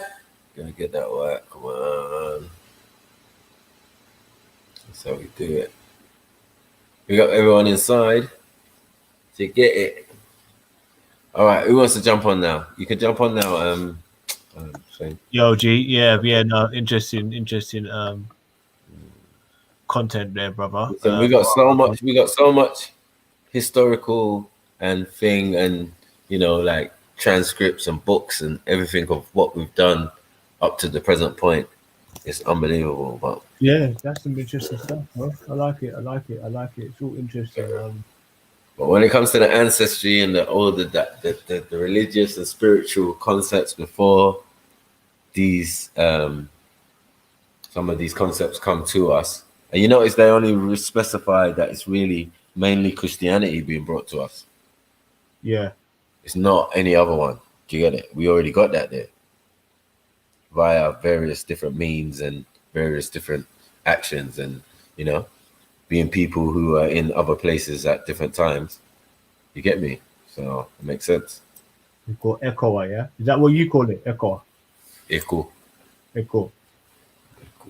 Lagos. Yeah. Lagos, yeah. And how many? It's got a number of different states in it, innit? Like it's got a number of different states. They call it states, innit? Yeah, but remember the home city, the mother city is Ilefe. So that's not Lagos. That's in another state. It's like north of Lagos, and that middle of the country, or mid left. But and Ife is where I'm saying everything started, mate. cradle life, mate. Get me? Because that's where the Kemites went and settled themselves amongst the peoples of that land and spread and done their thing. You get it?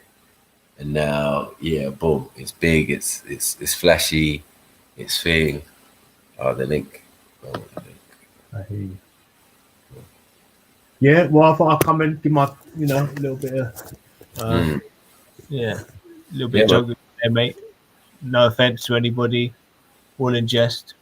Yeah. Yeah, pick up yourselves, man. I'm gonna fly to the chat and listen in. Yep. All right, G. Come on, talk to me. Come on, Ibrahim. Come talk to me. Yeah, man. About Kemet. Come on. Come on, baby, come on. I want to know if the Prophet, peace be upon him, with the same name, knew about Kemet. Or Mitzrah. Just because of the names or whatever we're using right now, you should know it. If we want to go down the Islamic angle, did they know about Mitzrah? Mitzrayim. Did they know about that? Was it mentioned?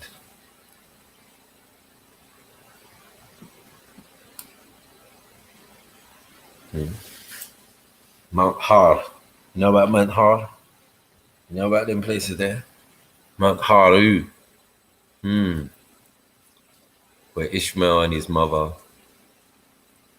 would go and pray to her God. El-Ra. Come on, let's go. Let us do this.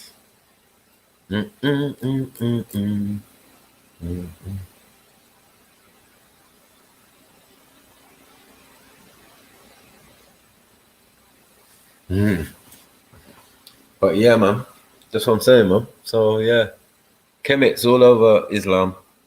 If we want to do it, we want to do it that way. We want to go down that angle, and obviously on the bloodline and the root age of the Prophet. What you say?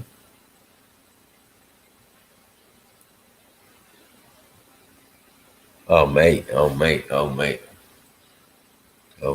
I think I've done shows on that already. Still, adrenochrome life. Get me? These men are on some different thing. But again, ritual sacrifice and all of that, it's ancient as well. These are things that, as I said, taken from us. Get it? Misconstrued, and some of our family who into worship. You get me? Who are into bloodletting and all of that. Yeah, definitely. This is where it's all coming from. So, again, there's nothing they can run away from. We can run away from. We claim all of it, not directly, but indirectly. Because remember, everyone's trying to be you. Everyone's trying to do their own type of magic or voodoo or whatever, These people were magic, man. These people are special. These people are thing. As all the books entail and tell you, they were special. You know what I mean? They could do special things. They could weave special materials. They could, smoke gold and silver and bronze and thing. And they could carve rocks. They could do, That's the people of the book. The same people we're talking about. Yeah. The mound builders. The intellect of the nation. The ruling class, if you want to say. Yeah. Coming from the celestial. Many different types, many different angles. But yeah, all from the celestial. Or all telling the same story. You know what I mean? But as I said, that the ruling class is not necessarily the people, They're just in the people now. They're still the ruling class. This is how Africa works, because bloodline is important. So if you're a prince or a thing, your bloodline must link back to all of what we're talking about. And if it don't, then it's not. But that's not how it works for us. So if you say you're a prince, you get me, it must go back to Oduduwa, or it has to go back to You get me? Olodumare and all of that, you know? It's all one. It's all one.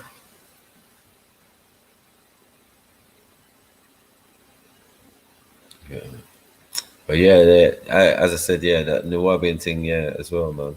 That's what it was. That's the root of where I got some of the knowledge. The rest is family, obviously. I come from a royal background, so these are going to be the most educated people around. You get me? They deal in philosophy, they write books, they do all of that in my bloodline, This is what I know. I'm like, wow, how come my dad be like one of the top 10 scientists on the planet? Like, how does that make sense? Yeah. Little beanhead. You get me? Looking like he's from Kemet. Looking like he's from Kemet. He's got a big scientist brain, bro. You get me? So again, you get me? It's a Nigerian gave you the formula for the internet that we're all on. A Yoruba. You get it? So as I said, we still here, B. We still here, B, and we are many of the people that we're talking about around the world, being Jamaican, being from the Caribbean, being from the Americas, being from Europe, being from everywhere, it seems. So when we say we the mother and fathers, we know what we're talking about. You get me? We ain't even saying we the mother and fathers of like the whole of Africa and all the African people, no. But a lot of y'all out here, yeah, wouldn't even exist and still carrying the culture. To know that you're us. You know what I mean? So yeah, man.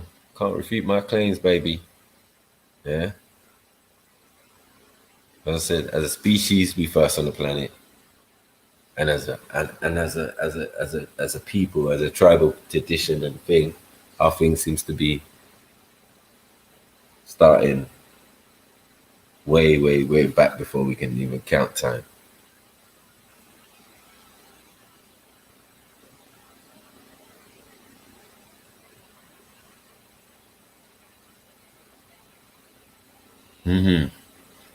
No, man, come on. I've been roasting people out here or telling them the truth, yeah, and they've been slandering me. So I did have to make a video about that. Let's go into it. You don't talk about me and say what am I and thing and I'm this, I'm that, I'm that, I'm this. I'm showing you what I am. I'm Yoruba. Get me? Yeah.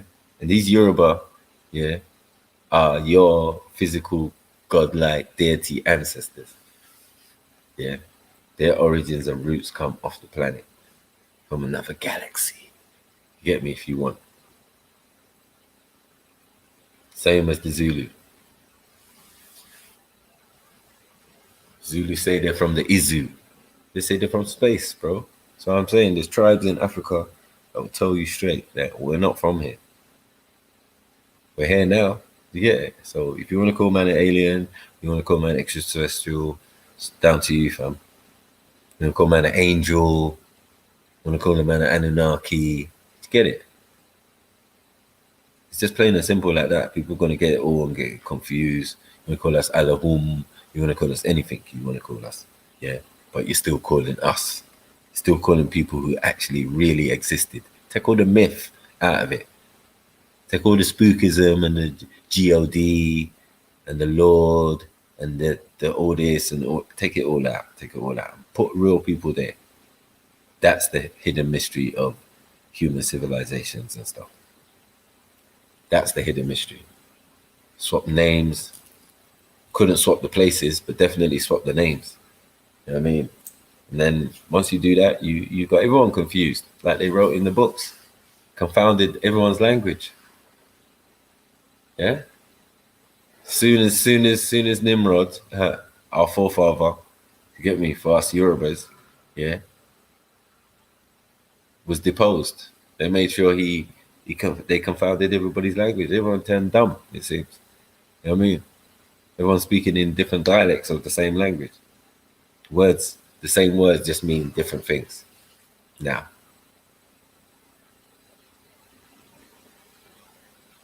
Yeah. But the original people would maintain. They would maintain. They need their communication skills to build their mounds. If they're all of the same people, then yeah. There had to be someone administrating. There must have been other people, other family members who were master builders. Dealt with the construction bit, dealt with the lifting, and dealt with the this and dealt with the that. There's someone had to be there with notepad. Yoruba.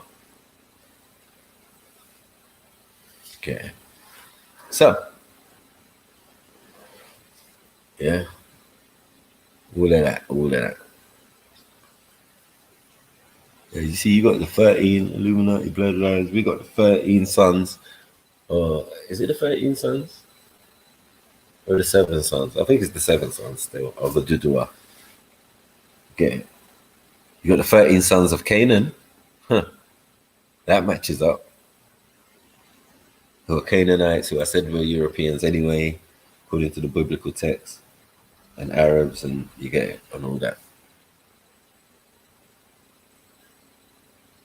So, interesting. But yeah, no one wants to get smacked up. Told you. Yeah, don't ever slander my name or say, yeah, I'm racist, I'm this. I'm just a truth teller. And I told the truth about my own self. Yeah.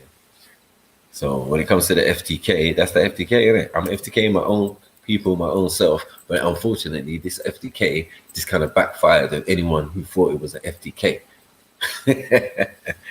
Who thought it was going to backfire on me. Nah. I'll tell the real, I'll tell the truth, I'll tell the thing. All right, let's go. And all of a sudden, it turns out that people have just been worshipping my ancestors or their ancestors, but they didn't know it. Yeah. The Mauritius, them things, those are people who really live. Shango was a real person. Stories written down, bro. Yeah. So how is this person who's meant to be a god and a myth? Yeah. Nah, the person embodies that principle. You get me? The principles of nature.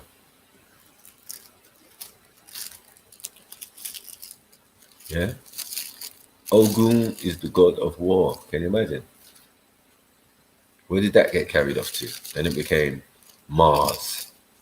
Yeah. Again, Jupiter or whatever. I mean, Mars. Yeah, Mars. I mean, in the Greek. Who took whose ideas? What's going on there? Who's first with it? You know the answer to that question. That's what we're saying. Like, don't play with us, bros. Do not play with us. Whereas Abatala or Abutala, you get it? All us. All us. Get me? Especially as Yorubas. We're in other lands, like Mecca and all of that. Yeah, they're calling us, they're calling man Abutala. I wonder who Abutala is. According to the Islamic thing. And the lineage of the Prophet, peace be upon him. Anyone tell me? Have I got any takers? Who is Abutala?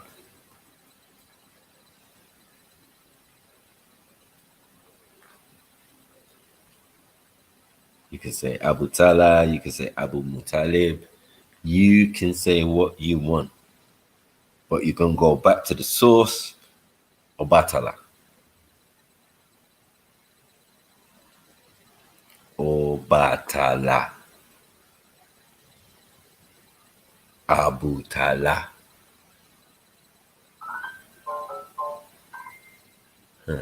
Come on.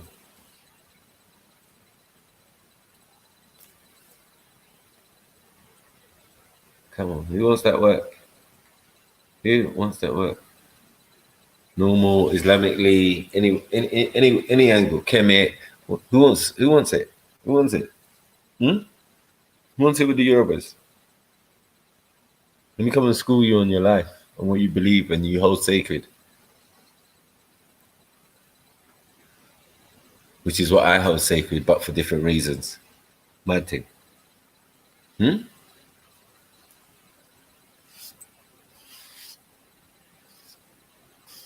Yeah. Told, man, whether you're Hindu and all that, you're doing Hinduism, perhaps you're just doing mandem. Yeah, you got the story and now you got twisted. You want to add monkey sex and all sorts and having sex with animals and all of that. Yeah, okay. It's not how we had it originally, but we can understand that Chinese whispers. By the time it gets to China, boy, it can all get mixed up. Yeah. So right now, yeah, this W right now for the Yorubas is tremendous. It's had no opposition. Like, everything's just getting smacked up. Bam! Shut up, you didn't exist. Shut up, you didn't exist. Shut up, you didn't exist. Where did the original concept come from? Oh shit. Oh shit. What did the Yoruba say? Oh shit, they documented everything.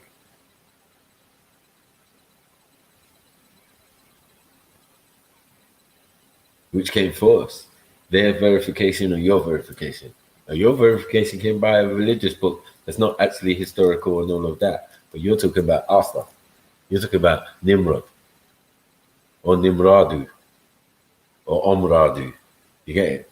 You're talking about the Mauritius again. Right, what's going on? Huh? How's everybody talking about this individual? In different languages, in different but it's different part of the planet. So man are thinking, nah, it can never be. Why not? Because your book came late in the argument. So these names and these things was running for thousands of years. And imagine that's in a man's culture. The same man who's talking about pouring shells and chickens.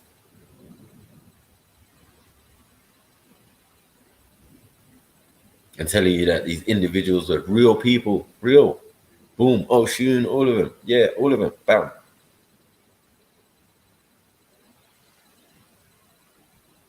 So while you're out there worshipping versions of my story, let me address that. You get it? Let me let you know. Yeah, don't question my thing, because my thing's the thing. It's the original thing, in it. If you go back to source, then you're doing the right thing. You're on the right path. But don't try to dilute my thing with the diluted thing and bring it to me like, yeah, that's what it is. That's what you're supposed to be doing, Baku. You're supposed to be doing it like this because you're Muslim or you're this or you're that. What type of Muslim do you think I am? What type of thing do you think I am? What type of parameters do you think I am? I'm telling you, I am the original man. I am part from the original man. Okay? I come from that bloodline. I come from the bloodline of beings that came to this planet. Say something. All your books say it. Yeah, man came down here. Man came down here. Man came down here. Man came down there. Man came down there. Okay. Africans been saying it from time. Yorubas are telling you from there. Yeah. You're saying it in Christianity. You're saying it in Judaism. You're saying it in Islam. Man just keep appearing. That's okay. But when we're telling you about real people who actually lived, just because they did a little bit of magic and did some strange stuff that, you know, you thinking is not humanly possible. No, we super people, we special people, yeah, that's how it works, fam. Your ancestors was what they call aliens or astronauts or whatever. That's what they're calling you. You're flying around the planet, you're doing whatever. You get me? Yeah. All of this other stuff is names and titles that we give ourselves. Yeah. Names and title, but you must have had an original name and title. Yeah. Before you even got into tribes and all of that. What was you before? What was the original tribes? Who are they and what are they? I've been screaming it, bawling it for ages. No one's listening. Oh, where did Yoruba come from, bruh? They weren't Yorubas then. They was something else. They had a different name and then whatever. Yeah. But the name, I'm going to say, you're not going to like it. You're going to say, that's not you. Okay, cool. Then where am I supposed to be from then? Because my ancestors are telling me, well, the history of my country is telling me the same thing. The griots, the historians, the elders in the village are telling man, what am I supposed to do? Science, everything is matching up. Everything. Artifacts, you name it. I'm not taking it on for nothing. Hold on 1 second. All right, Ibrahim. Yes. Hey, you doing? You good, Yes, Marco? yes, brother. Yes. What's the topic? Good, man. Good. So yeah, what I'm saying is, you wanted to ask some questions, isn't it? Yeah, you know what it is. I don't know much about Kemet, Nubian or this, but so I was thinking maybe you and Abdullah, you can maybe set up maybe a proper discussion sometime, you know. But yeah, I was listening a little bit earlier. You know, you mentioned it sounded kind of esoteric when you said something about the elements and all of this, you know. Right. So but how esoterical is elements? What you were saying, you know the whole, alchemy, right? Alchemy. Yeah, alchemy. Yeah, Kemet. And exactly, and it goes to Kemet. This I know from research about the sihr of the magicians of Pharaoh, you know. Right. And you also had one guy called Samiri, right? In the Quran, the one that made the golden calf. Right. Yeah.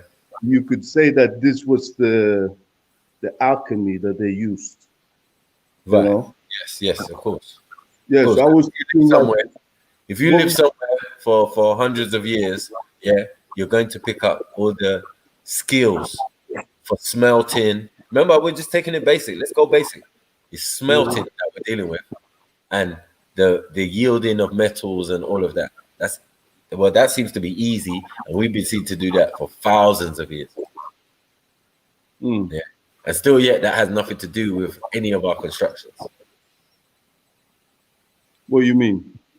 I mean, it's not used for construction. Not used. We don't use metal rods to thing between the bricks, and no, we don't do that. The bricks don't even have cement, no mortar, no nothing. No, well, not even space. You can't squeeze it. Are you talking about the? Are you talking about the pyramids? So what are you talking about? I'm talking about the actual constructions of the buildings around the pyramid, and in Sumeria, and in other places around the world, and in Africa, Central, South, West, East, you name it. Because you know what it is? I looked into this quite recently, and it's interesting. You mentioned the thing with cement, and it's an ayah in the Quran. I think it's in Surah 28, verse 28, or 38, verse 28. And it's Pharaoh tells Haman to get the ovens ready to for the clay, to bake the clay. Right. Now here's the thing: if you take, the way, if you take mud, right, and you let it dry in the sun, right, what happens with the mud? It becomes like a brick. You get me? So basically, you don't need any cement. All you need to do is take the mud and let it dry in the sun, and then it become like a brick in itself. Right. So yeah. But we use mud bricks. We use all sorts of bricks. We use actual made actual bricks, as you know, to build these cities of Zimbabwe and all of these type of things there. So you know what I mean. And let alone sandstone and all of that for building forts and palaces and castles and everything scattered all over Africa. You know this. You know what I mean? Some look like they were built by Europeans, but it wasn't. It was us. But what I'm saying is that if you take mud, let's say you didn't see the construction, how it was made, but day by day, someone took a bucket of mud and they put it in pile up. And then the sun dry it. And then you will come by maybe 10 years after, you look at it like you think, subhanallah, how did this big boulder come here out of nowhere? Yeah. Because you didn't see the process of how they added on little by little. This is my point I'm making, Yeah. So I'm saying Quran, it is mentioned, it highlights a way how to understand how the pyramids were built by humans, Right. you know. But then you got like Sulaiman alayhi salam, Solomon, right? He used the jinn to build his places, but I don't know the historical places of where those were built, you know. Right. Some African Islamic rulers were called jinn. Say it again. No. He had Some African Islamic rulers in the past were referred to as jinn and all sorts of profanity, shaitans, and all sorts of things like that. Do you get it? So there's no surprise. There's no surprise that they would say, you get me? If it's not the creator, and if it's not a Malik, and we're saying we're the Maliks, yeah, then the jinn must be us too. Do you get it? So I'm saying when they're saying point for me, because I'm not understanding like what you're trying to say. Because jinn is they live in another dimension, you know. They created from smoke and fire, you know. We created from water and earth. Okay, and do you not have smoke and fire inside you? There is, yeah. The jinn, they go through. They can go through the body of a human. They can just as you breathe air, yeah. Right. So you breathe in oxygen and you breathe out carbon monoxide. That only happens if there's something burning inside you. So I'm saying you have smokeless fire inside you. Are you then a jinn? No, but this is what I'm saying. Every human being has a qareen. This is the type of devil that encouraged them to do evil and like that. So I am not that. I got the ruh, the soul, right? When the soul is breathed into the human body, it becomes the nafs, the ego. What I'm trying to say is, are you a cross between a Malik and a jinn? Because if Maliks are energy, pure energy, right? You mean like angel when you say Malak? Yeah. All right, I get you now. Yeah. They have energy running through them. They're made of energy. You're made of energy. Yeah, but they created out of nur. Wait. And then jinns have smokeless fire, and you have smokeless fire. You get it? So you must be a combination of the two. That's it. For me, I gotta say like this. So the Malak, the angels, they created from light, right? And the jinns, they created from fire. What's the difference between light and fire? What's the difference? I think the difference that they're trying to explain to you is the source of their internal energy. So that's not in them in physical form. That's explaining their soul. So their soul is based on something that is pure energy, for one, and then the other is something that is made of smokeless fire, because fire is something that burns out. So if it's smokeless and it keeps burning, then it's not fire. It's a form of the same thing, like the sun. I think we're getting, way too abstract. But one thing to say about smoke. No. Let me give you. One second. Let me just say one thing. Fire, it extracts smoke, right? Yeah. So smokeless fire, it means it doesn't extract the smoke. It doesn't extract the air from the fire. That's fire. When we look at it, you see air, smoke coming from the fire. Right. So smokeless fire is when you got the two elements combined. You get me? Yeah. But if you need oxygen to light a fire, yeah, and the resulting chemical after the fire is burning is carbon monoxide, and that's what's happening inside you. So there must be a form of fire inside you. Yes, the light that lighteth man in the darkness. Yes. Yeah, but this is what I'm saying about the soul also, the ruh, the thing that was breathed in. We all got the breath of life, right? When you can exhale, inhale, And when we die, we know for certain that we take one last breath, right? So to bear this in mind, that the ruh, it is a total different thing than the element.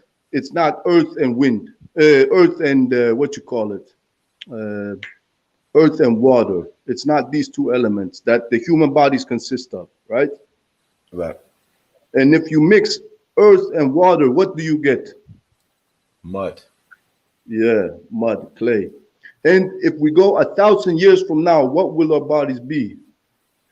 Mud or clay. Yeah, it would be like dust, or the water, it would separate and then become like dust. Yeah, which is the soil. So everything that ever existed is in the soil, isn't it? There's a lot to, I wouldn't say everything, but there's a lot of things from the soil, because there's What's a lot of. What's not going to be in the soil? Say it again now. What is not going to be in the soil? The ruh, the soul. Okay. Because the thing in Arabia, the ruh, it is connected to the word riyah, and it means like the wind, something that blows, like the heavy wind. And the word nafs is something that breathes. But so when the soul is breathed in, when the ruh is breathed in the body, it creates the nafs. You see, you're just speaking my language, though. You get what I'm saying? You're speaking my language. One, you're speaking Kemetan, and then you're speaking Yoruba. It's all going back to the source now. Do you get it? When you say things, I'm trying to give the people the root to it. Yeah, the root to what you're saying, it comes from Kemet. Like, that's straight.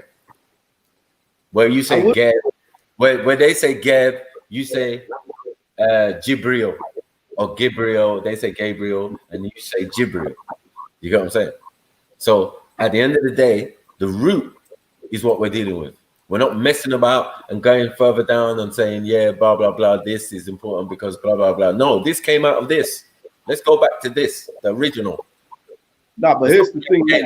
Let's go to the original place where your salats came from. You get it? Where it's on the walls.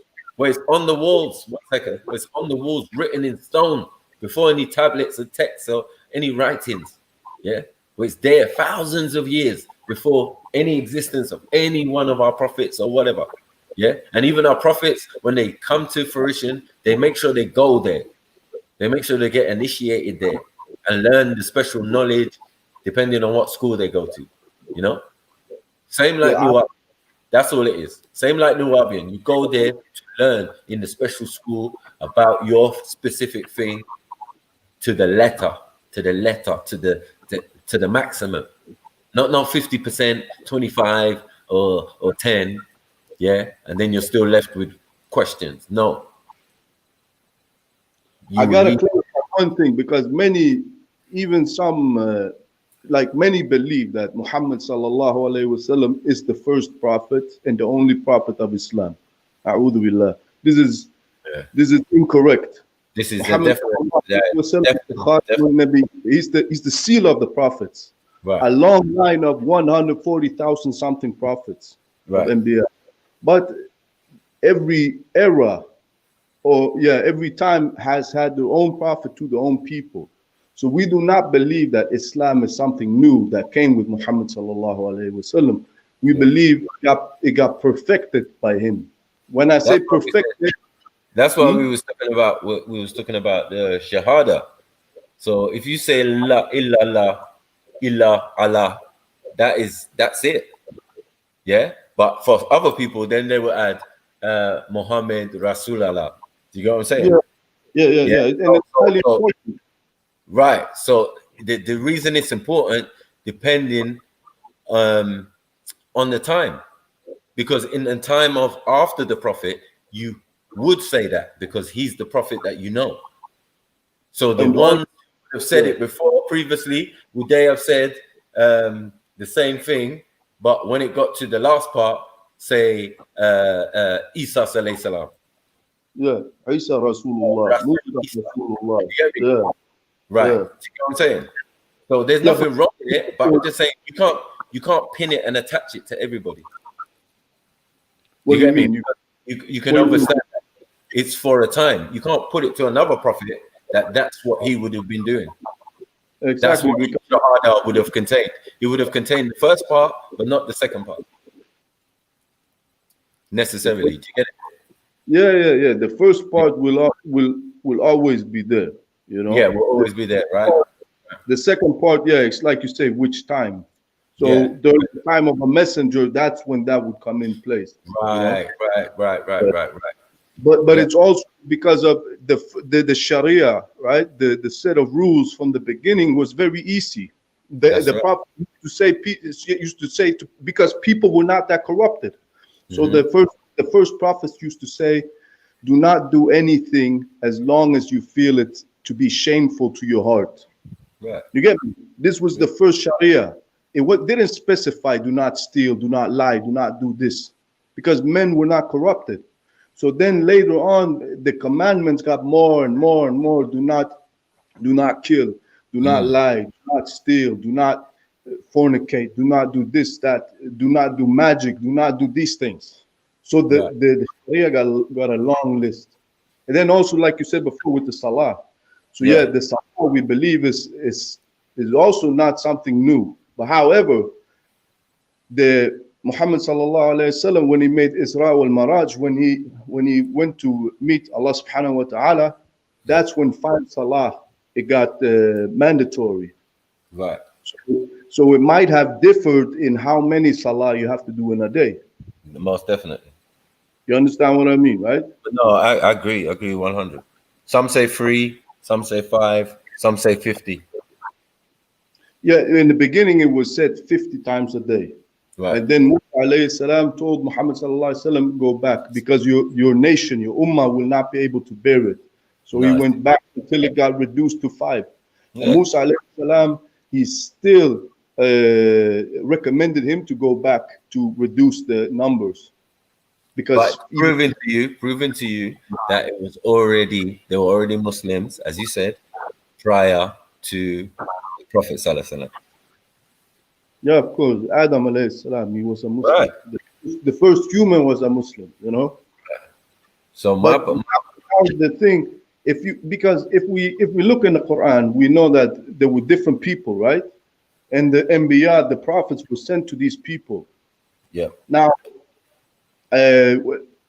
so let's say, I don't know about where is Kemet specifically? Where do they trace to any prophet in their history? Of course. Which is the first prophet they trace to? The first prophet they trace to would be what the concept of it. No, I would say like if there's a specific historic figure, like you got Christians, they got Isa alayhi salam, they got, you know what I mean, like So the concept of Isa alayhi salam, right, comes out of Kemet. Is a story of Haru, the birth of Haru from Asara and what's her name? Aset. Yeah, that's it. That's the story. Same story. I don't get it. Like, are you saying? Saying like the thing with Mithra? Have you heard about Mithra? Like no, Mithra is the god of these pagans, supposedly pagans, but this is more in the Middle East. That's something further up, but it's based. Yeah, that's above where you lot supposedly trying to find the origin. You know, in the same land, in Iraq and all of those areas. You know, Babylon basically. But that's Mesopotamian. That's Babylonian. Sorry, that's Babylonian Sumerian when you say Mithra. That's got nothing to do with Mithra, which is Egypt in the Quran. Mithra. So what I want to say also is that the concept, because the Christians, I think most are well aware that the Christians, they blended the ideology with like Roman ideas, right? Right. They blended them together, and so when you said, but is there a historical? Because I've heard like even Nuh alayhi salam, Noah, Yeah. is mentioned in Hinduism. I've heard this, and it's called Manu, right? And there was a flood over the earth. Right. So we have similarities. We can see like, okay, and this is not only, this is like something that is well widespread, this fact. Again, You know? it's a Sumerian story. Again, it's a Sumerian story. That story of the flood is the story of the flood of Utnapishtim. Do you get it? So he's the original. That story of Noah is his story. That's the original version of that story. And then the more original version of that story is in Kemet under a pharaoh who had those circumstances. A pharaoh. A Is that the pharaoh. word? What does pharaoh mean in Kemet? It doesn't actually. It's not a Kemetan word. Still, I'm just saying that for the sake of viewing or whatever, just so people can understand it. They never actually called none of these titles, to be honest. Yeah, because that's the thing too. You know, in the Quran, it's mentioned. I think before Pharaoh, they were called Malik, like Malik. You know, like a king. And then he changed the name. The name got changed later to Pharaoh. And this guy Pharaoh, may the curse of Allah be upon him. He was the biggest taghut. He was demanding worship of himself. You know. So No, I think the idea is what you would call a prophet, because he was the representative of the creator on this planet. So are we talking about the Pharaoh or Musa? We're talking about him. We're talking about the whole idea of it, the system. No, we're talking about, because before there was Malik, right? The one that Yusuf. Yeah. So you had the one with Yusuf, you know, right. Prophet, and he was not calling people to worship him. Pharaoh was doing this at the time of Musa alayhi salam. Well, So as I said, it's misunderstood. It's misunderstood. What you're saying is worship of him is going to happen after him. It's not going to happen in his time. All of these supposed gods and thing are not myths. They're real people. Do you get it? Yeah. So people come along. Wait. If people come along and decide to worship them, that's what's going on in India. That's what's going on in the Middle East. That's what's going on in Babylon and Sumeria and all of that. That's where that practice and idea came from. But the idea of venerating your ancestors and making them into statues and great figures and all of that, as you can see, that was an African practice already. There was nothing wrong with that. And I'm saying that the pharaoh, the concept of the pharaoh, is that he is God's representative on this planet. So just like a messenger, just like a Nabi, yes, that is what Pharaoh was to his people. I think we may be confusing two things. Or are you rejecting the Pharaoh that's mentioned in the Quran? That person, it was a person that's mentioned in the Quran that told them to gather the people and said that he is the Most High. He said he is that, and he wanted Musa to get killed. You know, we're talking about that specific Pharaoh. You know. Yeah. Are you saying that specific Pharaoh was a bad person? Because at the end of the day, who committed a crime? Was it not Musa himself? A'udhu billah. A'udhu billah. That was the thing. You're referring to the accident that happened. Now it's an accident. Yeah, it was an accident. You know, Musa alayhi salam, he was strong. So there was like one Jewish boy. He was causing trouble. He didn't know that he was stirring up fitna. So he was causing trouble and then telling Musa, help me. And then when he helped him, he pushed one soldier, and that push was enough that he maybe punched one of the two, but it ended up him to get killed. So it's not a sin to act in self-defense. It's not a sin. Is it a But then, sin? Wait. Is it a sin according to where he was living? Was it a crime to do what he done? to act in self-defense, this is a God-given right. No, I'm saying whether it's self-defense or to kill somebody. No, but that was an accident. He didn't intend to kill somebody and then run off, because he's gonna run off. He's not gonna stay around. He's gonna run off. So this is a more admission of guilt as well. So what I'm gonna say to you, what are you running from? If it's not the administration as the proper law, in that land, because it's a lawful land, it's a God-fearing land. They already have a system, that says if you kill somebody, you have to come and pay your dues, or we have to know what's going on and if it was an accident or not, so we can give compensation to the family, because we deal in compensation. We're not savages. This is an advanced society. Hold on, this is an advanced society we're talking about. Yeah, but what's the difference? What we're saying now? I'm saying that he didn't intend to kill, but he ended up to the person that he pushed the punch, he died. Based on the truth of Musa alayhi salam. And he ran away. Did he run away? But why did he run away? Why did he go away from them? Because these were oppressive people. These were tyrants. These were Nazis of the day. So if we just rewind a little bit, I mentioned before that a prophet was. Does that make sense to you? You just committed a crime, and if they're tyrants and terrorists, they wouldn't even mind, would they? You're their prince. Say what now? If they would definitely doubt what you're saying, he's a prince of them, so he would not be subject to any justice if what you're saying is true. But if what I'm saying is true, then it makes more sense why he would run and leave, because he didn't want justice to come upon his head. But what's your source that you're using when you are talking about, like, let's say Musa alayhi salam? You talk because you said something about Firaun being the whole concept of Firaun being a representative of God, and this we have something called Khalifa, and this goes back even to Adam alayhi salam. Why Allah created Adam alayhi salam?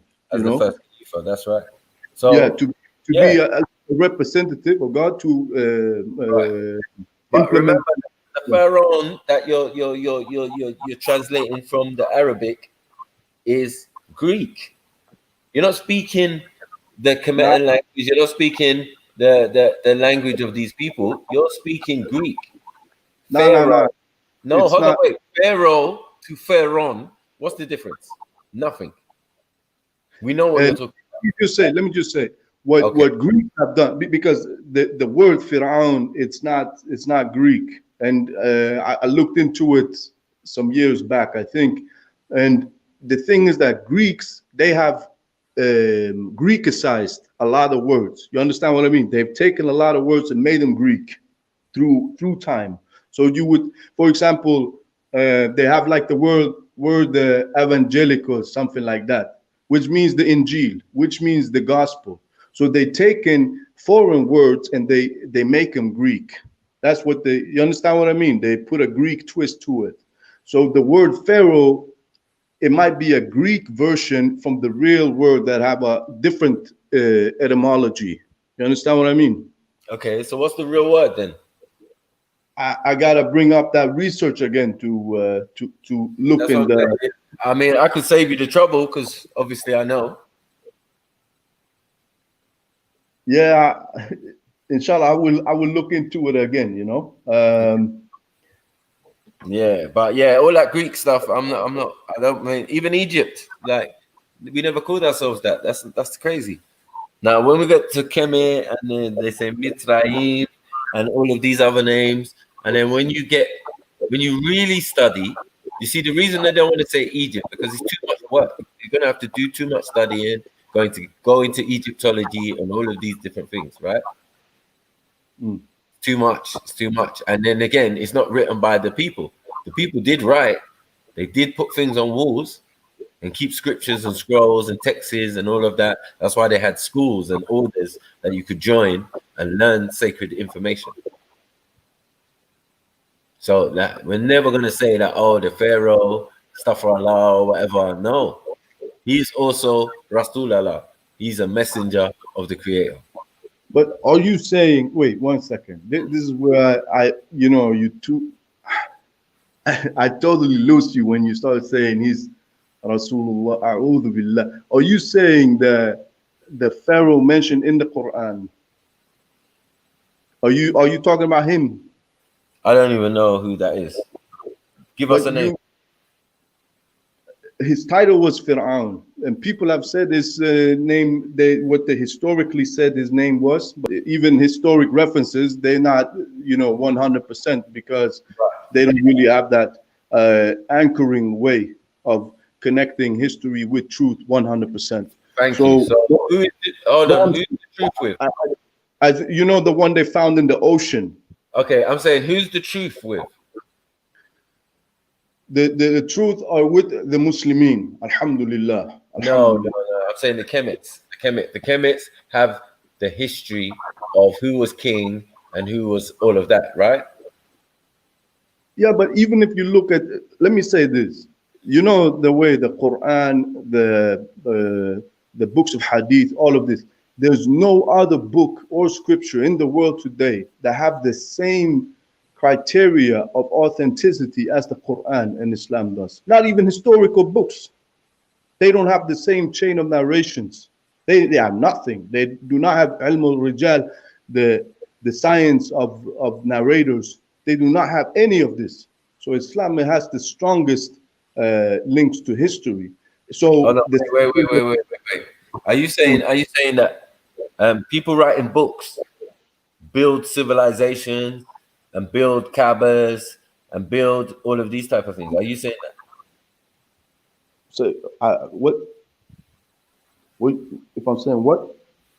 Are you saying, yeah, that the chain of narration is so significant, yeah, that you can build nations of it, and these books are that important that you can build nations of it? Yeah. Not only it's not the sanad, the chain by itself, rather it is the ilm, the knowledge that's being passed through the chain. Because when you take part of that chain, you have a direct golden chain to the Prophet sallallahu alaihi wasallam, and when you have that chain, you have the chain to the Archangel Jibril alayhi salam, to Allah subhanahu wa ta'ala, the creator of the universe. So by taking on to this chain, you have the link to your creator of the Most High, giving you direct knowledge how to, build yourself and your community. But the shaitan is working day and night. So hold on, wait. We say that the creator, Allah subhanahu wa ta'ala, sends messengers, yes? Yeah. And sends angels. Yeah, but the angels is more terms of creation. When you were created, when I was created, there was an angel, right? When you see the clouds being formed over your head, that's work of angels by the command of Allah.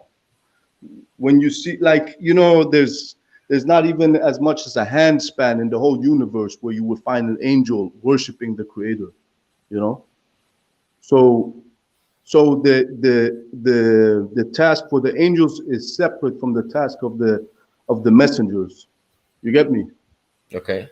So what okay, then what about the prophets and such, the Nabis? How does that work? So the Nabis, they usually, for example, Adam alayhi salam, he was not a messenger, he was a Nabi, right? So the prophets, they are referring you to a message that is already set. So the first message was set by Allah, right? There was no need for messengers because you had the Prophet Adam alayhi salam, he was calling to it, right? So, and then later they got new messengers, and these messengers they brought maybe a new ruling. They're the same. It's still the same rule. La ilaha illallah. Still the same rule. La ilaha illallah. But then you got certain things in society becoming haram, becoming things prohibited. Right. So that's when the messengers, and also maybe things that become halal for you or vice versa. So these are what the messengers do, you know? Mm-hmm. And they get a scripture as well. So they bring a scripture and a furqan, something that corrects what was before it. So are you saying that when I'm saying that Pharaoh fits this criteria, and it would then make up for the numbers why of 100 and how much 1,000 and something prophets and nabis, why we only have maybe 8 or 9 mentioned in the Quran and other books, you know?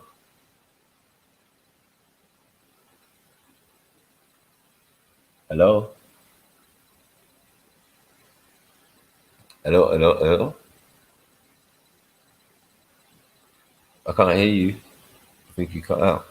Oh, you come on a different thing. All right. Internet or something. You can hear me. Yeah. Oh, wait, I'm on two. I'm on 2 ones or what? Yeah, you can turn the other one off now. Yeah, wait. Take the other.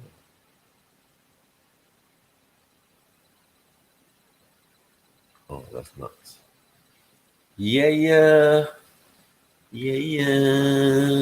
Lay your head down.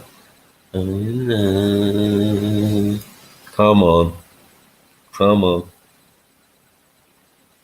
We're gonna get back to Kemet, man. Told you. And then we're gonna get back to the Yoruba. But this is all Yoruba business, man. So don't matter what man's saying. We're still there. We talk about man dead girl. What's going on?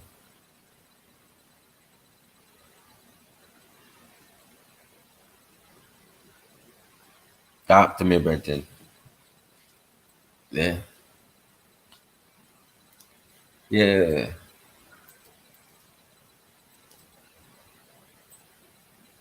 House of Fire, House of Water. Yeah, man, we're not dealing with that Pharaoh, like Greek stuff and all that. It's not nothing to do with us. You get me? It's not a Nasut. You get me? These are now you're right into realms of what was there. Onis and all of that. That's all Kemet, man. It's all one. The city of city of Oni. Ori.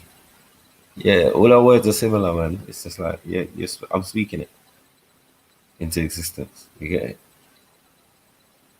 The FDK was tremendous. Get it? Now, anyone thinking of trying to come with the low IQ fuckery, yeah, we got you on this. Us Yorubas, we got you.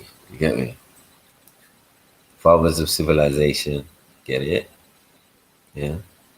Masters of the universe and that. Get me? Most High special creation and that. Meant to bring peace, salam. Get me? To the whole world and that. Notice you don't see us beefing. We got big army, all sorts. You don't see us fighting no more.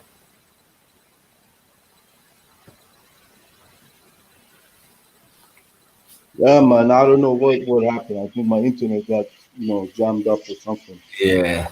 You're back though. So what you saying? So as I say, yeah, it all goes back to, you're still going to go back to the Yoruba. Doesn't matter. Whether it's Mecca, whether it's thing, we was there. We was Umayyads. We was the Idrisids. We was there before anyone. Did you get it? Yeah, so here's the thing I wanted to say before, because you're saying the people, right? So okay, the first people was Adam alayhi salam. Adam alayhi salam, where in the world was he created? Where in this earth was he created? Where in the world? Where on this earth was he created? I'll say he was. I don't think he was created on this earth. Exactly. He was not created in this earth. So that's why we cannot pinpoint and say we're part of this place of the earth. Because this earth, we're only travelers in this earth. That's what I'm saying. So when I'm talking about my people, and I'm saying their story is they came from somewhere else. Huh? Yeah, but when you say Kemet, that's like a, correct me if I'm wrong, but that's like a geographical location, right? Yeah, but Kemet. Kemet has the same story, as in they have the same mystery systems that we do. You get it? Because it's the same.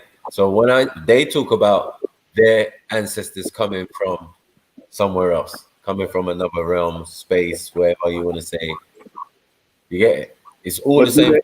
No matter where you want to go around the world and think that you've got a religion and and it's not based on these older principles of the same thing. Like anything you name, I can find you the equivalent. But do they have Adam alayhi salam? Do they mention Adam alayhi salam by name in Kemet? No, not in the same way. Not in the same way. Do they mention by name Adam, or do they mention someone created by dust? Do they have specific reference to Adam alayhi salam? No, not there. They have it in the like where the Middle East is, where they used to live. So even though we say they're Kemet, they used to live up by the Tigris Euphrates. Yeah, these two tribes. So from those two tribes come Adam. One comes Adam and one comes Nekaba or Eve. Yeah. So yeah, that's how that works. So they're the first of a new people on the planet. They're first of a new people. Doesn't mean there's no other people. Doesn't mean there's no jinns. Jinns have been here thousands of years before man existed. Yes or no? Yeah, I agree with that. That's what you also said. Right, and we know that jinns are physical. They can be animals, they can be things, and they can be people. They're shapeshifters. They can take these shapes, but they're not the true. They're not the true forms. So same for Maliks. They can be energy. They can be bright light, and they can be individuals. They can be people. They can also shapeshift or take forms of a human. Right. Do you get it? So a lot of things is not quite what some people see. You know. This might be advanced technology, advanced people. You get me? But all are in the realms of what the creator created. Until we come outside of that, you get me, and away from that, everything that we know of and experience, and we say, oh, look, I'm on this, but somebody else is on that deen, and someone else is doing this, and someone else is doing that. Yeah. All is known by Allah subhanahu wa ta'ala. All is known. All is thing. Yeah, but we do not know. That's the thing. Yeah, we need to learn. That's what it is. Then we know better. But sometimes, in the books, it tells you that we lost our mind, we lost our history, we lost our tongue, we lost all of these things. So, we're lost people. That's why we pray 17 times a day. Ihdina sirat al-mustaqim. Allah guide us straight path. 17 times a day. But here's, so Kemet. So if you say that it all originated from Kemet, I wouldn't say Kemet because it might be a milestone on the way. You understand the difference? Well, if we're talking about religion, yes, Kemet, 100. If we're talking about the religion, the Abrahamic religion, or Ibrahim, or even Musa, like we're talking about Kemetans. We're talking about somebody who is Kemet. Yeah, but here's the thing now. So, because what I understood is that Kemet, they referring to like things that were practiced during a time and geographical location type thing. So, and then that's the thing too. When you find statues, for example, statues, they were introduced at the time of Noah, alayhi salam, Noah, and it was a devious plan by the shaitan, a devious way to step by step, What can shaitan do? What does that do for shaitan? to have statues? It started by it's a quite long story, but it's very interesting. It's very insidious, you know. So Shaitan's number one thing, he will sit and wait on the straight path, ready to, anyone that comes towards the straight path, he will get at you. The number one thing that Shaitan will try to make you fall into is shirk. It is idolatry or worshiping other than Allah. You know, this is the number one weapon of Shaitan.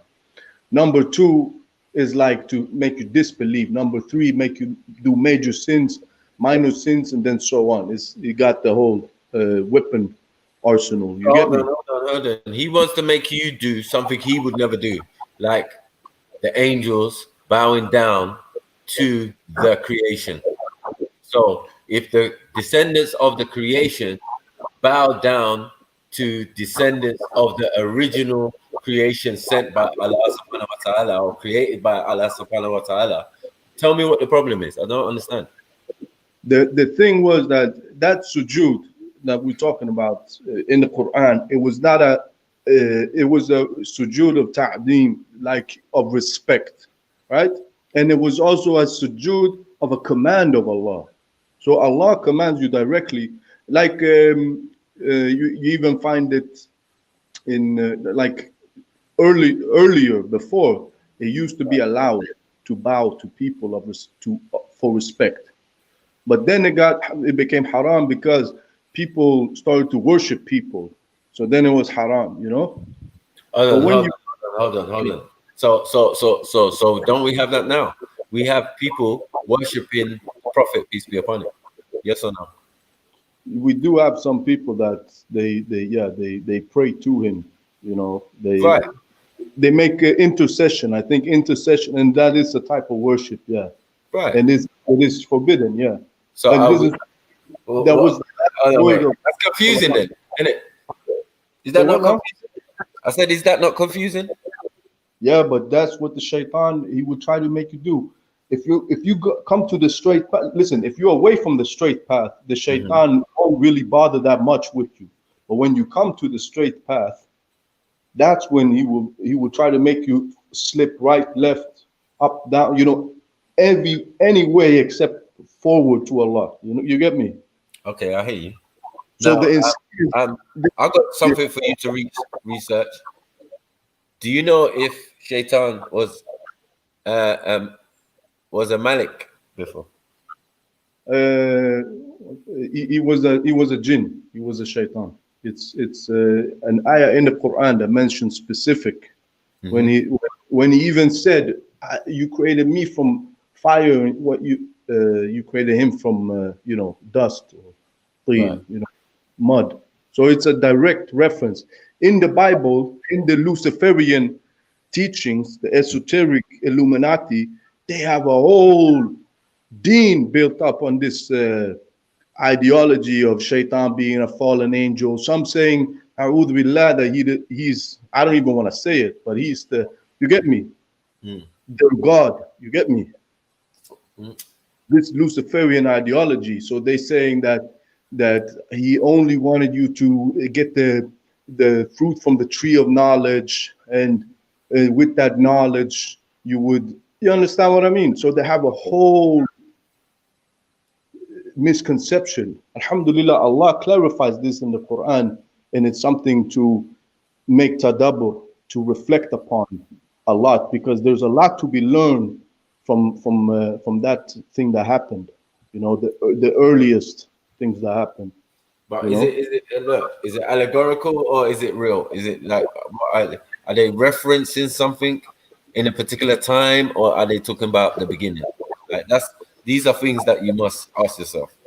I wouldn't say, when you say beginning, it becomes very loose term, because with Allah subhanahu wa ta'ala, we know that time is, you know what I mean? You can't really, because Allah subhanahu wa ta'ala is al-awwal wal-akhir, the first and the last. So for him, time is not even within our conception.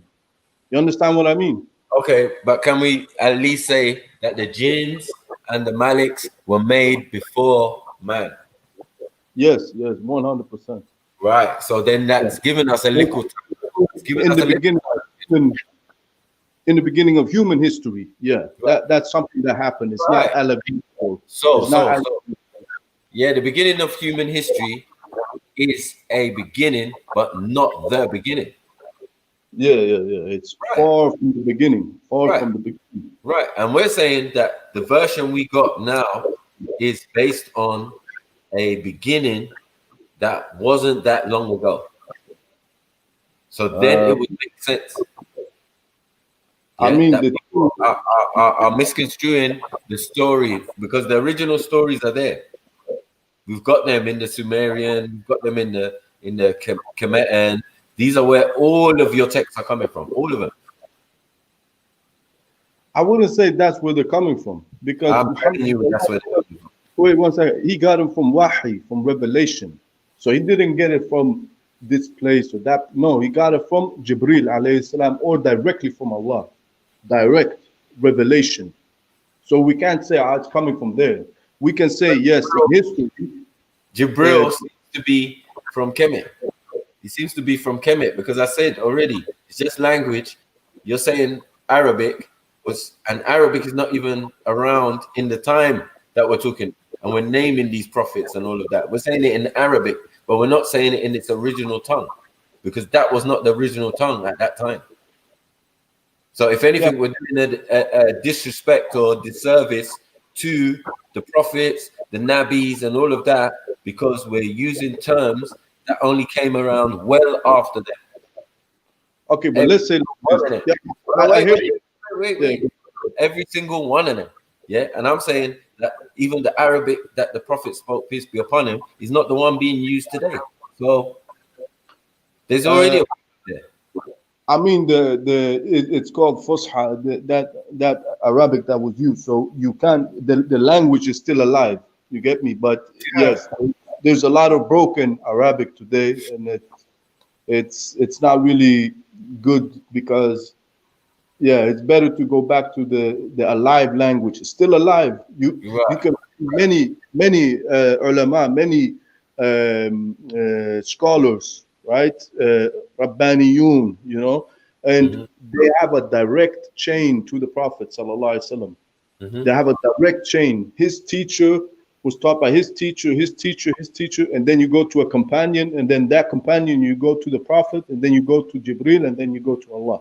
So you have that chain, golden chain to Allah.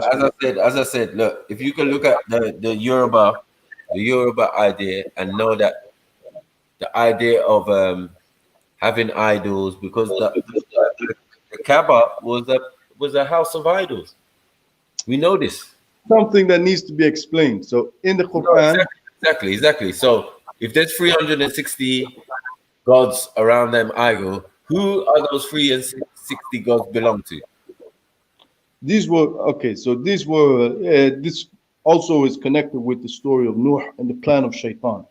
So Shaitan always wants to derail you from the straight path, and specifically, so that place, the Kaaba, Ibrahim alayhi salatu wasalam, he built that one with Ismail alayhi salam. So they built it together, and they took an oath with a covenant with Allah that this is a sincere worship for Allah alone. Then generations after, little by little, and the people there, they worship Allah alone. And people came from all over the world. They made tawaf, circumambulate around the Kaaba. And then little by little, every generation, the shaitan put in some deviance and misguidance. So, and then they went back to idol worship. So this is an insidious plan from the shaitan. Okay, to make you, instead of worship the creator, you start make you worship the creation.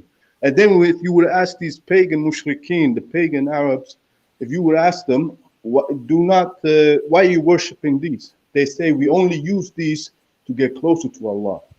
Right. So they didn't worship the statues directly. They used them as intercessors. So why didn't the people who built the statues, why weren't they doing that? Some people were doing it for business as well, No, they're saying. I mean, we've agreed in a Islamic sense in these debates that that is a possibility that they believed in and used the idols or the gods or the they're not even gods. Remember, they are people who actually lived, that are descendants of Adam or descendants. Yeah. You understand? Yeah, that's another thing too. That's what, because some of them are going to become the prophets, isn't it? Yeah, this is the story of Nuh. It will explain the first statues. The first statues were pious men, Rabbaniyun. All right. These people, when they died, the shaitan came to them and started whisper sorrow in the ears. So the people started crying excessively. And then the shaitan, in the next phase, he said, how will you remember them? You will be slacking in your worship to Allah. You have to remember them some way. So the next step, the shaitan told them to carve these people on the walls, carve them on the wall. You got these carvings on the wall, right? So that was the first way. The next way was, this is not enough. Shaitan's telling them, this is not enough. You have to make a statue. Then they made a little statue.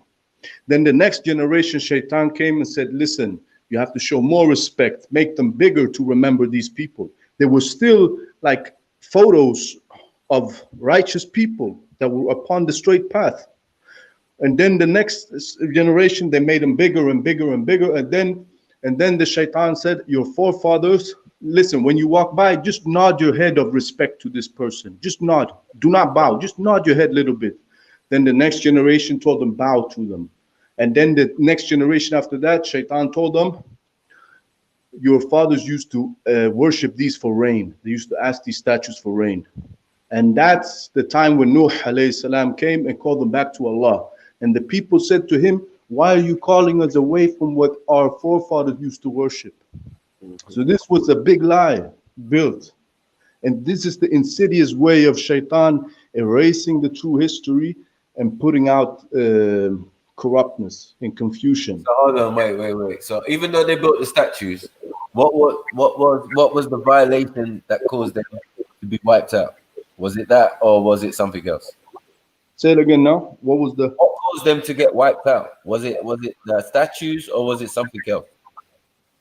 It was the shirk in itself. Like they turned away. They asked this. This is kind of ironic how they asked for rain, right? They made idolatry, shirk. How you say shirk in best form? Idolatry, right? Yeah. So they made shirk with Allah, asking them for rain. Allah gave them rain, right? But too much of it. You get me? So he wiped them out because of this shirk. And this was the first generation. This was 10 generations after Adam alayhi salam. And that's when shirk was introduced. Before that, there was no idolatry, So hold on, wait. From Adam's time then, there was idolatry then? There was no shirk before Adam. I'm not saying before Adam. I'm saying once Adam was born and after Adam passed away, yeah, and the people were on the planet, yeah, they were doing shirk.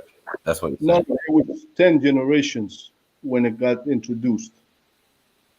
Oh, 10 generations before it got introduced by Shaitan. Yeah. And the people, because the Shaitan fooled the people by the whispers, You get so it was like for 10 generations there was no idolatry taking place on the face of the earth, and the nature, all of this was thriving. You get me? All of it was because when we follow the covenant with Allah, and inshallah it will return back to that state, the earth, the blessings and the food. You get me? All of this will be there will be blessings to it. You understand? There will be nutritionists and so on and so forth, Because I'm trying to understand, and then we took about the prophet, peace be upon him, and then we go into the parents and the tribe, and then you're saying they're pagans, and you're saying they're idol worshippers, you know what I mean? But yet they knew Allah. I don't understand. No, so this is the thing. So the pagans. So Ibrahim alayhi salatu wasalam, he built the Kaaba, right?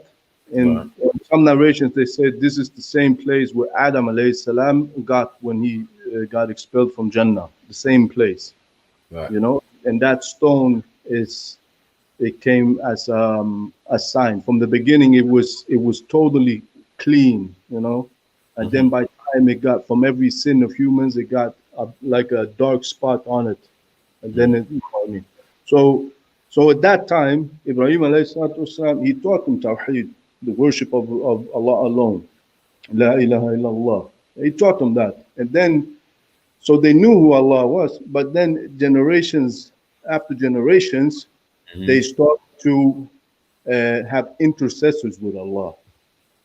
They started to fall in the same trap that Noah's people was in before, way back, i.e. idol worship. Okay, so they were more into the worship of Allah. Huh? Yeah, and you had Lat wa Uzza, you got these, and some of them were righteous people. Some of them were righteous people, but the hype, you know, if you get a righteous person and then you let it go 500 years, now the people have turned this righteous person into a god. Right. And now what? Shaitan is rejoicing because you're worshiping the creation and not the creator.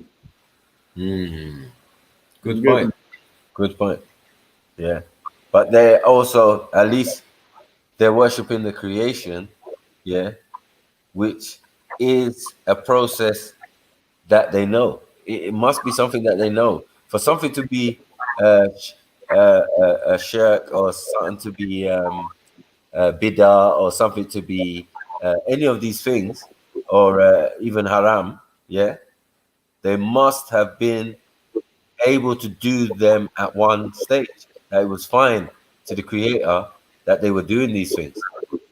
Because even now we're saying like we're doing worse things than that as humans on this planet, yeah. And Allah has not cursed us, flooded us, or done anything. You get me? I wouldn't. That sounds like a minor violation, yeah. To get everybody's destroyed for. It doesn't sound like it makes sense. You know? No, the thing is that I would assume, because I think a lot of places and people have been cursed in this world, you know, and it's the thing with the shirk. That's the worst sin a person can do. You can repent from it, yes, as long as you're alive. But if you die upon that, no, it's over, man. So the shirk is the worst action you can do. And there's a whole long list. And the shaitan, he keep making up new sins by the day. You know, like because what was the thing when he sinned? What was the thing? He turned directly into arrogance. Instead of making tawbah, repentance to Allah, he turned the other way around. Right. If you looked at Adam alayhi salam, when he made a sin, he directly repented. He was not arrogant. You get me?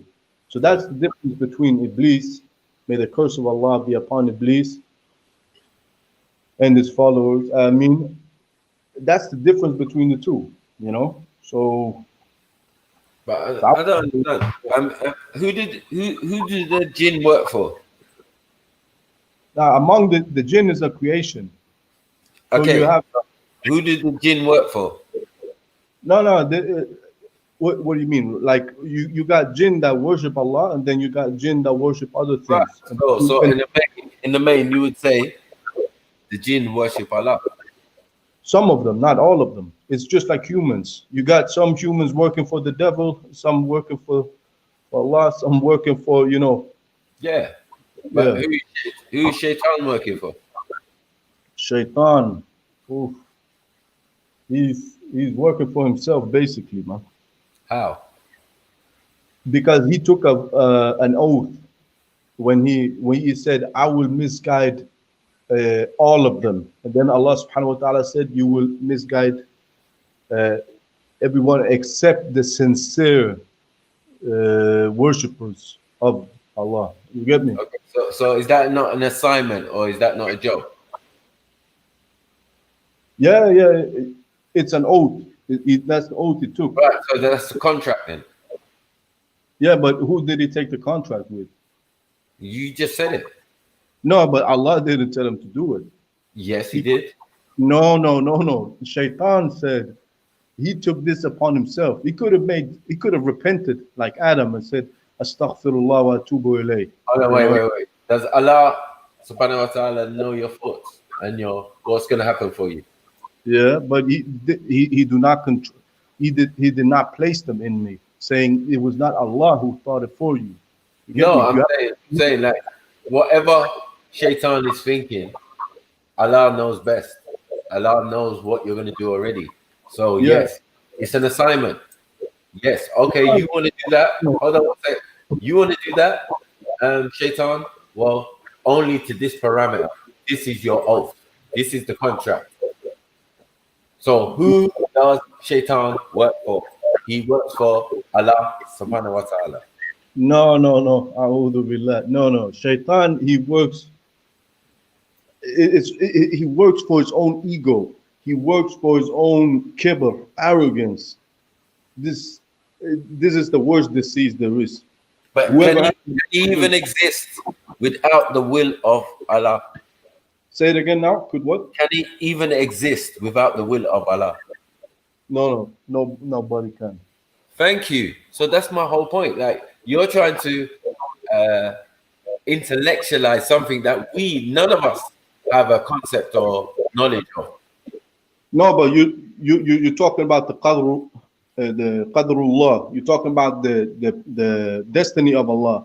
And when it comes to the destiny of Allah, there's a separation between what Allah allows you to do and what Allah wants you to do. But you have the free will. You got the free will to choose each one of these paths. You get me? Allah, even Iblis was tested, and he failed in his test. All right, he failed in his test, but is he a test? He failed in his test, but is he a tester? He's somewhat, how can you say? He's of the evils that will be on that side to try to call you to the hellfire, Yeah, so I'm saying, is he a tester? Does he test people? I wouldn't say human beings. Does he test them? Yes. No, but it depends how you mean by testing, because he tests your will. He tests your faith. He tests everything. He tests your deen. He's gonna test you. No. It's a difference between testing and a difference between attacking. Yes, he attacks your deen. He attacks your faith. He attacks these things.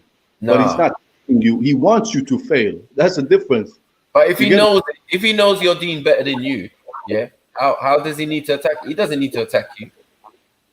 No. That's the thing with his arrogance. He wants because when he saw that Adam alayhi salam was created, he saw this statue in front of him before he was given the ruh, the soul, before he was given life. First, he got the feeling of scared. He got scared. And then it said in some narrations it went like 40 years. And then that flame of being afraid, it turned into jealousy. And then jealousy turned into arrogance. So all these states that he went through, it just turned him more into misguidance. You understand what I mean? Mm-hmm. So he went through like a cycle of darkness. You understand? So he's the one attacking you rather than All right. But do you have the concept of hell in your belief? The concept of hell? Yes. Do you believe it's in a real place, or do you believe it's like a metaphor or something like that? No, I believe it's a real place and you're living in it right now.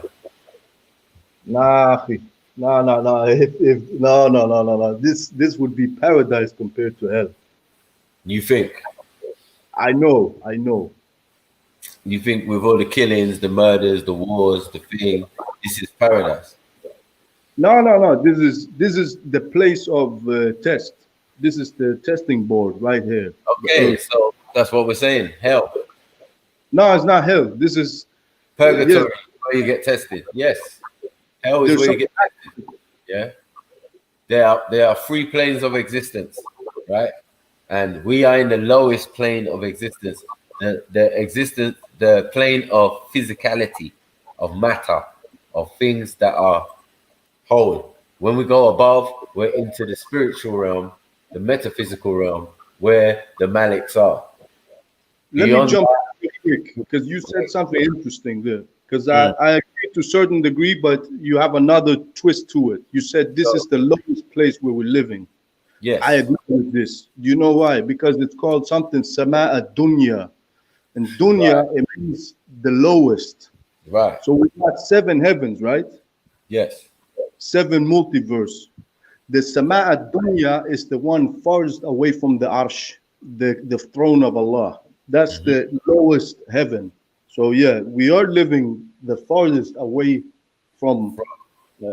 Right. Yeah, you're correct. Yeah. That's what So it's the same thing as I said, because one came from the other. As I said, that all concepts that we're thinking in religion that are exclusive, they're not exclusive. Listen, the thing is that there's some the concepts of these older people and these older things, these chemists who believe in Tawheed, in one God, in one unseen creator. You understand? I mean, yeah. So this is what I'm trying to say. Everything is within the creation. We believe in El Kalum. And El Kalum is the all, is the source, is the everything. Do you get it? And we believe that you are the all and the all is within you. Do you get it? Like you're within the all and the all is in you and you're just part of the all. You're not the all itself. You're not the source. So even the souls and everything go back to the source, go back to the Most High. Yeah. The souls. Yeah, what you say? I said Allah Akbar. Allah Akbar, yeah. So the soul comes from, it is created from Allah, yes, but it is not Allah. And this is the thing. I don't think everyone say that. No one say that. What no, let me say one thing. Let me say, because the thing is that, let's say we got pillars of faith, right? So with other ideologies, like even the Luciferians, they got some aspects, but they got twisted. For example, the Kabbalah Jews, right? They believe that the soul is Allah. A'udhu billah. They believe that, and this you find with some Hindus and some like this, they believe, this, like there's one creation. Yeah, but, hold on, wait. Hold on, wait. Because remember that the soul of Adam came from where?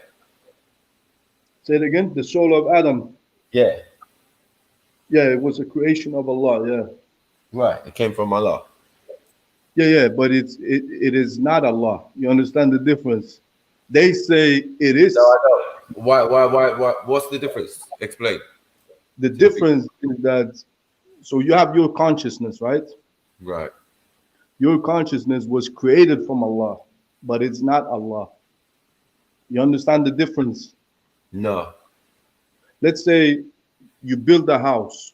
Right. So the house was built from you, but you are not. You get me? Okay. Like it's no. There's a clear distinction between the consciousnness of Allah and your consciousness. Yes, Allah is all aware of your consciousness, what you're doing, but you are not all aware of the most conscious, the most high, the most consciousness. But hold on, if you breathe the ruhi into you, and that made you a living being, and now you're conscious. No, but you are the ruh. You are the ruh. You're right. You are the soul. So what I'm saying. I mean, that's your consciousness. That's your free will. That's the trust that you have taken.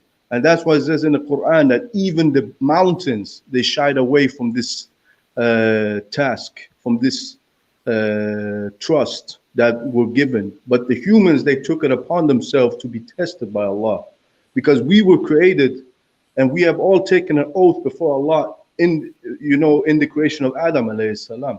When all the souls were gathered, Allah says, am I not your Lord? And we said, indeed you are our Lord. We all took that oath. Who is Allah who is Adam in the image of? The thing here is that this is also a misconception that been used. So the image is not in the meaning of like the Christians and some like Luciferians have the idea that we are mirrors of the Creator. No, this is more like, for example, Allah subhanahu wa ta'ala, He lam yalid wa lam yulad. He does not have any parents nor any children. So Adam alayhi salam, he does not have any parents. You get me? There was no father to him. Because Allah is, yeah, go ahead. Is that not same for the angelic beings and the jinns?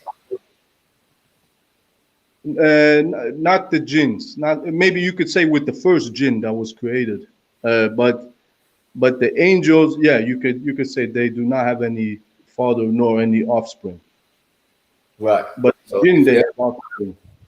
So if they appear up in the books now, and you hear a story of someone saying they're here, but they have no beginning and no end, yeah. What do we say? Do we say that they're closer to the Creator in the sense of the original creations? Who have no beginning or end? Only Allah have no beginning or end. Oh, only Allah has no beginning or end, right? I mean, with us as humans, we have a beginning and we have a so-called end, but then after that, we have eternal life. You get me? Like the soul, you know? Okay, so then it must be like the Maliks, isn't it? If you want to be attained to become like how the angelic beings are of the energy, yeah, you have to obtain that. You have to get thing, or you might be the other way inclined and fall into sin. You get it? Because you want to be a jinn. Yeah, but to be a jinn, I mean, jinn, they got free will, but angels, they do not have free will. They can only worship Allah. They cannot disobey. They cannot do any of that kind. And they have a beginning. Yeah, but if they don't disobey, right? They don't disobey, cool, right? We can accept that, right? But are they given instructions to do stuff? Yes. Thank you. So they do have a will of their own, because at the end of the day, yeah, that you're gonna have to use initiative once you get to where you're going, isn't it? You're gonna have to use initiative as an angelic being to say, okay, we're gonna do it this way, or we're gonna do it this way. I'm gonna say it in this language, or maybe in that language, or I'm gonna give you a book, or I'm not gonna give you a book, or you know. Yeah, but the angels, they are fully submitted to Allah. They wait for His initiative. They only act upon initiative and task. So they have a task. There's no angel that says, "I will do this." Nothing. Is it? Can it be done? Like they stand in front of the Creator and say and given instructions, and then they go, or is it that he just says it? You know? Yeah, Allah commands. Kun fayakun, you know? Yeah, and it just it's in their head, and even on the journey to here, they can get updated with information, and even when they're here, they can maybe tune in and let the Most High speak through them. Yeah. I mean, they basically how you say, like they carry out the tasks. No, right. They don't. They just do it. You know, they don't put their own will into it. They just when Allah commands them, they say sami'na wa ata'na. We hear and we obey. Let's go to the obedient jinns now. So when the Most High wants wants bad things to happen, wants to enact some revenge for bad behavior, do you think he uses Maliks or you think he uses jinns? He can use. I mean, it's very hard to say, because the thing is, there's a treasure in paradise that's called La hawla wa la quwwata illa billah, which means there's no power nor might except by the permission of Allah. That's So right.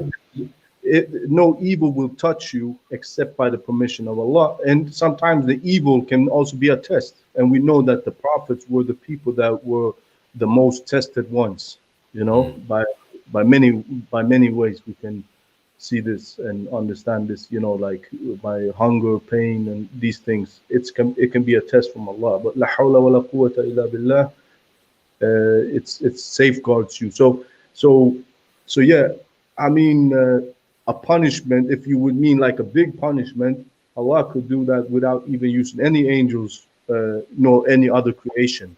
Exactly. But the jinns, they are not like the I mean, the angels of punishment, you know. These, like the angels of hell, these are the ones that will extract punishment, among the ones that will extract punishment. The angels of hell. And we've had angels sent down, yeah, and done things they weren't supposed to do. Did they become jinns? No.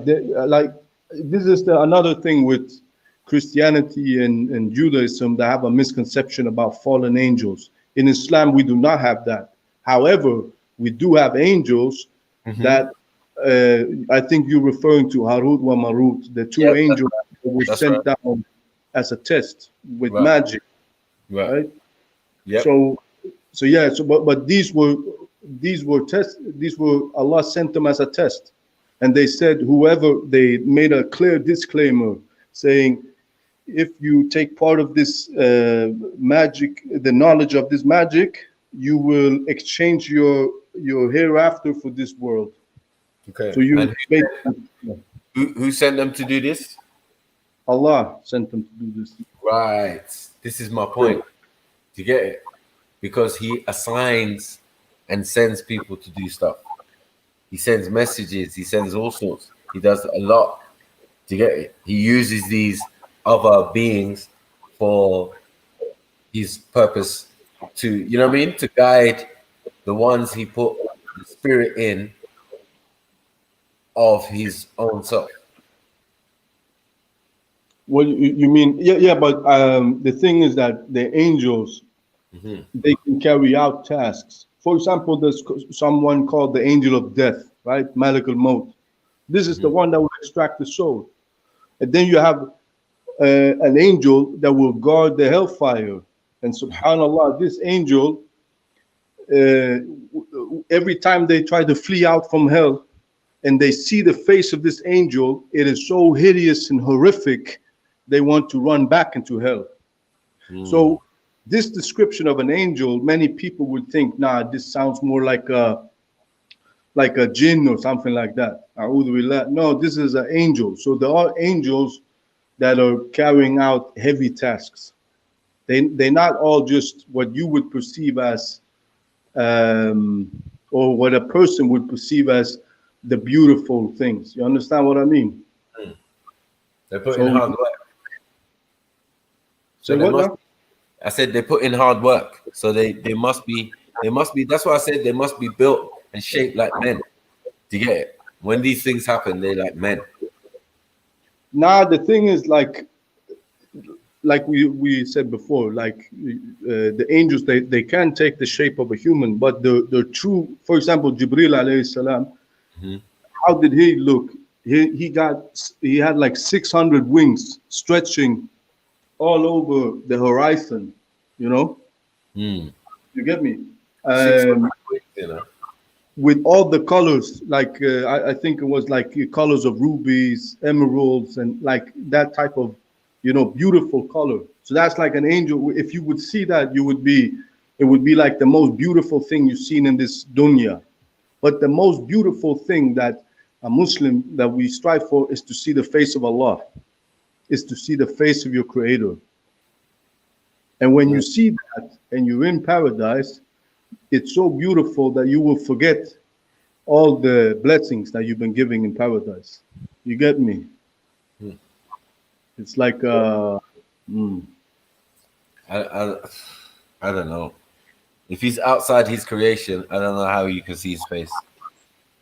The thing is that we got the arsh, right?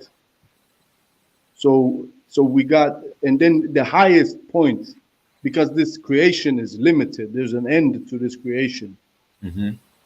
And what's above this creation is the creator of the creation, the Most High. You can even hear that in the name, the Most High. What does that mean, the Most High? It means that it's not a star. Huh? The highest. Yeah, the highest. There's not a star. Nothing is above Allah. You get me? And the roof of the arsh has like a veil of light. And when that veil of light is lifted, that's when he shows his face. And this is the thing that you said before, the image of Adam alayhi salam. No, we do not make likeness to Allah. There's nothing you can imagine that could you could in this life you could not see Allah by your imagination, anything like that. This is I'm not saying that Allah would make Adam like himself. I didn't say that. No. I meant we were talking earlier about. I'm saying there are certain teachings from like Christians and some Jews. They believe that they got this anthropomorphism in them. Well, they say that for them that Adam was in the image of Isa alayhi salam. Who said that? That's what the Christians say. Really? Okay. Yeah, I've spoken with many different Christians, but some of them, they believe like he got the image of God. God has the image of God. God has the image of Adam alayhi salam, like the physical image, or like, and that's why they think we're the children of God. But then they fall into this Greek mythology thing, Right. But yeah, I make a clear distinction between because we as Muslims we should affirm the attributes of Allah, but we should not make any likeness to the creation. So we believe that Allah has a face. We believe that Allah have a hand, and these attributes that are affirmed. But we do not use our imagination to get a picture of it, or think of a human hand or anything like that. No. This is a disease and deviance that would take a Muslim outside the fold. So how come we can have images of all the other prophets? No, we cannot do that. Only one. No. It's for all the prophets, all the Anbiya. Really? Yeah, it's even for human beings. Why? Because it says in the hadith that the worst people that will be punished on Judgment Day will be the image makers. You get me? The ones that draw a face, they draw something, because Allah will tell them on Yom Al-Qiyamah, on the Day of Judgment, give life to what you created, and they will never be able to do so, and they will be punished. And we're sure that's what Allah subhanahu wa ta'ala will be saying on Judgment Day. We're sure about that, are we? This is not like a singular thing that would be said. There's a lot of things that would be said on Judgment Day, and a lot of sequences that will unfold from when we race to the grave until the hell is pulled out and we will see why? hell. Why? Hold on, why? What do you mean? If Allah subhanahu wa ta'ala knows your heart and what your deeds and your actions before you even get there, yeah, what's the point of being again reeled off every transgression or thing that you've done in your life? For whose benefit is that? No, the thing is that Allah knows, but we do not know. And this goes back to the whole thing again, because a person, they can live the whole life doing the deeds of the people of paradise, and then they switch right before they die, and they do the acts of the people of hell, and they fall into hell, and vice versa. A person can live his whole life doing the actions of the person of hell, but the last moment before he dies, he starts doing the acts of the people of paradise, and he ends up in paradise. So we do not. This is the thing. Many times when we're talking about the qadrullah, the destiny of Allah, you know, that we claim that we know what's going to happen in an hour, but we do not know. We do not know the future, what the future holds for us. Allah knows, but we do not know. So that's why we write it down and write books, huh? What do you mean, like in the book of life, or the book of Deities? That's why we write books, to remember, because we seem to be forgetters, forget stuff. That's the thing. Insan in Arabia, it comes from the word nisyan. It means to forget. So we humans, we forget so much. You know, it's ingrained in our nature. You know. You get me? We all. We say "muti bagbi," and that means I have forgotten. What is it? I said I was speaking in my language, in Yoruba. Yeah, we say "bagbe." Bagbe means forgotten. Oh yeah, okay. You know what I'm saying? So, and as I said, I'm speaking Kemetan. I'm speaking the language of Hathor. You get me? Or Har, or Hagar. This is all Kemet. It's just language. Over time, the words have changed. The words have thing. You know about Mount Har, yeah? Yeah, you were saying something earlier, I think, about the concept of Isa alayhi salam. Was this the one? Yeah. I'm saying that the concept of Isa alayhi salam is not a new one. In Kemet as well. It's there. It's as I said, Haru. But the Mount Har, which is in Saudi Arabia or whatever, is the mount where Ishmael and his mother Hagar, or that's where they used to go and pray to their god, which would have been Kemet. But obviously Abraham had his god, so the son would have definitely followed a bit of the mother and a bit of the father. Yeah, that's the thing. I don't really believe as a Muslim, because we believe that Hajar alayhi salam, that she was also a muwahhid. She also worshipped Allah alone. So Exactly. But we're not during his time. So if you agree that, then, and then you must also agree that he's definitely 100 Kemet. No, I wouldn't say Kemet, because I would say he's 100 Muslim, because that would describe his what he was. He submitted his will under the will of Allah. He went to Kemet. Hold on, wait. He went to Kemet and got a wife, another wife. So I don't understand what you're trying to tell me. No, I mean, let's say you're a Muslim, right? So you go to a place and you get a wife. That doesn't, Muslim is not. You're not hooked by the locality where you at. It's who you are. She's your foremother, though. She's the mother of our faith. She's the mother of our faith. She's the mother of our what is going to be Muslims. No, I mean, Muslim is like a condition. It's like a state. No, it's not a condition. Well, it is a state, but it's an idea.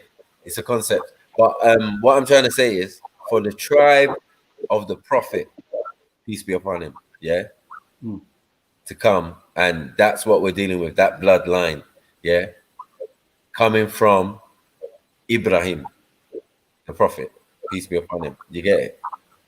Yeah, that's I see what. Yeah, there is. If you're Muslim, this is your story. If you say you're Muslim by by bloodline, or you know the history, you know that these things are true. That's it. We stand on hack. Yeah, but I mean, yes, there is If anyone's leading them on the Salata Mustaqim, trust me, it's sniper. Sniper. Yeah, Sniper. man. Listen. I've been doing it for a long time. The thing is that there is a prophetic bloodline, but however, the bloodline is not what constitutes if you're on the haq or not. No, because we got the son of Noah alayhi salam, the son of Noah alayhi salam. He turned away from the guidance. We got this two sons of Adam alayhi salam, right? Habil and Qabil, and I don't know, like Cain and Abel. I haven't looked in if he apostated, Cain, or if he just made a major sin. I haven't looked into that. But my point is that Islam is a condition. It's like a situated condition of mind. Do you know who Idris? Yeah, Idris alayhi salam. He was the first one with the pen, the one that got started to write down things. And you know what his name is in the Christian, no? You know? I think some say Enoch or something, but I'm not sure if that's the same. I'm not 100% sure. Right. And even if it's Enoch, it's Enoch. Do you know who Enoch is the son of? I don't know. Adam. Cain. The thing with Bible, so the problem is not a problem, but what it's showing is that no matter what, the bloodline from Adam, there can be prophets and things within that bloodline, no matter who, how many generations. One of them will be a Nabi or prophet or messenger. Yeah, but I mean, if we're saying that none of the prophets that came previously are related to each other, then we're lying to ourselves. No. I mean, like, if you want to take it to the further extent, all the human beings today are have the lineage to two prophets, Noah and Adam alayhi salam. All the human beings. So, but yes, there is like a prophetic bloodline that goes from Ibrahim alayhi salam that is connected to, you know, you got Ismail, you got Muhammad sallallahu alaihi wasallam, you got through Musa alayhi salam, you got Isa alayhi salam. Like that, there is like a distinct prophetic bloodline that survived them. Yes. So that's what I'm trying to tell you. So I'm saying if the bloodline is one bloodline all the way down to the prophet. When I talk about the tribe and the thing, it doesn't matter what you think they do or don't do or what they practice or don't practice. It seems by Allah subhanahu wa ta'ala, they're blessed because somebody within them is going to be the reformer. Yeah, somebody within them. Yeah, but that's what I said, because you had like say for Ibrahim, yeah, of his people, he never practiced what they practiced, but they were into idol worship and all sorts, like you're saying, or Zoroaster. Yeah, that's what you know. His father was an idol maker. His own father was an idol maker. Huh? Did he not make them as well? Ibrahim alayhi salam. Yeah, did he not make them as well? No, he did. No, he break them. He break them. There's alhamdulillah, there's a good story about it. I know that one. I know that story. But I'm saying to make them, you must be able to break them. You must be able to make them. And my point is, if your father makes them, yeah, which is definitely partly true, but not really 100% true. Yeah, he had the master builder capabilities, but his father was a soldier. Yeah, under Nimrod. You get it? Who we're calling Nimradu. Who it goes back to the Yoruba again. So you get me? Like all I'm saying is all of these stories are baby stories in the history of Yorubas. This is our story being told in different aspects, different times, and different points of view. Now we have become figures of worship. Our Batala has now become Allah.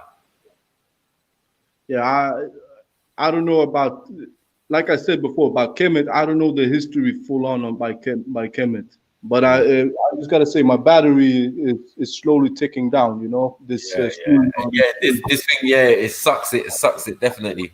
But definitely, my brother. I just want to say, like, so with Kemet, because like I said before, Muhammad sallallahu alaihi wasallam, he's not the first prophet. No, he's the seal of messengers. So we do know that there's a whole history behind it. But to say today that Kemet, like what I've seen, there seems to be a lot of things put together, a lot of different ideas. Some people saying that they worship the sun. Some people saying that, like proponents of Kemet themselves. Some say, no, they worship only the Most High. Some, you understand? So there seems to be a lot of confusion mixed in with it from different Babylonian. I think there's more confusion in what you're doing and what I'm doing. You get me? If you're Muslim, you definitely deal with the sun and the moon. Everything is dealt with the moon as far as Islamically. So what are we talking about? No, I mean, no. Wait. You say some people worshiping the sun, Kemet, but you, who's doing Ramadan, who's doing all sorts, who's doing things by the lunar calendar, by the moon, by the different phases of the moon, you are going to be picky about what other people are doing. No. Let me jump in here. So in the Quran, it says that the sun and the moon are things to measure what? Measure time. To measure time. So with the sun, we measure the 5 daily prayers. But there are 2 times where it's haram for you to worship. And that's during the sunset and the sunrise. Because these are the time when the shaitan, or many people worship the shaitan. So these are haram, and we do not worship the sun nor the moon. And the moon, yes, we count the months by the moon. And this is something, you know, but you can do by your eye. So, you know, when you see the full moon, that's the 11th day, and then so on. So you got there's a site. So Allah has created these things for us to measure time. But we do not worship these things. A'udhu billah. You understand the difference, right? No, because at the end of the day, if you use a lunar cycle, you're using the moon. You're worshiping the moon. You're using it as an advantage. You're saying you're using the sun also. So what's the difference between you being a sun worshipper and other people being worshiping and observing the sun? No. What I'm saying is, remember, you're lost in doing this action. You're lost in doing that. I wouldn't say. One second, bro. You're lost in doing this action. Everybody else has been doing it before you. So now you want to judge because you do it a particular way. Yeah, they do it a different way. That's ignorant. No. I want to jump in. So if we got like Suleiman alayhi salam, so we have the Queen of Sheba, right? Her people, they worship the sun directly, right? And you got some people, what they call not yoga. They worship the sun. They give the names of Allah to the sun. You get me? And they worship during the sunrise, and they make their prostrations to the sun. So what I'm saying is there might have been a time and place where the people, because like we said, Salah is not new, right? Ramadan is not something new. Like people that used to fast, there might be certain rulings to it that are new, yes. But so we use these things to measure time. No problem if a person uses the sun and the moon to measure time. When is this month, or when is it time for Asr? When is it time for the dawn prayer, or so on? Like these are things to measure time. But once they start saying that these two are God, these two are the creator, that's the problem. You get the fine line of distinction, right? Right. I get it. You get me? We use them to measure time, yeah, no problem. But once you start saying, you're the one that created me and this and that, that's the deal breaker right there, you know? Right, but Odin, what's the mentality of saying that though? Is what I'm saying is, why can't it be what you're doing? No, because it's a big difference. If I say, Ya Allah, Anta Rabbi, you my Lord, you are my Lord, Ya Allah. Mm-hmm. And I do it, and I say Allahu Akbar during Fajr. I start praying, no problem. But if a person goes up in sunrise and they pray to the sun, right? They pray to the sun. You Right. see, I'm praying to Allah when Right. it's when it's dawn or when it's forenoon, like afternoon or after sunset. Maghrib, Isha. You got the five daily prayers there that you measure by the sun. But I'm not praying to the sun. I'm not asking the sun for anything. But you have these sun worshippers, and I'm saying this is not. You got Hold the on, yoga. hold on. Can I ask you a question? Are you gaining from the sun though? I mean, Even Allah. hold on, wait. Even though you're not asking anything from the sun, right? Are you gaining from the sun? Right? Is the whole reason that you can even do Fajr or anything, yeah, because of the sun? No, it's not by the sun of itself, because So hold on one second. If we took the sun away for one day, would there be life on this planet? it depends how you mean by light. Let's say someone make a big fire. Life. Life. What you mean? If someone took away the sun by itself? Yeah. You mean the sun stopped to exist? Yeah. Now, this is a sign of Judgment Day, when the sun will implode. My battery is dying right now, but it's a sound of it's a sign of Judgment Day, when the sun will implode. It will start lighting. Then khalas, that's the last day of this dunya. But it was talking to you, Marco, and hopefully we can get more some other man, time. come back again, man. Definitely, man. Yeah. Yeah, man. Big up. All right. Yeah, man. Yeah.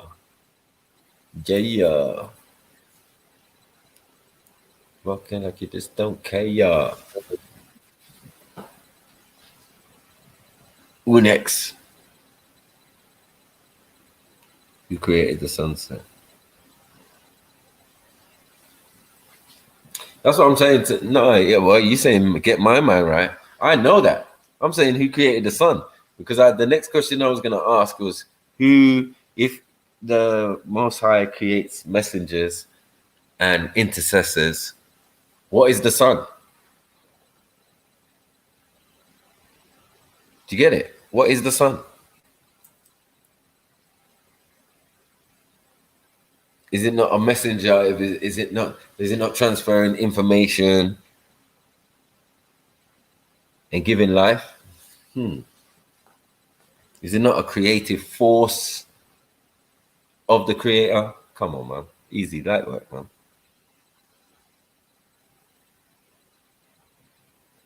Yeah, man. Killed it, mate. Killed it. Destroyed it, mate. Destroyed it. No one beats the snipes. You know that. You get it? I just thought I would have more resistance or something. But we had good conversations at the same time. Some good brothers came on to do the things. So yeah, man. Beat them up.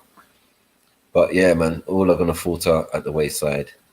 You know what I mean, you're gonna have to rewind the tape and watch that and see the delay that I brought on my claim that, Yoruba is the masters of the universe. We are Kemet, we are Sumeria, we are everything. We are Islam, we are, you get me?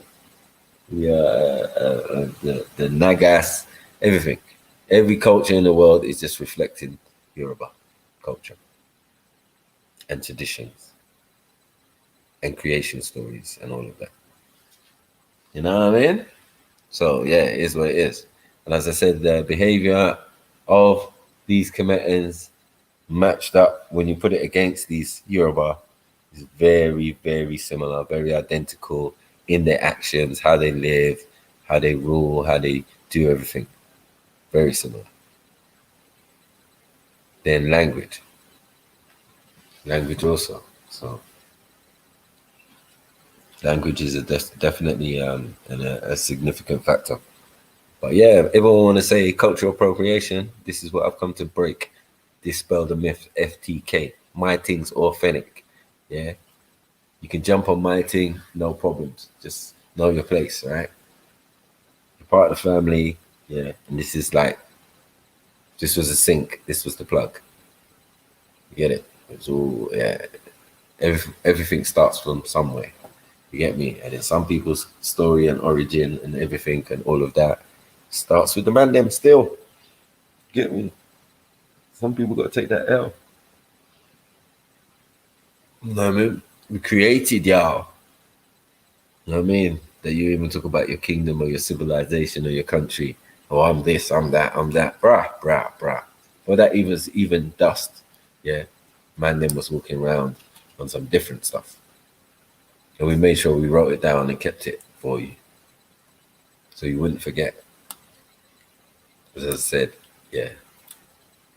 The other name for Adam was Zakar, which means rememberer, because he kept them, people forget. They didn't make them that perfect. They tried to make them with some defects. When they did try to make people, they tried to make them with not exactly like themselves, because they used themselves to make the product, or the primitive worker, or the Lulus, or the Zulus, whichever way you want to translate it. Get me to do works. So all of these things are there, man. How's the Zulus up there, and my people ain't there? Told you we're the missing link of these stories, of these things.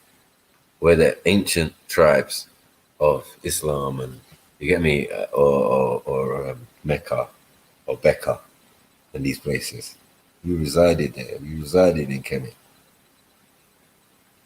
These places were provinces of Kemet at particular times in history. There weren't no Arabs or no nothing like that. You're in a province of Egypt talking about, we don't know about Kemet. No, my bros. Nah, bros.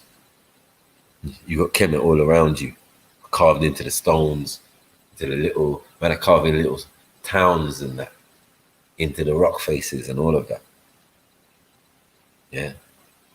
Pray you know. Get me? That's a whole nother stream. Get me? All these monuments, all these things, half a rock on one side, doorway with pillars. You get me? Looking like some Greek temple or something on the other side. Who's doing all that? Who is doing all that? Come on. And who ain't there no more? How come the house is vacated? A lot of vacated yards and a lot of new tenants.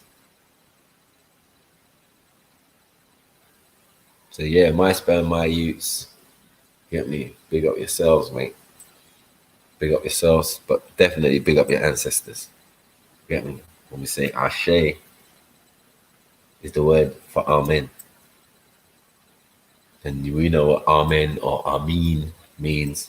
Amun Ra, Amun Re. You get it? You all speak in Kemet, no matter what. In your prayer, you're finishing your prayer with Kemet, a god of Kemet. But yet you worship one God. Joking.